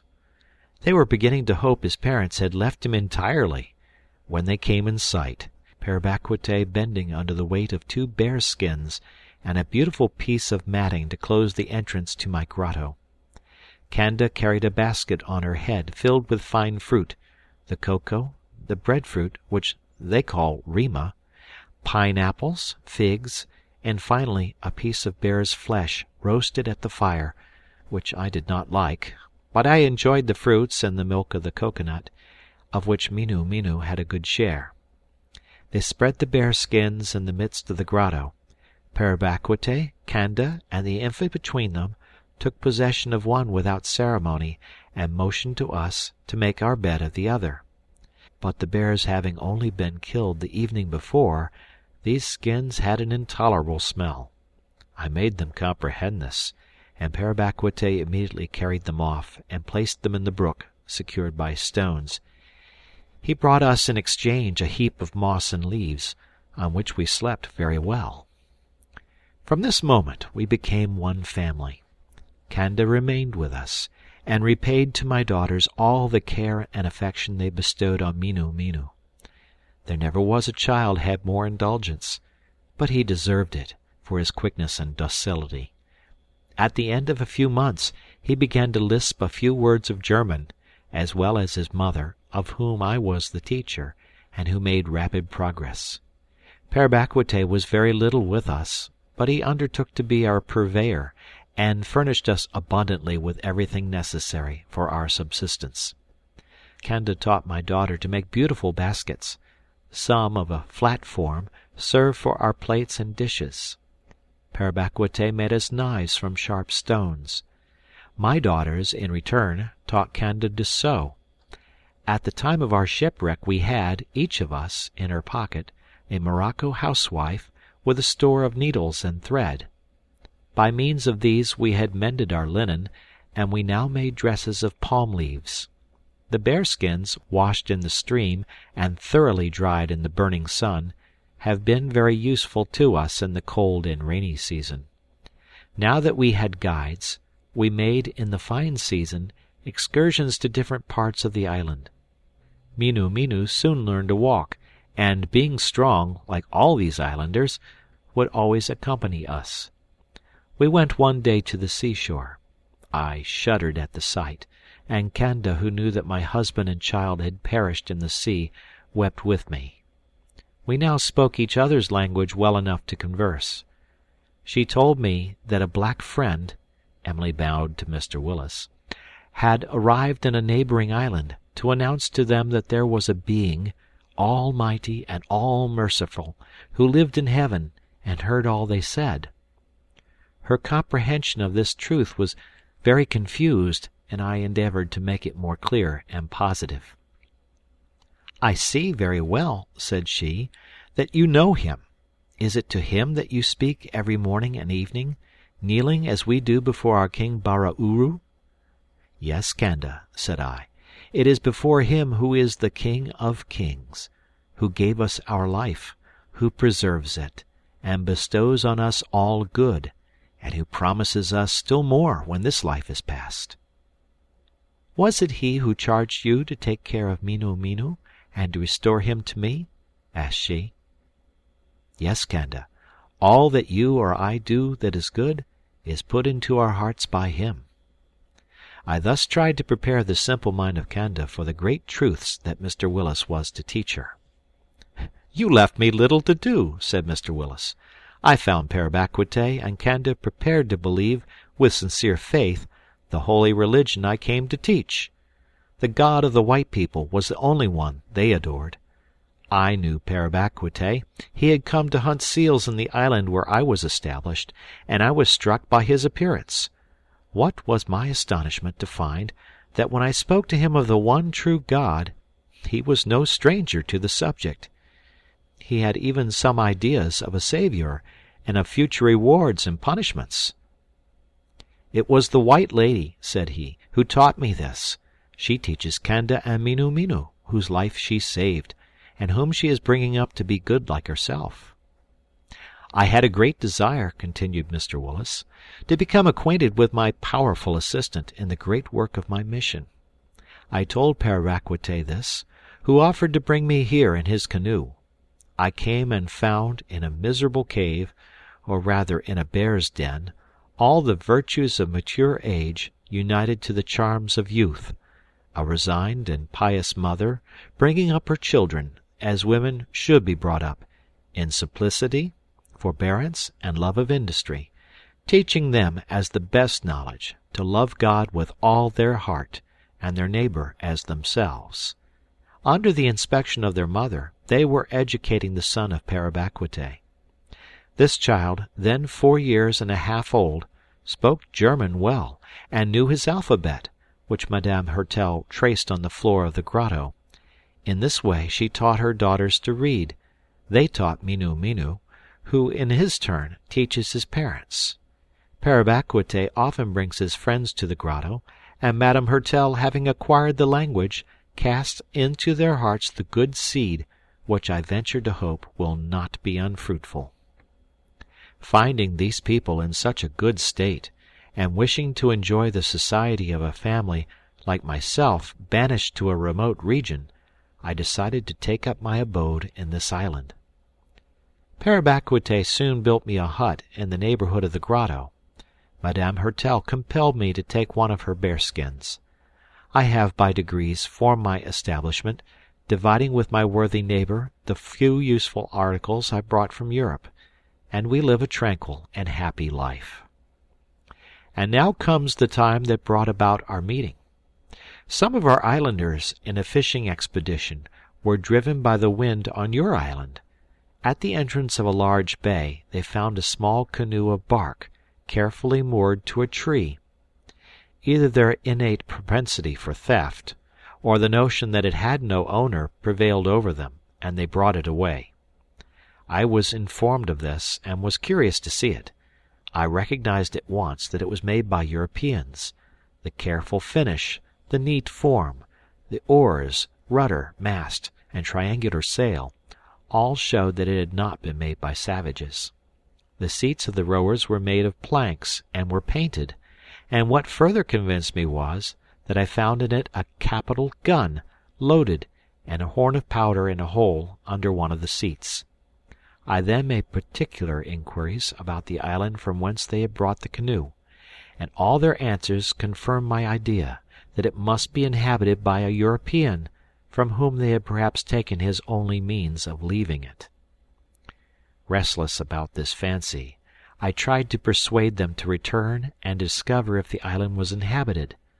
I could not prevail on them to restore the canoe, but, seeing me much agitated, they resolved secretly to procure me a great pleasure, as they thought, by returning to the island and bringing away any one they could meet with, whether he would or not. Parabaquite, always the leader in perilous enterprises, and who was so attached to me, would not be left out in one which was to produce me such pleasure. They set out, and you know the rest of their expedition. I leave it to your wife to tell you how she was brought away, and pass on to the time of their arrival. My people brought them to me in triumph, and were vexed that they had only found one woman and a child, whom I might give to the White Lady. This I did promptly. Your wife was ill and distressed, and I carried her immediately to the grotto. There she found a companion who welcomed her with joy. Frances replaced her own lost Alfred, and the two good mothers were soon intimate friends. But, notwithstanding this solace, your Elizabeth was inconsolable at the separation from her husband and children, and terrified at the danger to which you would expose yourself in searching for her. We were even afraid she would lose her reason, when the king came to take away Francis. He had seen him on his arrival, and was much taken with his appearance. He came again to see him, and resolved to adopt him as his son. You know what passed on this subject, and now you are once more united to all those who are dear to you. Bless God, brother, who knows how to produce good from what we think evil, and acknowledge the wisdom of his ways. You must return altogether to your island. I am too much interested in the happiness of Emily to wish to detain her, and if God permits me, when my missions are completed, I will come to end my days with you, and to bless your rising colony. I suppress all our reflections on this interesting history, and our gratitude for the termination of our trials, and hasten to the recital which at my particular entreaty my wife proceeded to give us. End of chapter. Chapter 57. My story, she began, will not be long. I might make it in 2 words. You have lost me, and you have found me. I have every reason to thank heaven for a circumstance which has proved to me how dear I am to you, and has given me the happiness of gaining a friend and 2 dear daughters. Can one complain of an event which has produced such consequences, even though it was attended with some violence? But I ought to do the savages justice. This violence was as gentle as it could be. I need only tell you Parabaquite was there to convince you I was well treated, and it was solely the sorrow of being parted from you that affected my health. I shall be well now, and as soon as Jack can walk, I shall be ready to embark for our happy island. I will now tell you how I was brought away. When you and our 3 sons left, to make the tour of the island, I was very comfortable, and you had told me you might return late, or probably not till next day, and when the evening passed away without seeing you, I was not uneasy. Francis was constantly with me. We went together to water the garden, and rested in the Grotto Ernestine. Then I returned to the house, took my wheel, and placed myself in my favourite colonnade, where I should be the first to see your return. Francis, seeing me at work, asked if he might go as far as the bridge to meet you, to which I readily consented.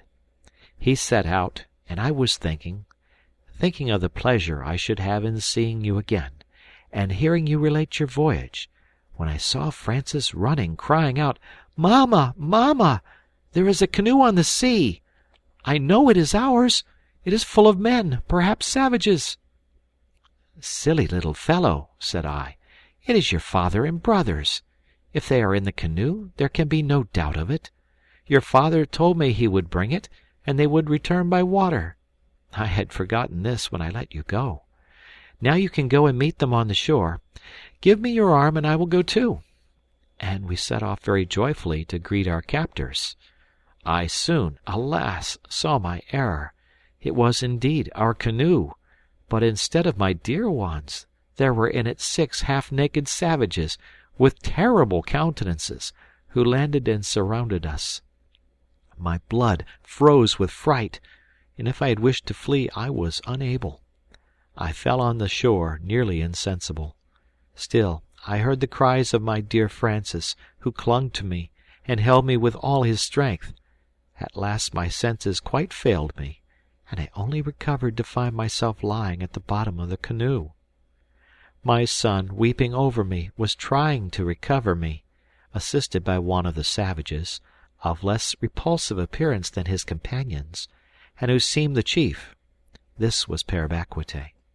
He made me swallow a few drops of a detestable fermented liquor, which, however, restored me. I felt, as I recovered, the extent of my disaster, and your grief, my dears, when you should find me missing. I should have been wholly disconsolate, but that Francis was left to me, and he was continually praying me to live for his sake.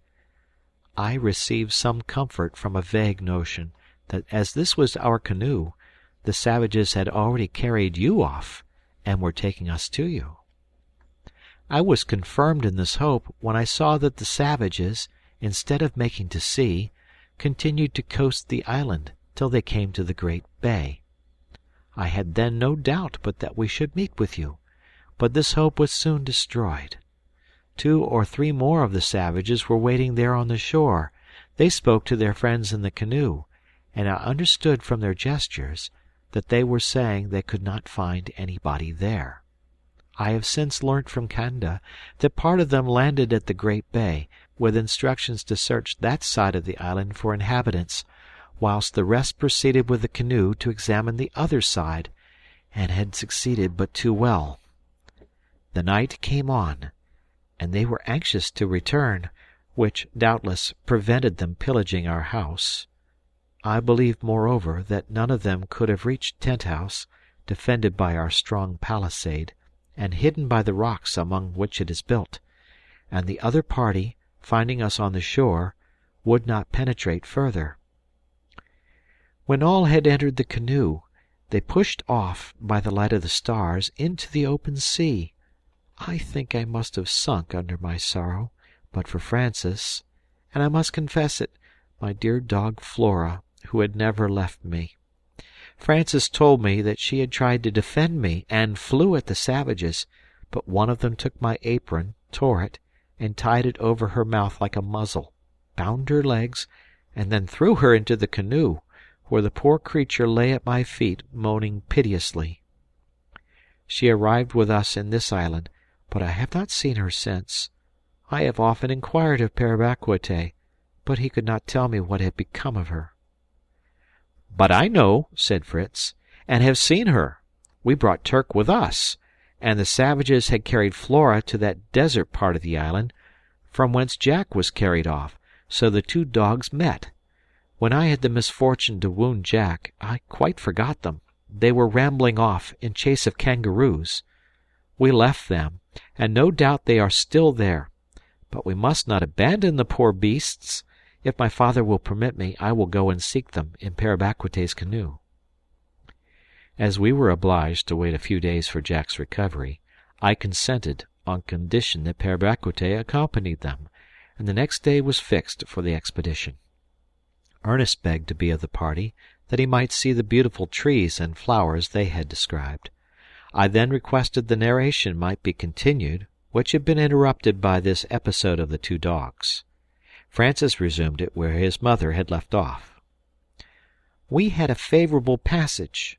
The sea was calm, and the boat went so smoothly that both Mamma and I went to sleep. You must have come a much longer way round than necessary, Papa, as your voyage lasted 3 days, and we arrived here the day after our departure. Mamma was then awake, and wept constantly, believing she should never more see you or my brothers. Père Bacquete seemed very sorry for her, and tried to console her. At last he addressed to her 2 or 3 words of German, pointing to heaven. His words were very plain, Almighty God, good, and then Black Friend, and White Lady, adding the words Kanda, Bear, and Minu Minu. We did not understand what he meant, but he seemed so pleased at speaking these words that we could not but be pleased too, and to hear him name God in German gave us confidence, though we could not comprehend where or how he had learnt the words. "Perhaps," said Mamma, "he has seen your papa and brothers." I thought so too.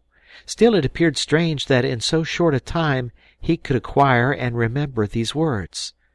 However it might be, Mamma was delighted to have him near her, and taught him to pronounce the words father, mother, and son, which did not seem strange to him, and he soon knew them.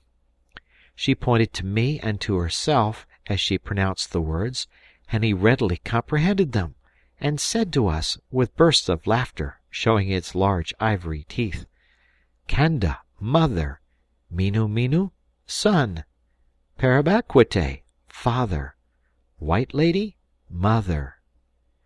Mamma thought he referred to her, but it was to Madame Emily. He tried to pronounce this name and two others, but could not succeed. At last he said, "Girls, girls," and almost convinced us he must know some Europeans, which was a great comfort to us. When I saw Mamma more composed, I took out my flageolet to amuse her, and played the air to earnest verses. This made her weep again very much, and she begged me to desist. The savages, however, wished me to continue, and I did not know whom to obey. I changed the air, playing the merriest I knew. They were in ecstasies. They took me in their arms one after the other, saying "Bara Uru! Bara Uru!" I repeated the word after them, and they were still more delighted.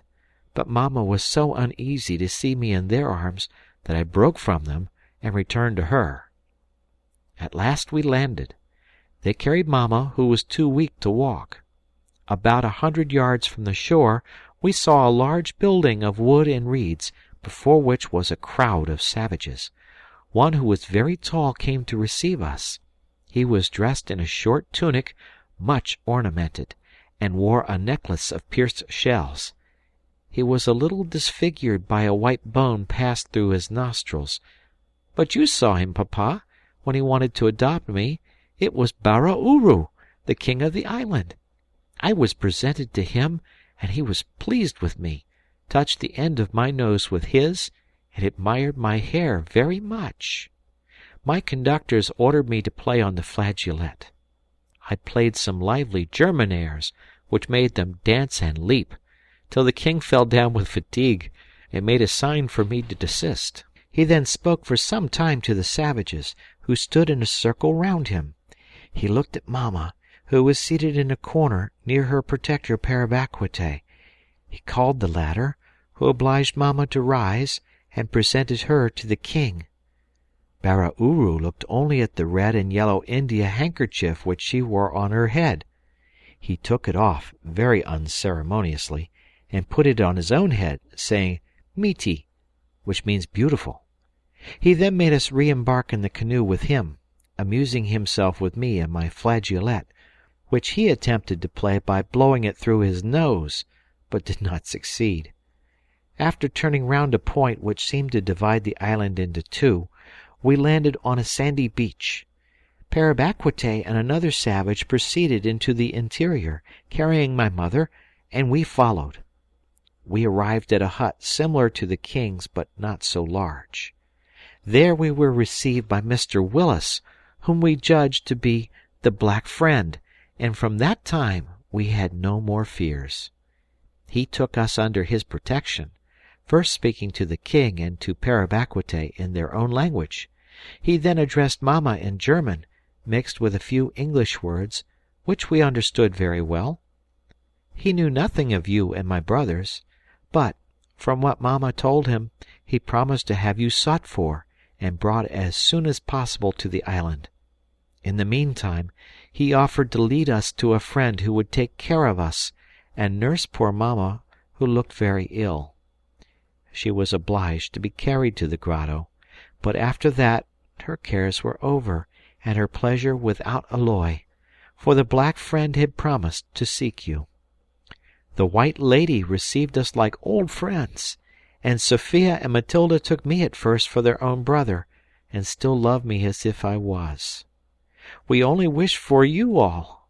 Madame Mimi made Mamma lie down on the bearskin, and prepared her a pleasant beverage from the milk of the coconut.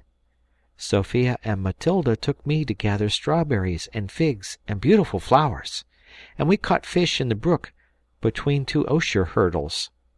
We amused ourselves very well with Minu Minu, while Canda and Madame Emily amused Mamma. The king came the next day to see his little favourite. He wished me to go with him to another part of the island, where he often went to hunt, but I would not leave Mamma and my new friends. I was wrong, Papa, for you were there, and my brothers. It was there Jack was wounded and brought away. I might have prevented all that, and you would then have returned to us. How sorry I have been for my obstinacy! It was I more than Fritz who was the cause of his being wounded. Bara Uru returned in the evening to the grotto, and think, Papa, of our surprise, our delight, and our distress, when he brought us poor Jack, wounded and in great pain, but still all joy at finding us again. The king told Mr. Willis he was sure Jack was my brother, and he made us a present of him, adding that he gave him in exchange for Mamma's handkerchief. Mamma thanked him earnestly, and placed Jack beside her. From him she learnt all you had done to discover us. He informed Mr. Willis where he had left you, and he promised to seek and bring you to us. He then examined the wound, which Jack wished him to think he had himself caused with Fritz's gun, but this was not probable, as the ball had entered behind and lodged in the shoulder.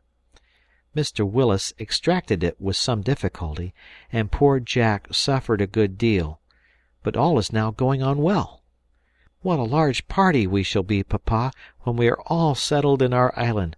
Sophia and Matilda, Minu Minu, Canda, Parabaquite, you, Papa, and 2 Mammas, and Mr. Willis. My wife smiled as the little orator concluded. Mr. Willis then dressed Jack's wound, and thought he might be removed in 5 or 6 days. "Now, my dear Jack," said I, "it is your turn to relate your history.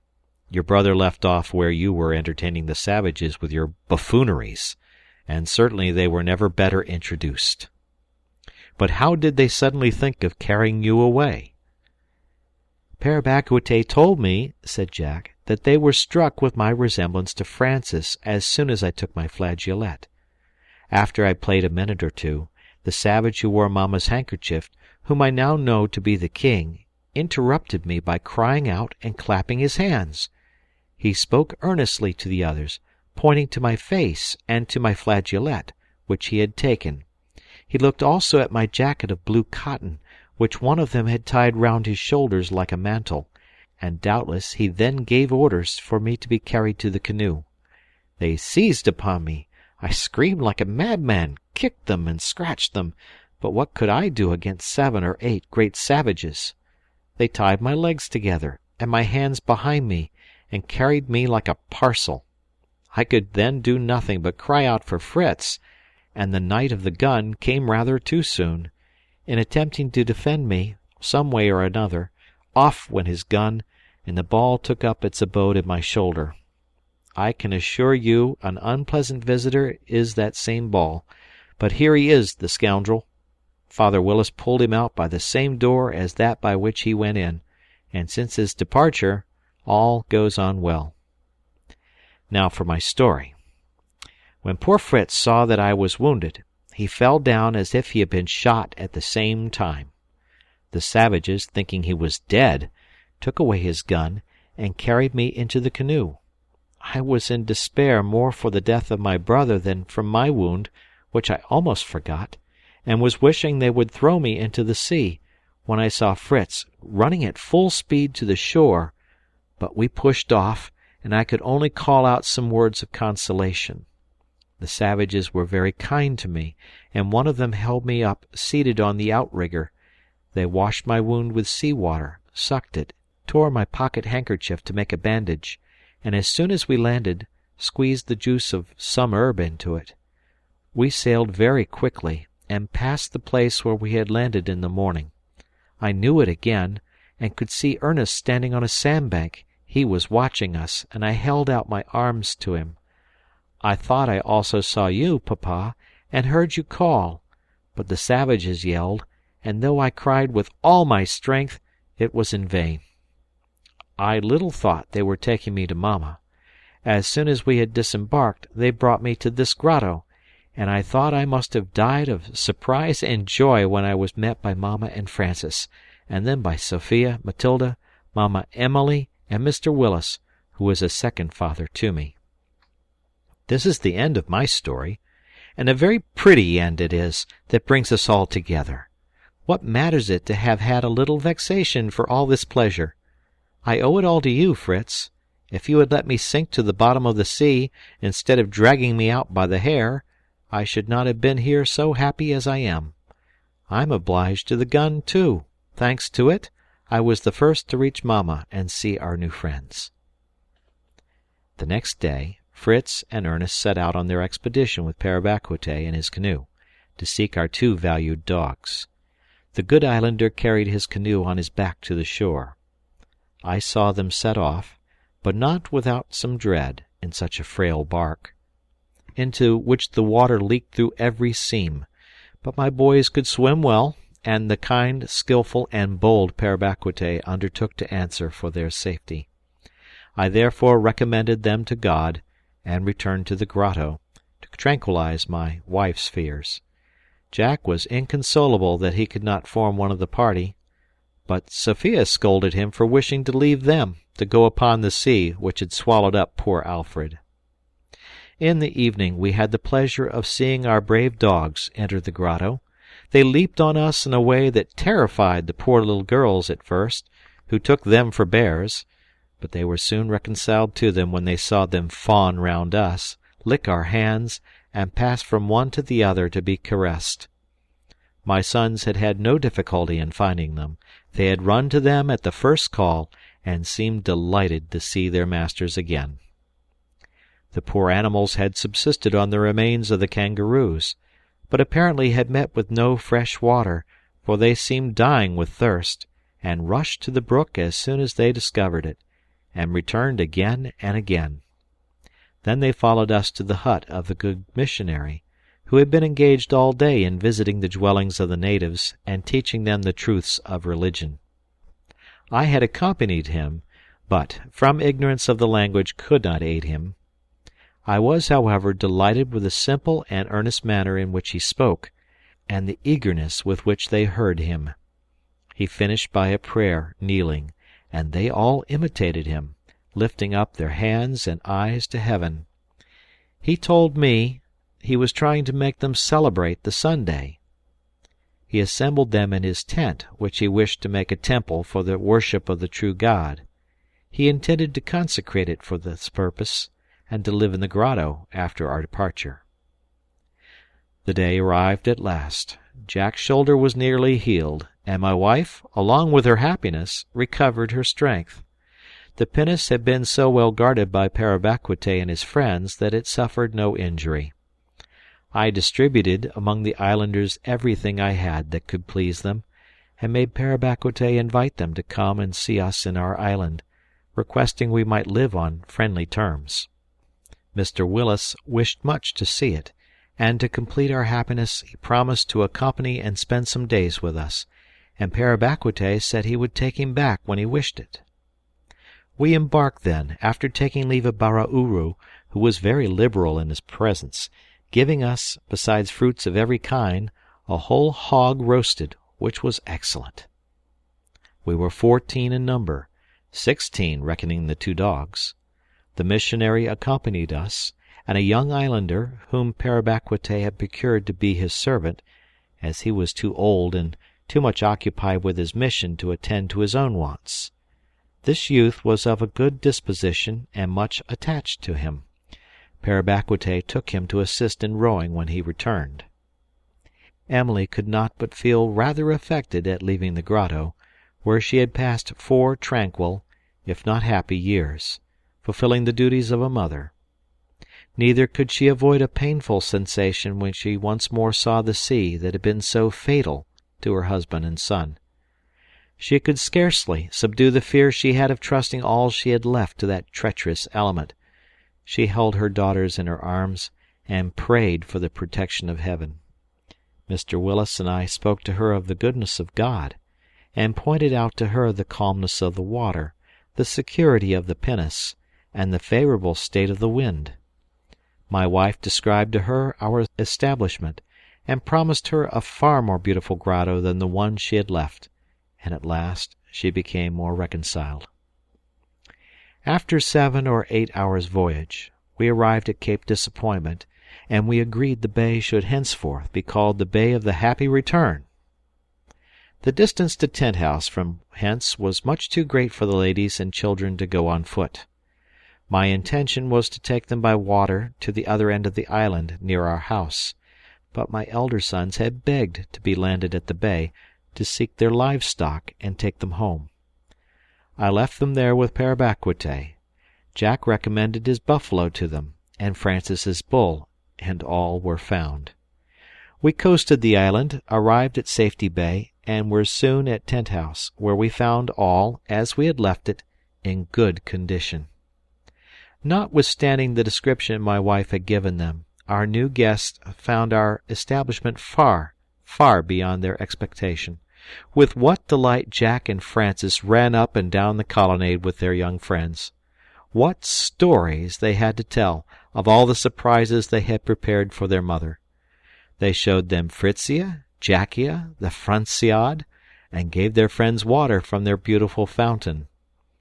Absence seemed to have improved everything, and I must confess I had some difficulty to refrain from demonstrating my joy as wildly as my children. Minu, Père Bacquete, and Kanda were lost in admiration, calling out continually, "Miti! Beautiful!" My wife was busied in arranging a temporary lodging for our guests. The workroom was given up to Mr. Willis. My wife and Madame Emily had our apartment, the 2 little girls being with them, to whom the hammocks of the elder boys were appropriated. Kanda, who knew nothing about beds, was wonderfully comfortable on the carpet. Fritz, Ernest, and the 2 natives stowed themselves wherever they wished, in the colonnade or in the kitchen, all was alike to them.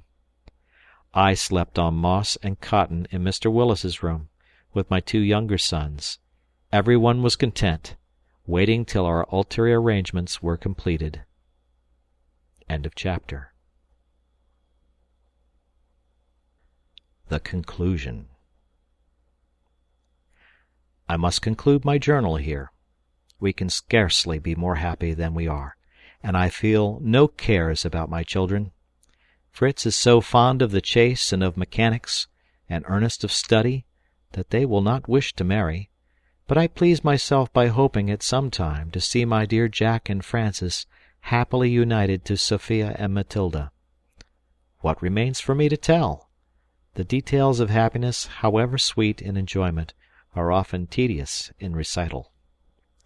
I will only add that after passing a few days with us, Mr. Willis returned to his charge, promising to visit us, and eventually to join us. The Grotto Ernestine, fitted up by Fritz and Père Bacquete, made a pretty abode for Madame Hertel and her daughters, and the 2 islanders.